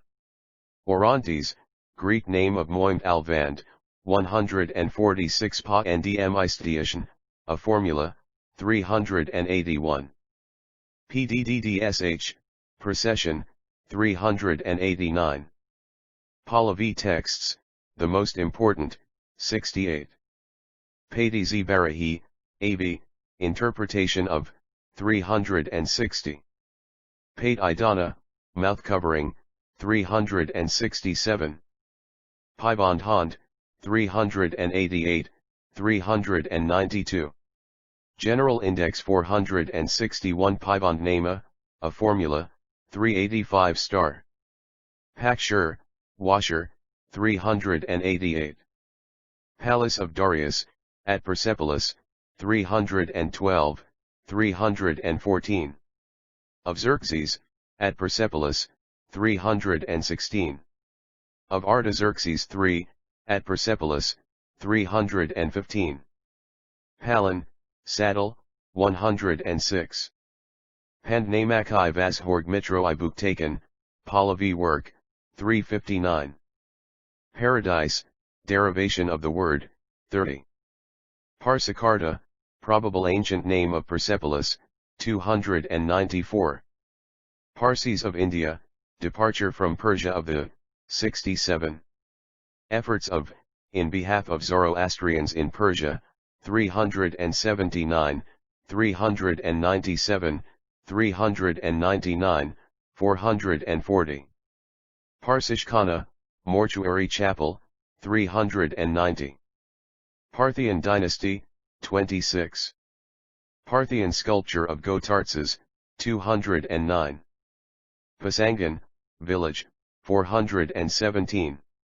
Pasargadsi, location of, 279. Platform at, 280. Square building at, 280. Sculpture of Cyrus at, 282. Inscribed column of Cyrus at, 175, 281. Tomb of Cyrus at, 283-93. Pasham, wool, 388. Padded Pashim Nel, repentance, 387. V, channel, 369, 440. Pichanar, village, 444. Perfumes, in Zoroastrian rites, 370. Persepolis, name of, 294. Ruins of Stikra near, 306-7. Great platform of, 310-8. Old Persian inscriptions at, 312, 315, 318-9. Royal tombs at, 319. Persian history, survey of, 25. Literature, 30. Words in English, 29-30. Persian tales, fictitious work, 31. Persis, Persia proper, 26, 419. Petrovsk, town, 4. Fraspa, possibly Takht-i Sulayman, 137. Fraorts, Median ruler, 25. Pietro della Valle, C. della Valle. Pigeon towers, at Isfahan, 262. Pipes, for smoking, 51, 88. Piri Bazaar, landing place, 445. Piraz, Sasanian king, fire temple near Isfahan assigned to the reign of, 261. Pishdadians, legendary founders of Stikra, 306. JNSH Godin, pallbearers, 389. Platform of Persepolis, 310-8. At Kangavar, 238. At Tak-i Boston, 228. Mortuary, at Nakshari Rustam, 304. Near Pusa, 307. Pliny the Elder, mentions the tomb of Cyrus, 287. Plows, Persian, 85-6, 246. Plutarch, describes the tomb of Cyrus, 286. Describes the death of Clitus, 164. Polo, Marco, visited Yezd, 349, 402. Relates a legend of the three kings, 413. Palver, Medus, river, 279, 295, 305. Polysinus, mentions the death of Cyrus, 284. Polybius, describes Hamadan, 153-4. Pomegranate, in Zoroastrian ceremonies, 369. Population of Ayavan, 17. Of Hamadan, 148. Of Kermanshah, 231. Of Resht, 445. Of Tabriz, 40. Of Urumia, 104. Of Yezd, 350. Portal of Xerxes, at Persia, Olus, 313. Portico of Darius, at Persepolis, 317. Pottery, found at Digala, 92. Found at Dizanakiot, 98. Found at Termini, 93. Found at the ruined temple near Isfahan, 253. Fragments of, found at Rei, 435. Prex Aspes, Vizier of Cambyses, 43. Priests, Zoroastrian, 376. Read from the Avesta to Curdices, 379. Summoned at death, 387. Prometheus, legend of, 3. Pronunciation of Avestan at Yezd, 363-5. Ptolemy, Greek geographer, mentions Yezd, 348, 351. Mentions Isfahan, 264. Mentions Nikakavan, Naxo-Anna, 22. Punishments, cruel, 157, 201, 271-3. Persirafton, condolence, 391. Persishkana, mortuary chapel, 390. Pusa, halting place, 305, 309. Q. Quintus Curtius Rufus, describes the tomb of Cyrus, 287. 462 General Index are racial types, 4, 25. Raga, rages, raga, ancient names of Rei, 429. Razan, highwayman, 296. Railroad, Persia's only, 429. Rice, Kadabakshir Baram, see Kadabakshir. Rayokna, Av, butter, 115. Raspi, assistant priest, 367. Raven Barzam, a ceremony, 387, Ravara asterisk, Av, 352. Raven, the, as symbol, 76. Ravens, near Urumia, 75. Rawlinson, Henry C., copied the Behistun inscription, 178-9. Carved his name on the Behistun rock, 192. Deciphered the Ganjay Nama in script ions, 172, 177. Claim of, that Takht-i Sulayman represents ancient Ecbatana, discussed, 130. Reception of the author by the Anjuman at Yezd, 357. Recitation of the Avesta at Yezd, 363, 367. Refuge for criminals, place of, at Hamadan, 170. At Isfahan, 267. At Tehran, 422. Rei, ancient Raga, 419, 428-30. Ancient descriptions of, 430-2. Ruins of, 432-7. Obliterated sculpture at, 438-9. Old brick tower at, 436-7. Tower of Silence at, 437, 439-40. Shrine of Shah Abdul Azim at, 428. Supposed birthplace of Zoroaster, 360. Home of Zoroaster's mother, 430. Religion, Zoroastrian, see Zoroastrianism. Resht, town, 445. Restrictions on Zoroastrians, 374-6.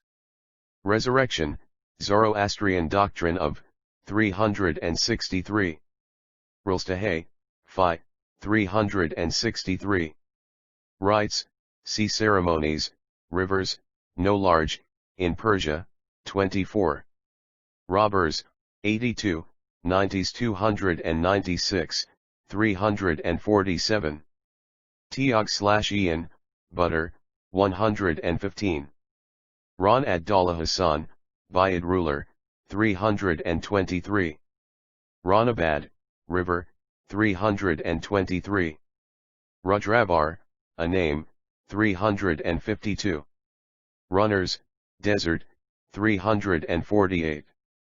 Rustam, Afrasiab defeated by, near Isfahan, 264. Paintings of, at Ayaban, 19. Ruzat, day, 396. Sadi, Persian poet, life of, 333-4. Works of, 333-5. Tomb of, 333. Saadia, Tomb of Sadi, 333. Satlug, village, 115. Sacrifice, of sheep, 162s 372. Of goats, 372. Of a camel, 162. Animal, survival of, at Yezd, 371. True Zoroastrian, 371. Sina, Av, eagle, 76. Safar Atubeg, the author's servant, 55, 120. Safid Rod, river, 445. Sagdid, a ceremony, 78, 388, 391, 392. Sagri, shrine for a lamp, 302, 440. Sahand, mount, possibly Asnavand, 37 to 8, 53.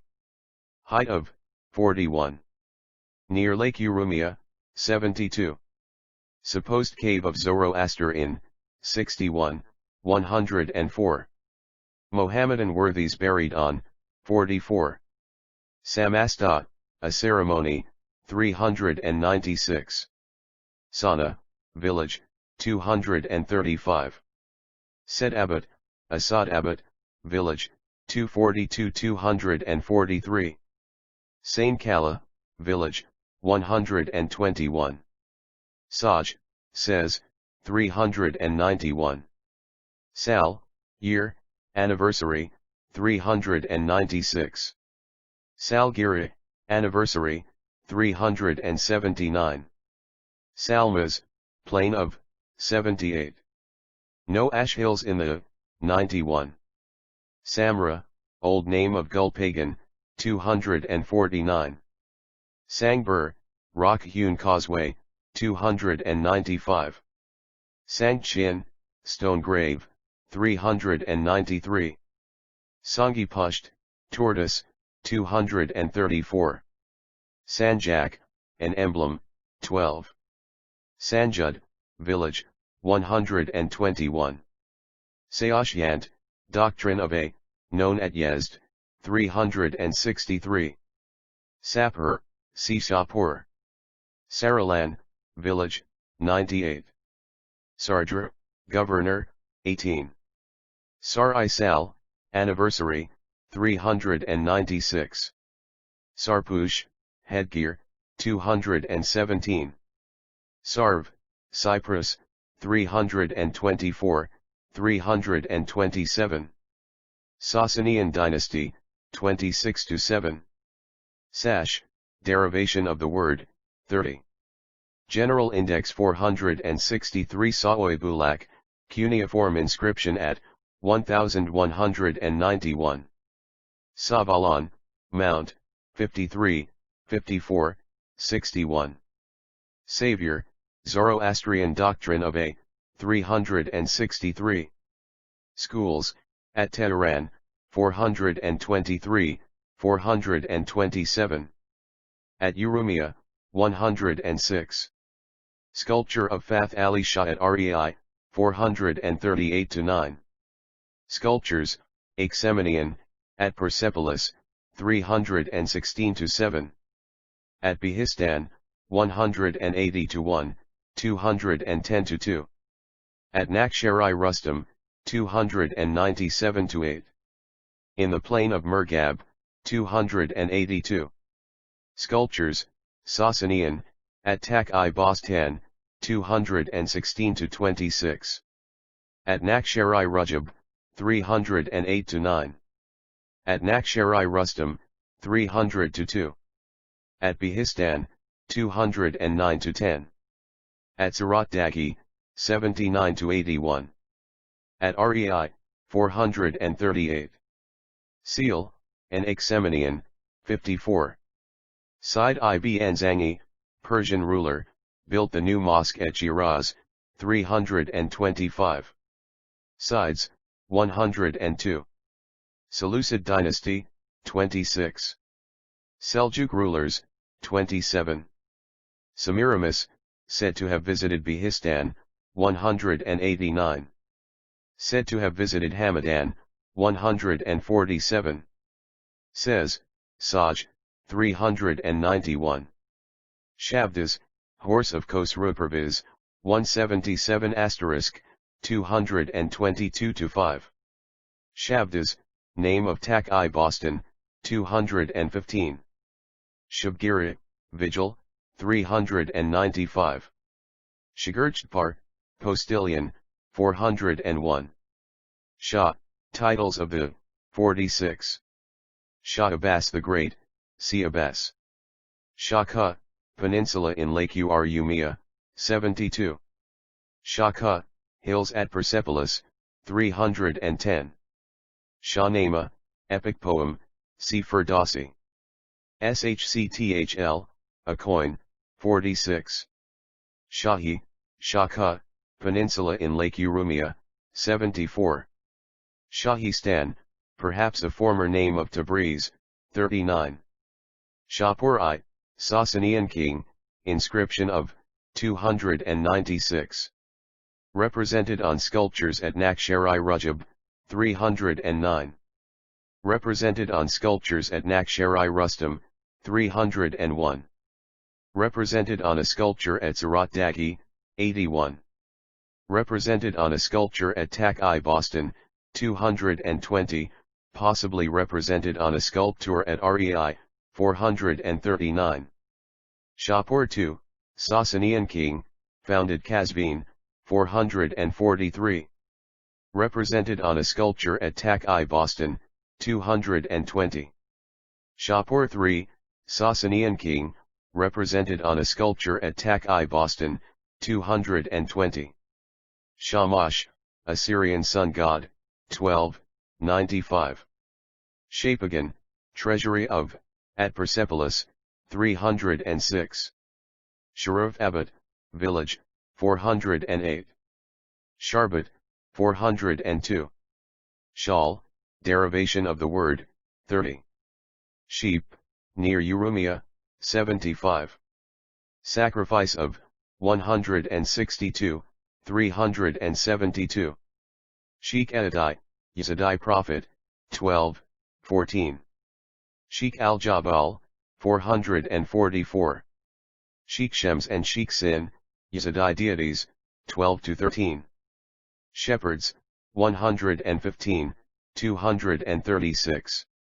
Shiites, Mohammedan sect, 18, 28, 411.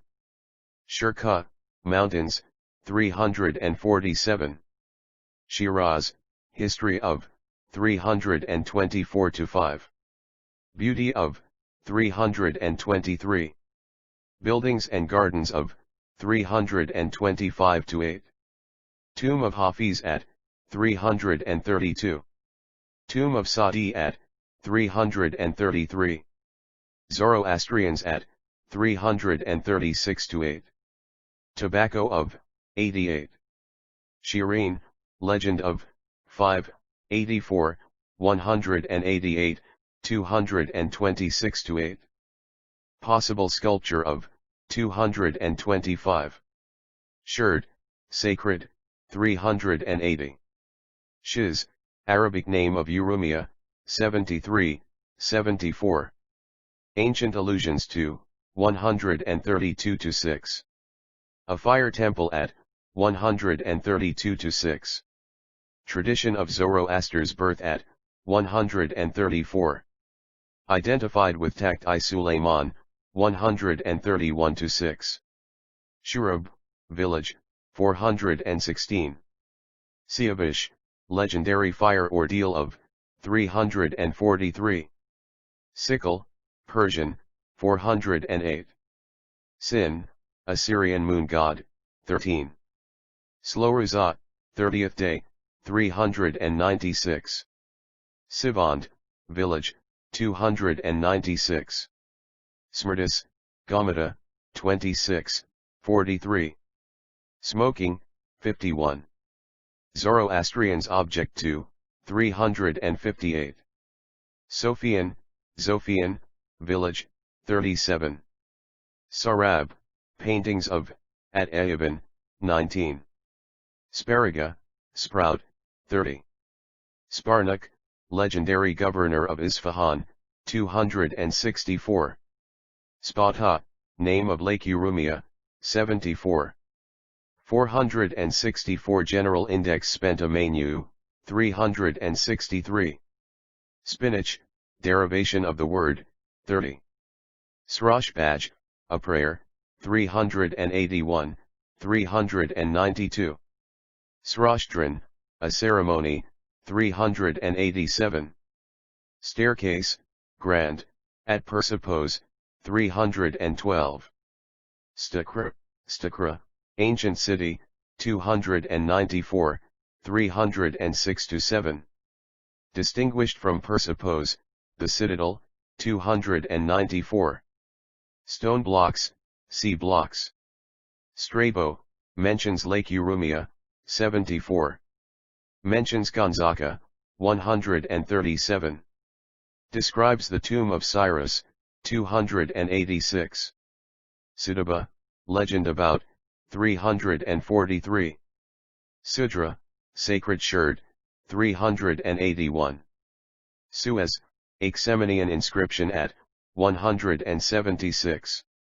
Sugar, craving for. 111, 358. Given to a teacher, 381. Presented at weddings, 386. Made by order of King Jamshid, 100. Sold as, plain of, Ash Hills in, 91. Suleiman, Shah, built a pavilion at Isfahan, 268. Sunnites, Mohammedan sect, 18, 411.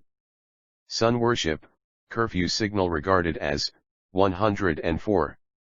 Surat Daki, hill, Sasanian sculpture at, 79-81. Susa, Achaemenian inscriptions at, 175. Subar acclaimed Sabah, Persian work, 53. Sweetmeats, 52, 357-8. Synod, Zoroastrian, 356, 376. T. Taberi, Al, mentions the fire temple at Shiz, 135. On a copy of the Avesta et Stakra, 306. Tabriz, history of, 39-40. Description of, 40-6, 50. Government of, 41. Blue Mosque at, 43-4. Bazaars at, 44-6. Execution of the Bab at, 48-9.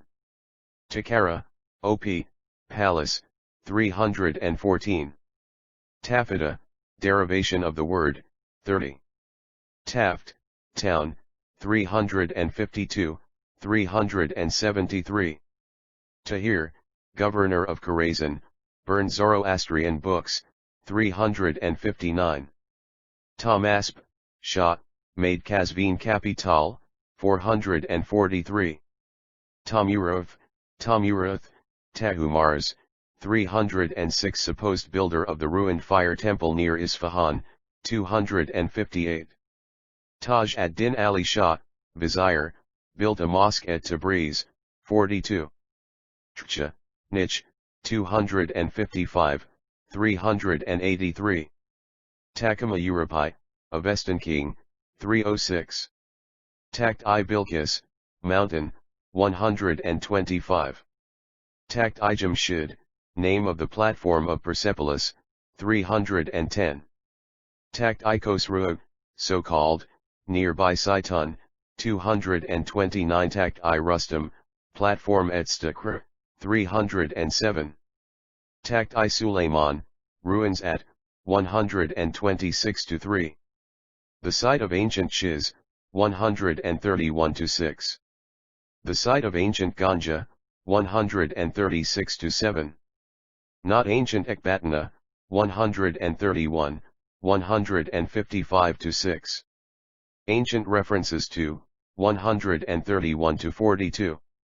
Takt-i Suleiman, stone platform at Meshad-i Murgab, 280. Takt-i Taz, stone platform at Stakra, 307. Tak-i Boston, name of, 214. Description of, 215-6. Sasanian sculptures at, 216-29. Tamarisk bush, in Zoroastrian ceremonies, 369. Tamerlane, see Timur Lang Tander, Ravan, 45, 98.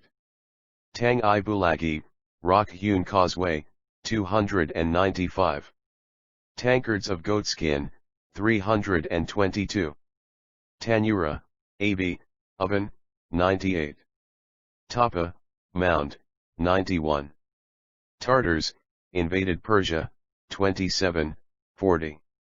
Tax, former special, on Zoroastrians, 374. Teu, Avi, thief, 83. Tajvik, village, 78. Tehran, history of, 419. Description of, 418 to 24. American legation at, 424. Zoroastrians at, 425 to 7. Schools at, 427. Telegram, a Persian, 116. Temple, Zoroastrian, see fire temple. Termini, Ashhill at, 93. 3 Ta'ana, victory of, over Azzi-Dahaka, commemorated, 371. Thread, sacred, 380. Tyra, derivation of the word, 29. Tiflis, 6 to 10. Yazidis at, 10 to 14. Timur Lang, Tartar ruler, 27. Sacked Shiraz, 325. Stormed Tabriz, 40. Plundered Tiflis, 8. Charmed by the verse of Hafiz, 329. Sword of, 422. General Index 465 Tir Endaz, acting High Priest at Yezd, 357, 361, 366, 368, 370. Tiridates, Armenian prince, possibly on a Sasanian sculpture, 81 Tobacco, grown about Urumia, 88. Zoroastrian objection to smoking, 358. Used as snuff by Zoroastrians, 358. Tobit, Book of, 55, 429. Toman, a coin, 46. Tomb of Abu Said, at Hamadan, 167. Of Baba Tahir, at Hamadan, 167. Of Cyrus, 278 to 93. Of Esther and Mordecai, at Hamadan, 168. Of Hafiz, at Shiraz, 331 to 2. Of Ibn Sina, at Hamadan, 165 to 7. Of Sati, at Shiraz, 333. Of a general of Alexander, at Hamadan, 164. In a gorge near Sana, 235. Tombs, Aksemenian, at Nakshari Rustam, 296 to 300. Later Aksemenian, at Persepolis, 311,319. Of 8 Imamzadas, at Tabriz, 44. Tortoise, 234. Towers at Rei, 433 to 7. Ruins of 2, near Hamadan, 155 star. Towers of Silence, see Dakamaz. Trade, Persian, with the United States, 47 to 8. Transcaspia, Tiflis the capital of, 7. Treaty, commercial, with the United States, 46 to 7. Trees, 246, 327. Trellis work at Abarca, 342 Tughurl Beg, supposed burial place of, at Rei, 436. Turks, at Hamadan, 148. Turquoise, derivation of the word, 30. Types, racial, 4, 25.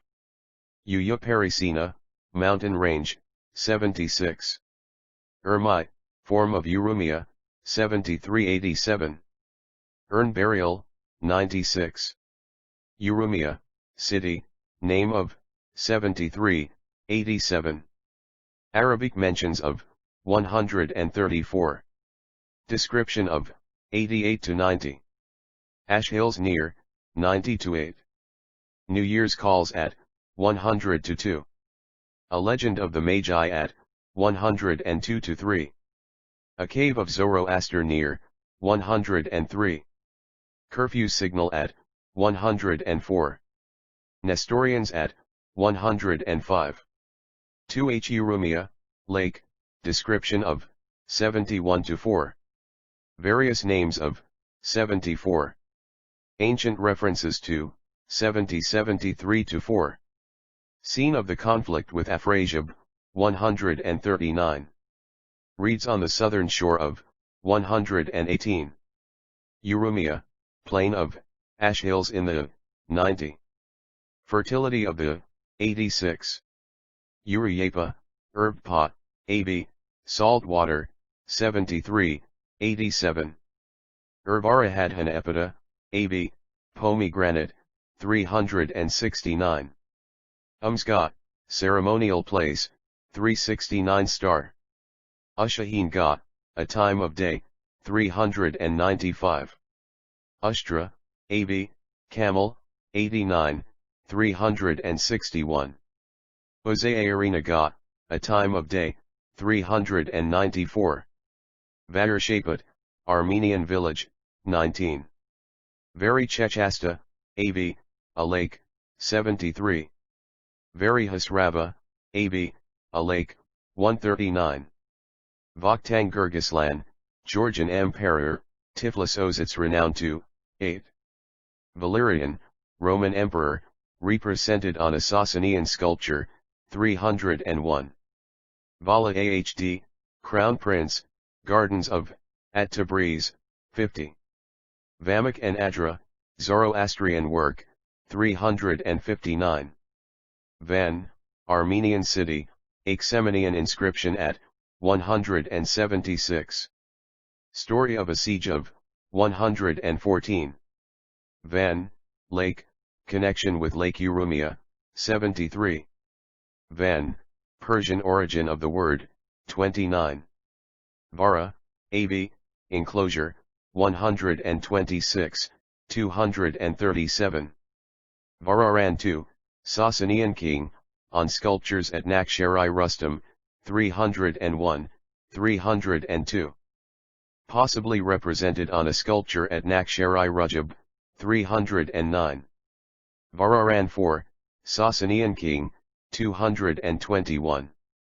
Supposed founder of Kermanshah, 230. Possibly represented on a sculpture at Nakhchirai Rustam, 301. Varahan V, Baramgor, deposited spoils at the fire temple of Adhargushnasp, 135, 142.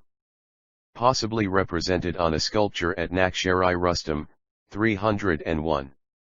Varak, Phi, Raven, 76 Varaza, AB, Bor, 9. Varagna, Varangina, AB, J.A. Bird, 76. 466 General Index Vashchaguft, Mountain Gorge, 295. Vendidad, 68. Vera, Ancient Fortress, Nautakht-i Suleiman, 137. Varethrakna, 76, 367. Verse in the Younger Avesta, Yezd Zoroastrians unaware of, 365. Vineyards around Shiraz, 326. Vishtaspat, patron of Zoroaster, 64.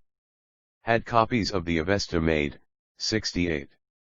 Sacrificed animals, 371. Established the fire temple near Isfahan, 259. Visits in Persia, 50, 100. Visparad, 68. Aya, OP, House, 314. Voina, AB, Flood, 74. Vultures, found in Azerbaijan, 76. W. Walls, ruins of, at Ekbatana, 155. At Kangavar, 237. Of Kermanshah, 231. Marble, near Kermanshah, 229. Ruined, of Rei, 432-5. Around Tabriz, 41. Of Tehran, 420. Wani Shun, Bani Shun, village, 251. Ward, William Hayes, an ancient cylinder described by, 54. Water, reservoir of, in gardens, 327.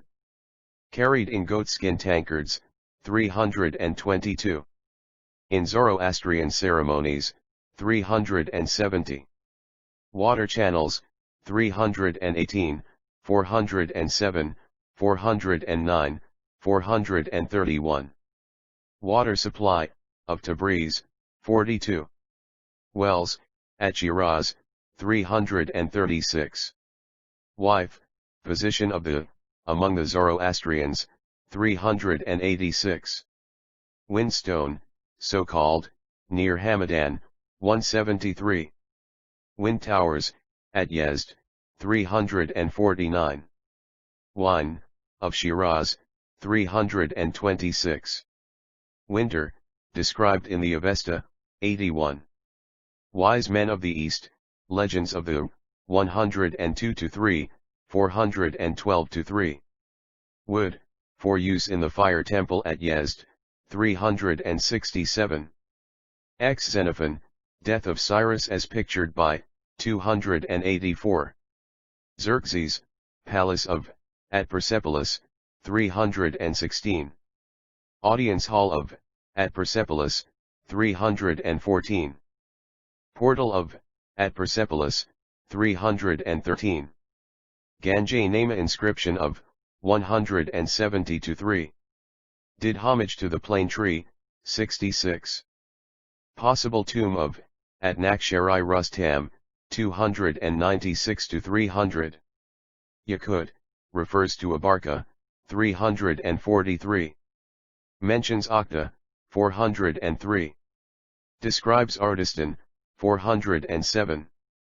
On Asad Abbot and Khosrow's kitchen, 243. Says little about Bihistan, 177. On Shiz, Gazn, and Ganjak, 133. Records a legend about the stone lion at Hamadan, 160. Refers to Kangavar, 238, 239. Describes Kazvin, 443. On the founding of Kermanshah, 230. Mentions Khonsar, 251.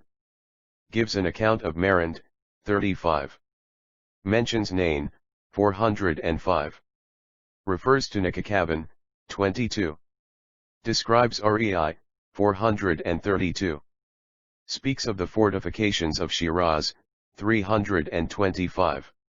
On Stakra, Istakra, 307. Mentions Tabriz, 41, 42. Refers to Tehran as a mere stronghold, 419. Mentions Urumia, 87. Notes an island in Lake Urumia, 721. On Yezd and Katha, 351. Yankeldunid, New World, 346. Yasht ibn Isip and Dresmais, writes, 396. Yasht Idur Idama, writes, 396. Yasht Isidush, writes, 395.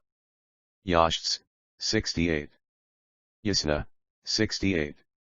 Yazida, Abi, Angel, 362, 393. Yazd Agard I, Sasanian king, reputed founder of Yezd, 348.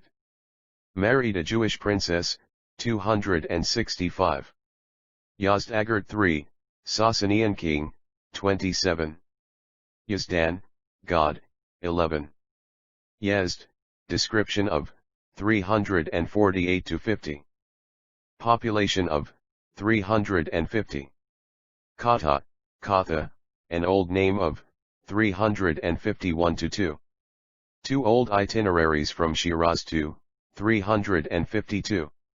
Zoroastrians of, 354, 373-7, 398-9. Zoroastrian religious customs at 378-97. Meeting with the Anjuman at 357-66. Manuscripts of the Avesta at 358. General Index for G7 Legends of Zoroaster at 360-1. Pronunciation of Avestan at 363-5. Verse in the Younger Avesta unknown to the Zoroastrians of 365. Fire Temple at 366-70. Barishnam Ga at 372-3. Animal Sacrifice at 371-2. Dakamas in the vicinity of 397-8.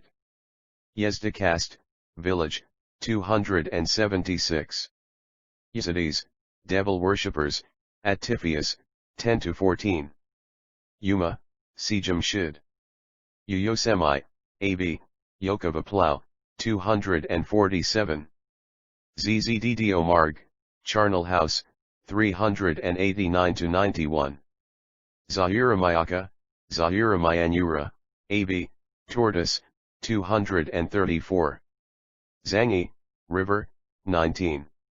Zarathustra, C. Zoroaster. Zarchka, Hill, 397. Zargan, Zurgun, Village, 321. Zendarad, River, 255, 265, 269. Zgarsnovakthana, A.B., suggested explanation of 247. Zindan, Mount, description of 124-126. Possibly the ancient Asnavand, 139-141. Zobayda, wife of Harun al-Rashid, said to have founded Tabriz, 39. Said to have founded Kashan, 411. Zophian, Sophian, Village, 37. Zohak, Monster, Legend of, 264. Zoroaster, 5, 53. Probable explanation of the name, 89, 361. Fanciful etymologies of the name, 361-2. Life and teachings of, 57-67. Legends of, at Yezd, 360-2. Associated with Urumia, 87. Said to have come from Shiz, 133-136. Thought to have come from Rei, 360. Seclusion of, on Mount Savalan, 134. Cave near Urumia connected with, 103-4. Vision of, on Mount Asnavand, 38. Supposed sculpture of, at Tak-I Boston, 216-20. Associated with Abraham, 404, 438. The Three Kings guided by a supposed prophecy of, 102-3. Zoroaster, story by Marion Crawford, 31. Zoroastrian ceremonies, general, 367-71. At the birth of a child, 378-9. Of initiation into the faith, 380-1. Of purification, 381-4. Of marriage, 385-6. Connected with death and burial, 387-97. Zoroastrianism, 26, 28. Zoroastrians in Persia, 25. Number of, 425. Restrictions on, 374-6. Religious ceremonies of, 367-71, 378-97. Formerly numerous near Isfahan, 252. At Isfahan, 273-5. At Kashan, 413. At Mayandub, 119. At Shiraz, 336 to 8. At Tehran, 425 to 7. At Yezd, 354 to 400. Zot, officiating priest, 367. Index of passages. As in the general index, footnotes are designated by small superior figures after the page numbers. Avestan YS 029 2610 31111 4716 726 728 to -3429 530 8 to 1131 538 345 1 to 246 1951 1257 1421 YT 1173 1 to 195 1917 21 25 33 49 68 101 104 108 9 17 to 23 21 25 245 382 3692 766 3712 1383 3915 3916 YT.L3 9314 15 sec 19 to 22 29 34 to 40 17 37 to 43 41 44 391 247 365 to 6 3914 198 65 2478 531 745 317 2 3802 3791 2421 234 3711 1621, 3712 1621, 3712 1621, 3712 701, 732, 3712 317 to 3711 3712 1383 142 6 3711 3712 19 2356 22 718 VD1 232 22 3 14 VD3 1414 to 21 20 23 to 33 31 4 1951 5 10 to 14 27 45 to 62 60 61 6 544 to 51 45 46 4 39 67 92 761 91 761 3783 1383 1426 3711 16 765 1461 1396 3931 1151 712 861 712 745 812 3671 3741 3881 389 *771 2461 3741 -4021 962 398 842 3841 3992 388 84021 971 771 771 30 41 470 Index of passages VD 651 75 38 10 16 23 to 5 26 to 7 32 35 to 72 9 LI 6 14 21 L3 6 41 to 3 44 to 8 L4 25 10 38 83 39 31 VD 14 10 11 84 212 to 14 771 16 389 3900 and 11 16 1 18 781 18 27 388 328 531 54 531 65 382 271 382 273 3821 3882 19 1 3841 3 2341 11 775 21 to 277 42 367 2, 40 21 Sir. 29 23 41, 23 53 New York. 55 2471, 247 247 5 BH1. 47 51 55 65 66 86 87 88 92 to 62. 39 59 to 61 73 to 8 75 76, 77 89 3.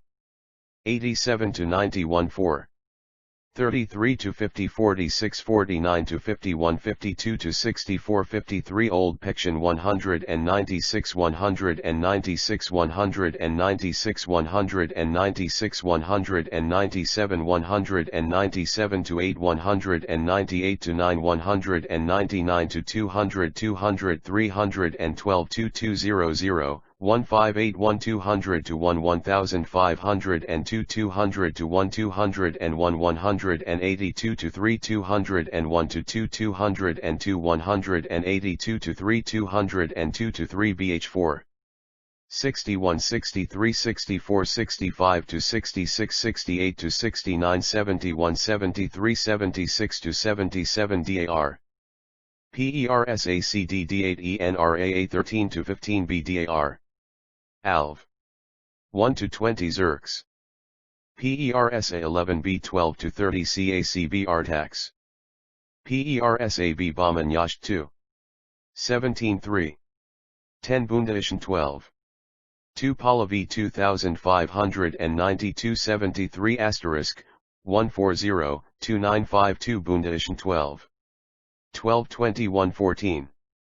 23 246 asterisk 2462 751, 3841 3672 3172 3802 2358 367 2358 3931 360 asterisk 360 asterisk 3821 388 291 732, 1395 732, 1395 806 305 203 to 6 206 to 7 207 to 8 208 208 208 3143 3143 3151 318 2132 318 2981251, 2981 172 313 asterisk 3142 3143 3153 1501 2952 761 Index of passages 471 Bundaishan 16.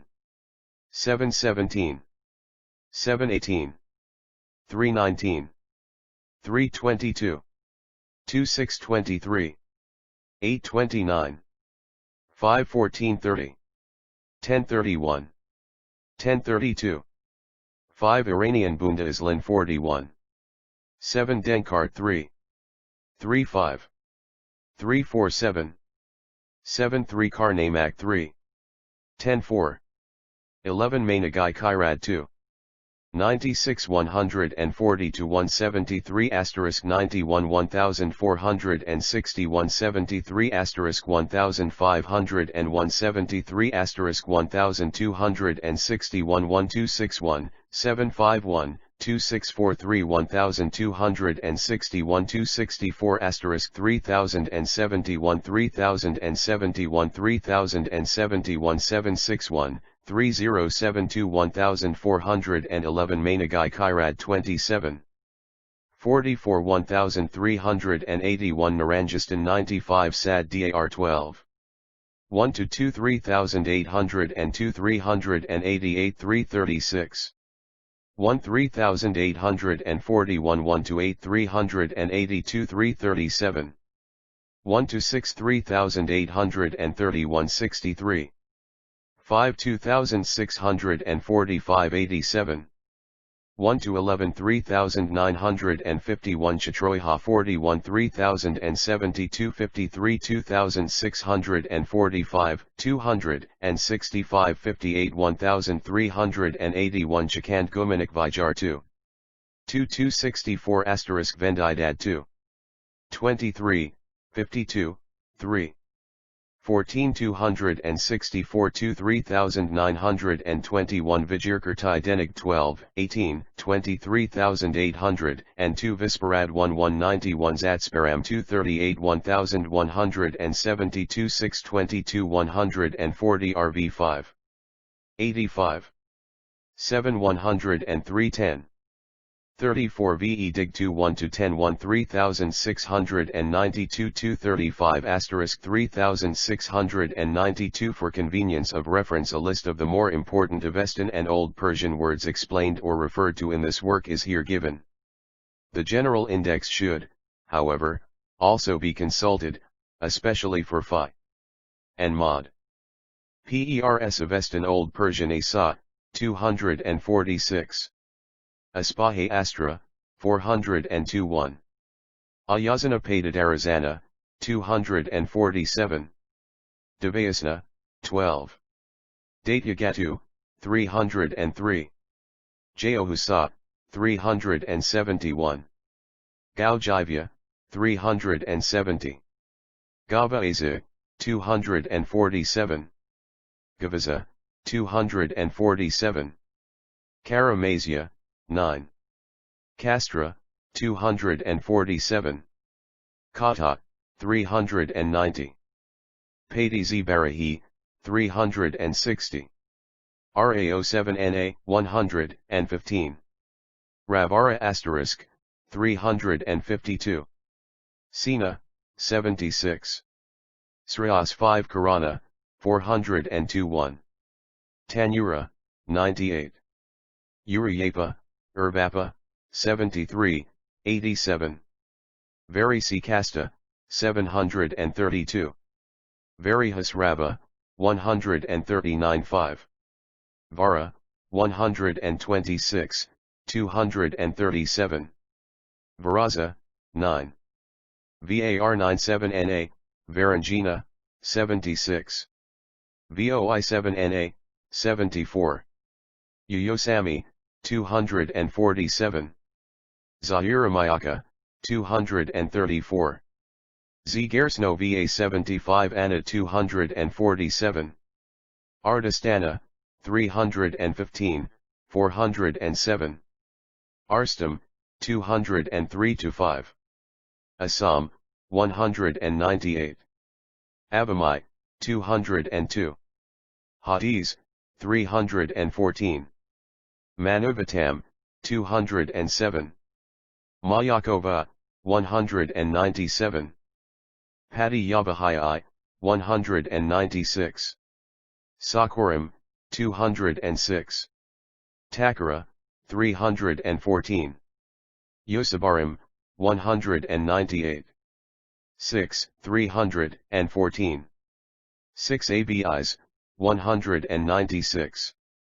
By the same author Zoroaster the prophet of ancient Iran with 3 illustrations cloth 8to plus pages ZC8 $314 3.00 net / Professor Jackson, who stands as the foremost, or rather the only, Iranian specialist in this country, presents us here with an imposing work designed for a wider circle, rightly counting upon a general interest in the life of the great prophet of Iran Carl D. Book, University of Chicago.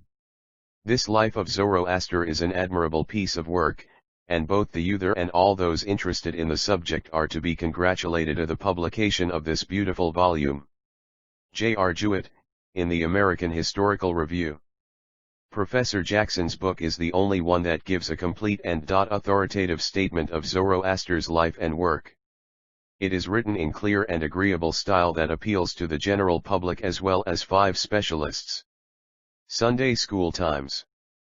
Professor Jackson offers a life of Zoroaster representing the most trustworthy traditional view, but also contrives to draw the figure of Zoroaster with more reality and greater historical probability than might be expected. It is a work of immense erudition, critical judgment, and constructive power. Work so comprehensive has never been attempted before. The Times of India, Bombay. The Macmillan Company 64-66 Fifth Avenue, New York. Important books on the Eastern Question. The Making of Hawaii by W. F. Blackman. Cloth 8yo $2. The Mastery of the Pacific by Archibald R. Calhoun. Special Correspondent of the London Times in the Far East. Cloth 8vo Illustrated $3. Net Letters from Japan. A Record of Modern Life in the Island Empire. By Mrs. Hugh Fraser. Cloth 8ro Illustrated $3. Net Greater Russia. The Continental Empire of the Old World. By Wertgerer, author of The Story of Moscow. Cloth 8vo Illustrated $300. Net Japan. An Attempt at Interpretation by Lafcadio Hearn. Cloth, author of Kato, etc. I2mo $2. Net China in Law and Commerce by T.R. Jernigan. Cloth 8vo $2. Net Manchu and Muscovite by B.L. Putnam Will. Cloth 8vo Illustrated $300. Net The Reshaping of the Far East by B.L. Putnam Will in 2 volumes. Cloth 8vo Illustrated $6. Net The Philippine Islands and Their People by Dean C. Worcester. Cloth SVO Illustrated $2.50. The Macmillan Company 64-66 Fifth Avenue, New York. /Tifly 2 KJM // F, J / I